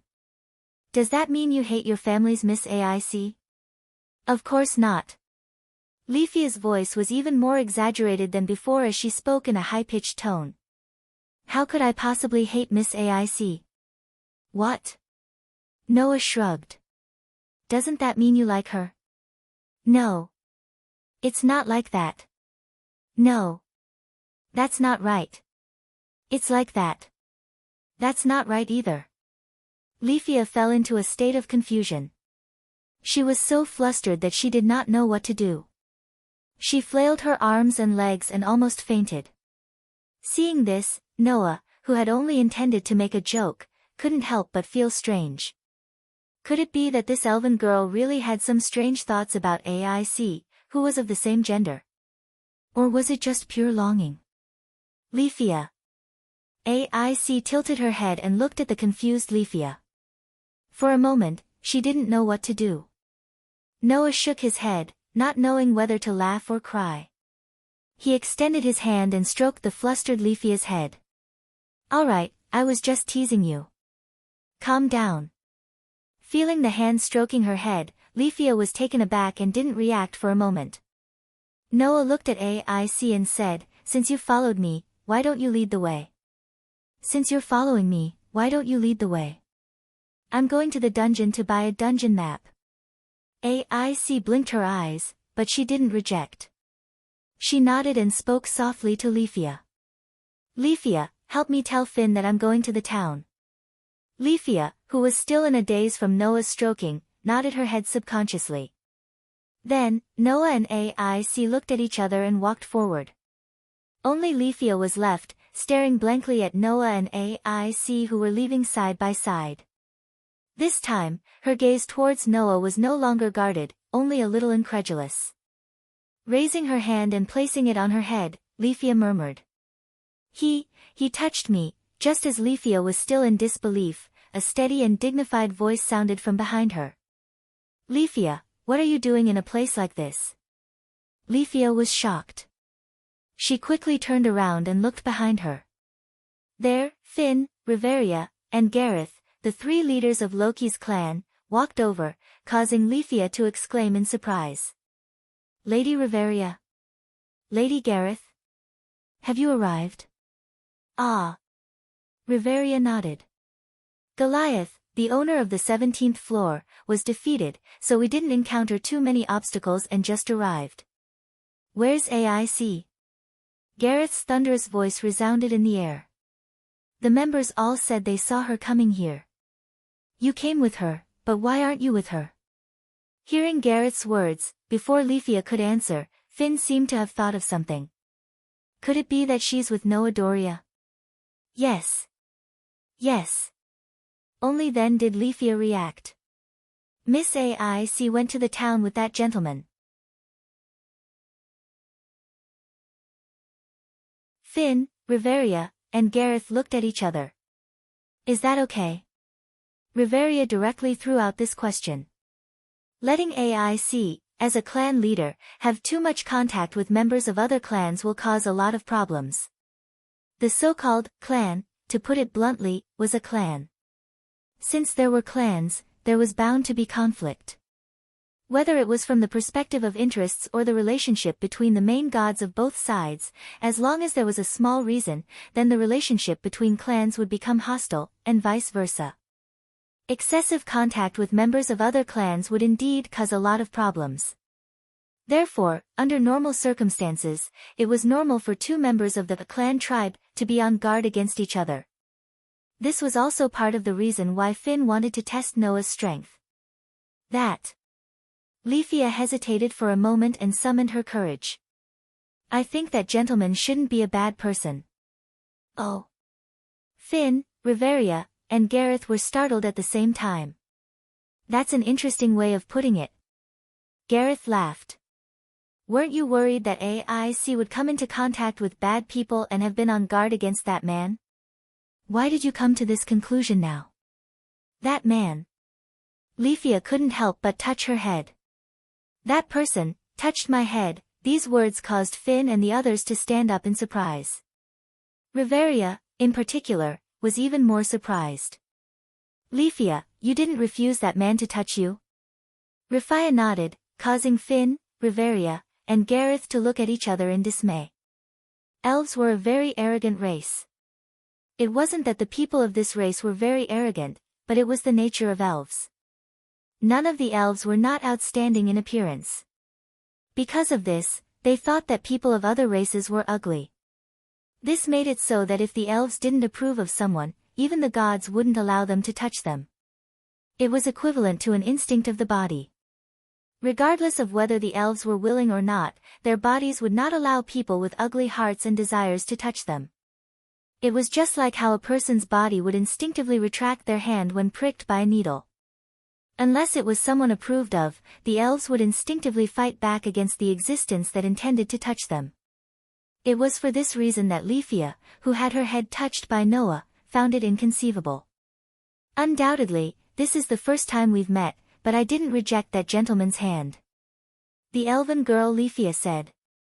So, I think that gentleman isn't someone with an ugly heart. Riveria, who was also an elf, was the first to agree with Leafia's words. If that's the case, then there's no mistake. All right. Finn pondered for a moment and looked in the direction of the town. Then let's indulge AIC for now.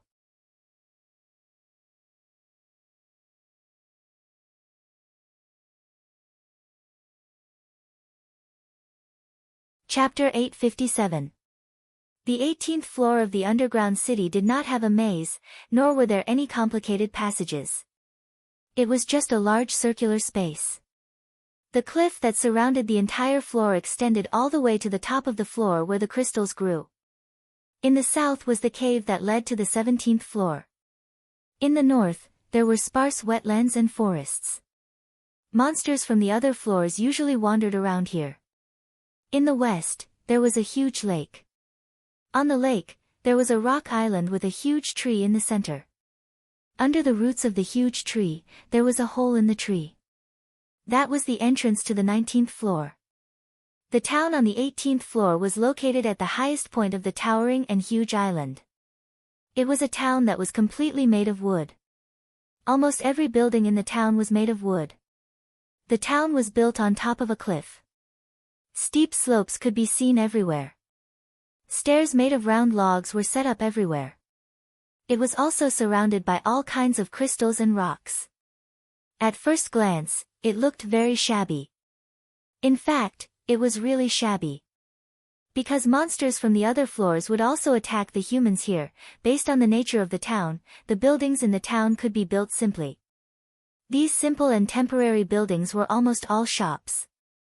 Weapons shops, prop shops, inns, and a few other hotels were all shops that served adventurers as customers. And of course, those who could come to the 18th floor and come to this town were all adventurers. Walking on the streets, almost all the people who passed by Noah were adventurers. Only a small number of them were supporters. All of them were either equipped with heavy equipment or carrying extra-large backpacks, giving the entire town a strange and somber atmosphere. Under AIC's lead, Noah walked on this old street. On the street, almost all the adventurers who passed by would look at AIC who was walking with Noah. Their eyes and faces revealed a look of amazement and awe. Amazement was naturally because of AIC's appearance. Awe was directed at AIC's title of Swordswoman. As the swordswoman, whose reputation was not only limited to Olalai, but also the world, there were almost no adventurers who did not know AIC. AIC seemed to be used to all of this. She still had that expressionless face of hers as she blindly walked forward. Noah was the only one who didn't look in AIC's direction. At this moment, Noah was following AIC's footsteps while observing the items in the surrounding stores and stalls, as well as the prices on the signs in front of the items. He fell into a state of speechlessness. From the beginning until now, Noah had not seen a single item with a price lower than 4 digits. Whether it was weapons, armor, or props, the basic price here was at least 3 zeros. Even food and drinking water were marked with prices of more than 4 digits.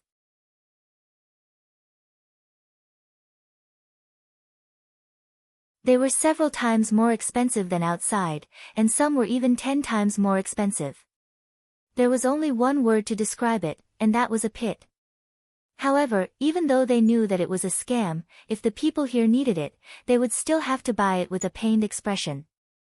It was because of this that the prices of the items here were so high. Moreover, the shop owners were relying on the fact that people could only buy from them. Not only were they arrogant, they were also lying there without even shouting. They were more arrogant than any adventurer's father.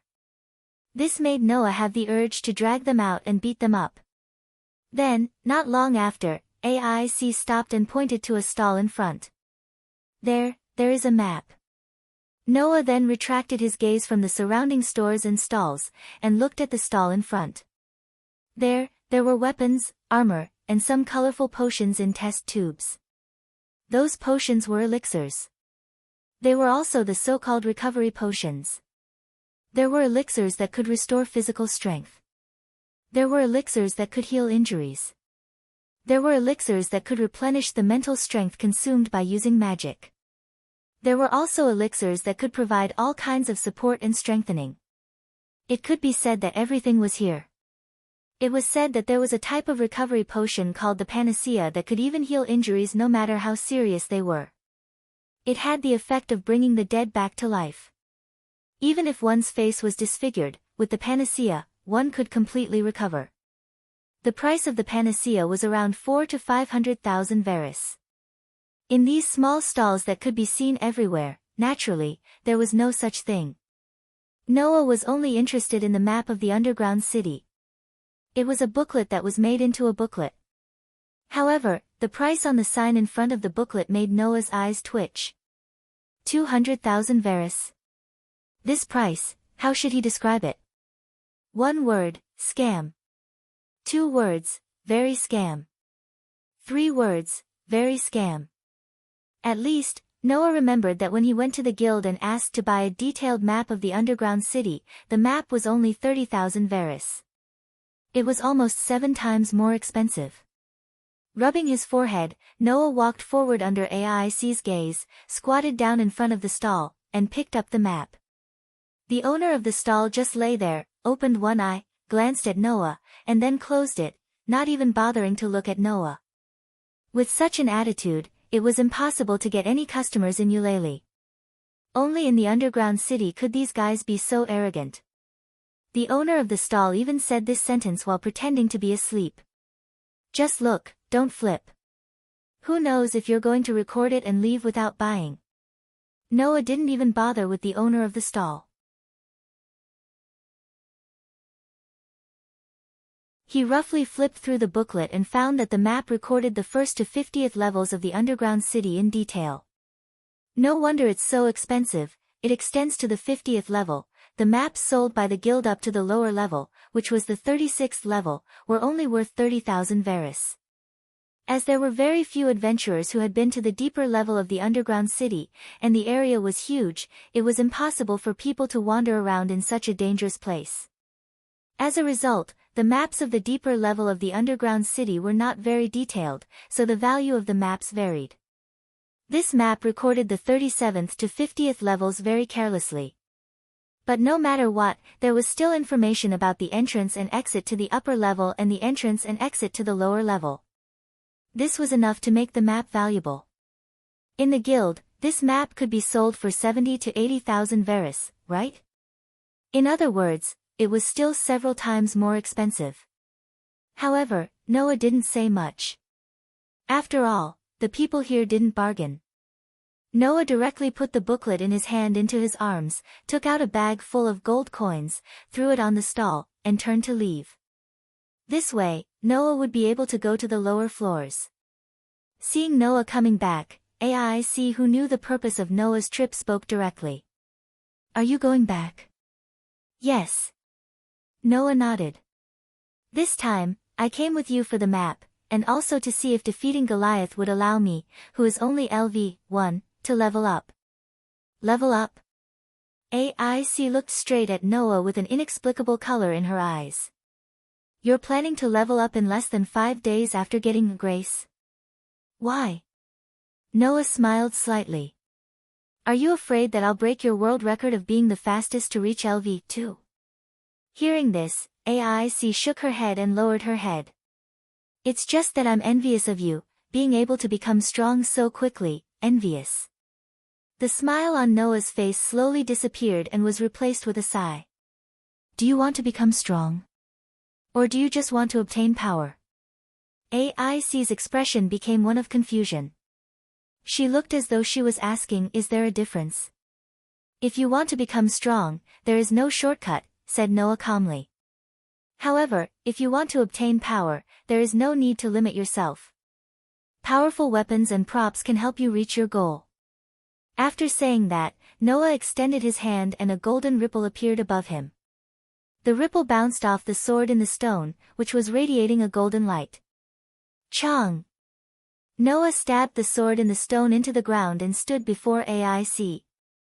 AIC's gaze turned toward the sword in the stone at almost the same time. I'll lend you this sword for now. Noah turned around. After you've experienced its power, you can tell me the answer when you return. After saying that, Noah left. AIC looked at the sword in the stone in silence.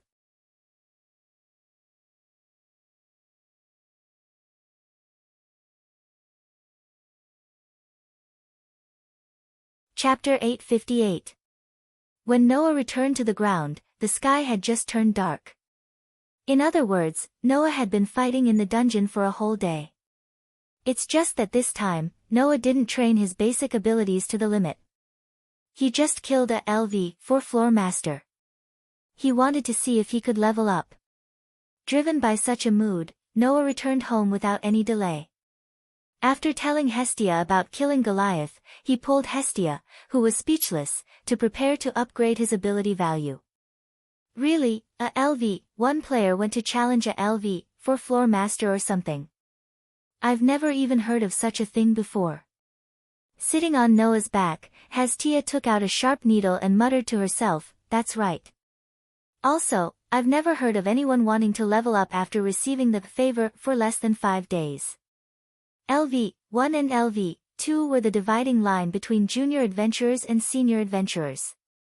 Only by reaching LV2 could one get the title given by the gods and be called a senior adventurer.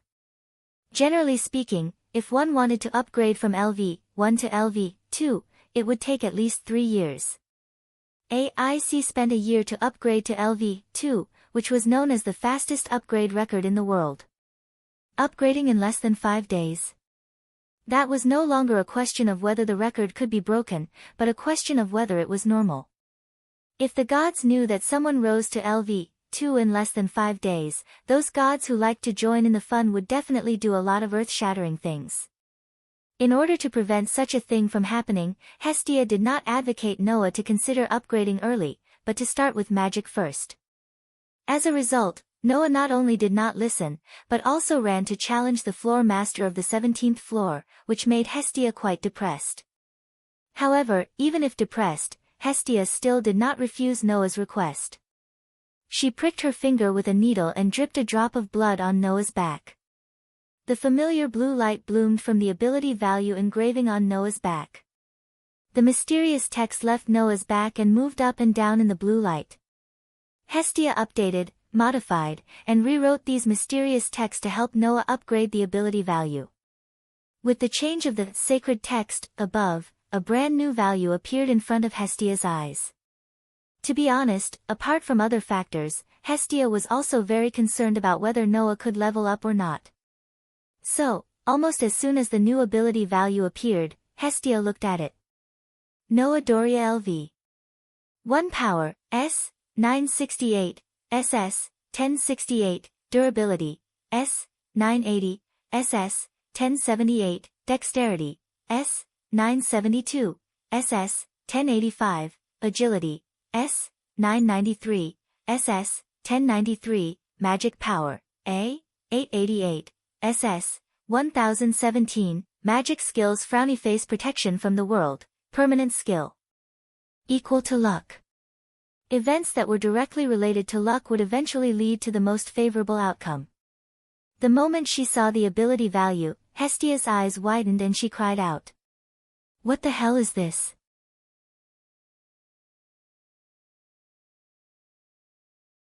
Noya, who was also looking forward to leveling up, was startled by Hestia's shout. He even stood up subconsciously. Whoa! Hestia, who was sitting on Noah's back, was directly flipped over and fell on the bed. Her 2 legs were directly placed on Noah's shoulders, revealing the scenery under her skirt in front of Noah. Not only that, even if she was lying there, Hestia's plump upper body still defied the law of gravity. Noah didn't know where to look and could only helplessly pull Hestia up. What's wrong? Why are you making such a fuss? Hestia didn't speak. She just stared at Noah without saying a word. She even moved her face closer to Noah's, to the point where their foreheads were almost touching. Looking at Hestia's cute face slowly moving closer to him, Noah blinked. Do you want to kiss me? Who wants to kiss you? Hestia's pretty face blushed. She suddenly pulled away and stared at Noah. I want to see what kind of structure a freak like you has. Why did your ability value change like that? Hearing Hestia's words, Noah's curiosity was completely aroused. What's my ability value changed? Hestia puffed up her cheeks and recorded all the updated ability values on a parchment paper and handed it to Noah. See for yourself. Noah directly took the parchment paper and looked at the ability value. When he saw his current ability value, he couldn't help but be stunned. SS. What does this mean? Didn't they say that the highest level of basic ability was S stage, and the upper limit of proficiency was 999? Then what's the deal with the SS stage and the thousands of proficiency points? What's going on? Noah cast his gaze on Hestia. Why is this ability value status appearing? How would I know? Hestia said as if she was in a difficult situation. So far, this hasn't happened. I want to ask you what's going on. Noah frowned. For Noah, who wasn't a native of this world, if even Hestia, who was a god and had lived for billions of years, couldn't understand this situation, then it was even more impossible for him to understand. In other words, the SS stage basic ability value and the thousands of proficiency points for each basic ability would become an unsolved mystery. No. It couldn't be said to be an unsolved mystery. At least, that was what Hestia said.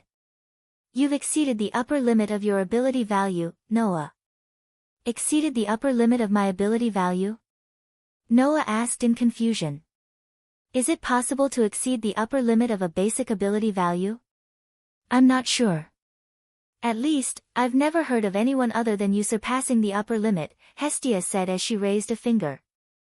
But Noah, I have to tell you that the information about your ability value is the result of long-term verification and analysis since we gods descended to this world.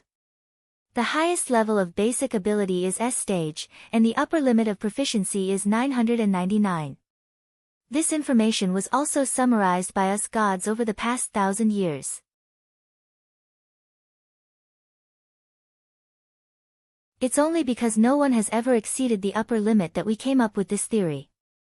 What's certain is that as children of this world, there are still possibilities in your body that even we gods can't understand. Perhaps the possibilities in your body are so amazing that you can break the summary of the past 1,000 years. Hestia took the paper from Noah's hand, looked at the numbers on it, and said word by word, "That's right." In other words, you've reached a level that no one has reached in the past 1,000 years. Really? Noah smiled bitterly. But I still haven't been able to level up. No, you killed a LV4 floor master as a LV1. That's already a great achievement. You have indeed accumulated a lot of experience points. Hestia frowned her cute eyebrows. If you were an ordinary level 1, you would have already leveled up. But you haven't leveled up. It seems that your container is too big. If you want to evolve the container itself, you need another condition. Noah was refreshed and quickly asked. What condition? You should know that only when your basic ability evaluation reaches D stage or above can you be qualified to level up, right? Hestia said. After all, the basic ability accumulated in a level is just the cornerstone needed to level up. Your current situation is that the container itself is too big. If you want to evolve, you have to lay down more cornerstones. Noah understood. In other words, I have to continue to train my basic ability. That's right. Hestia curled her lips. Although, I don't know if the SS stage of your all-ability value is not enough to be your cornerstone and allow you to evolve. I just know how terrifying you are as a vessel. Noah ignored Hestia's sarcasm and slowly tightened his grip on the paper in his hand.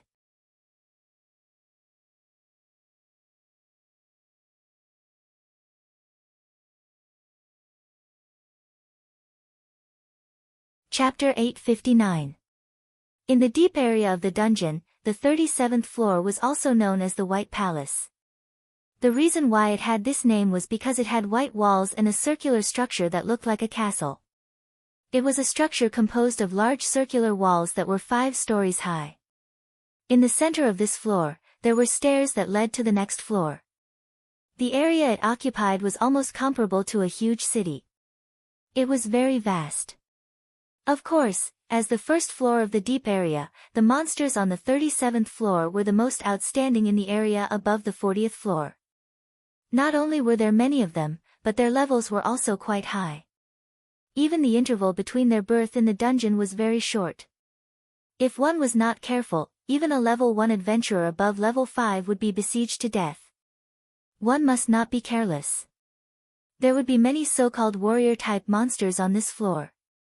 Starting from the 15th floor of the middle area of the dungeon, there was a level 2 Minotaur monster called the Minotaur.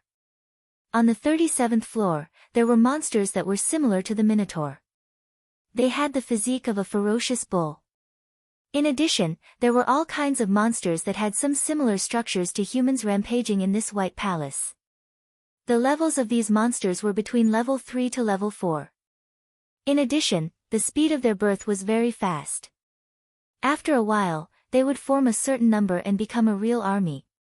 Therefore, even a level 1 adventurer of level 5 could not ignore the danger on this floor. Under such circumstances, there was an adventurer whose real level was only level 1 who was deep in the siege of a large group of ferocious bull monsters at this time. Rumble. There were definitely hundreds of ferocious bull monsters holding huge stone weapons. Each monster's weapon had a bright red color, as if it was dyed with blood. With the trembling sound that resounded throughout the entire space, the ferocious bull's eyes were red, and white gas was coming out of its nostrils. Its strong and powerful hooves trampled on the ground and rushed toward the thin figure. The scene of hundreds of huge ferocious bull monsters at least 2 meters tall running in groups. If one word was to describe it, it would be shocking. In the trembling sound of the earth, the distance between the disproportionate monster army and the thin figure was almost wiped out in the blink of an eye. Then, like a tsunami, the endless wave of monsters instantly drowned that figure. Facing the large group of monsters, Noah did not move. His expression did not even change. In his hand was a knight's sword that was very similar to the sword in the stone that he had lent to AIC. Compared to the sword in the stone, this knight's sword was more quaint. However, the golden radiance flowing through it was more dazzling.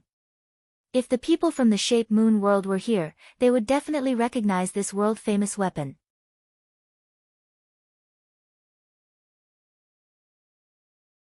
Its name was Excalibur. It was an A++ level relic that was definitely more powerful than the relic of humans and the relic of armies. Holding the famous holy sword in his hand, Noah calmly looked at the group of monsters that were charging at him. It was only until the bull monster that was charging at the forefront that he finally made his move when the white gas that was spurting out of its nostrils almost hit him. Clang! With just a light sidestep, he avoided the charging bull monster.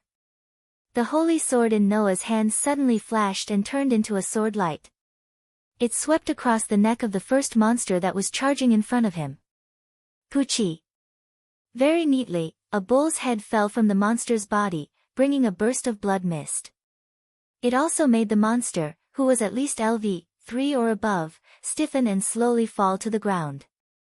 At the same time, the ferocious bull monsters jumped, pounced, charged, and waved their weapons to attack Noah.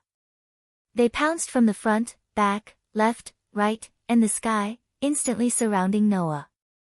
Facing this situation, Noah did not retreat. Instead, he moved forward. With a strange twist, he changed his speed and dodged to the side. At the same time, the cold sword light lit up again. Puchi! The lightning-like sword cut through the arm of the ferocious bull monster and cut it off with a crisp tearing sound, letting the arm fall to the ground. While the monster let out a painful scream, Noah rushed forward, raised his sword, and let the huge bull's head fly to the sky again and fall to the ground. Just like that, Noah was like a leaf in a stormy sea, flashing left and right as the wave of monsters hit back and forth. Sometimes he rushed forward. Sometimes he retreated. Sometimes he dodged to the left. Sometimes he dodged to the right. He didn't let any monster touch his body. Puchi puchi puchi. As Noah moved his body agilely, every 2 to 3 seconds, a huge bull head would be tossed into the air, bringing with it bursts of crimson blood that splattered all over the sky. The monsters that fell to the ground turned into ashes one by one, leaving only fist-sized magic stones and horns, completely disappearing from this space. Because of the skill, World's Protection, that could bring great luck, the monsters that Noah killed almost all dropped items. Players could only obtain loot from monsters they killed when they were very lucky. Noah, on the other hand, only obtained magic stones when his luck was really bad. This was the difference.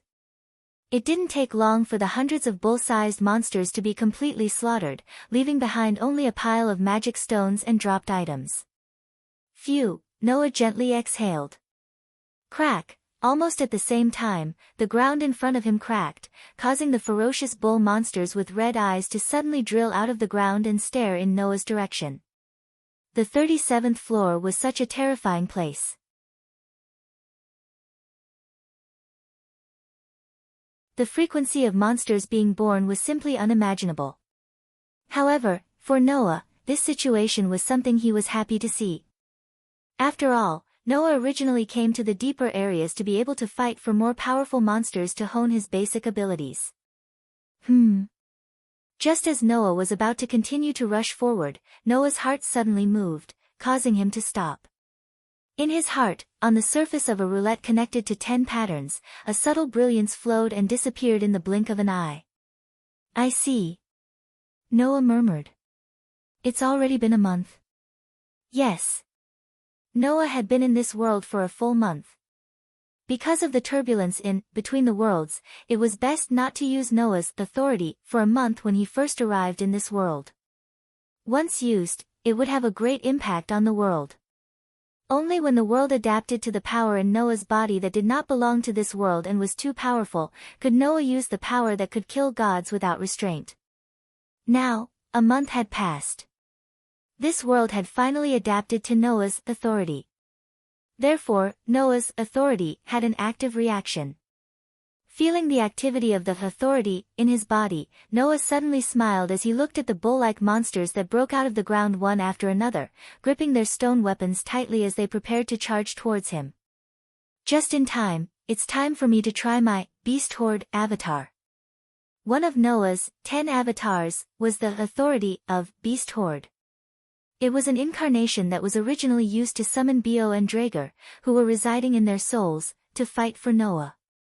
However, when Bio and Drager's consciousness were removed by Gaia and Aleya, Noah's Beast Horde avatar's ability changed.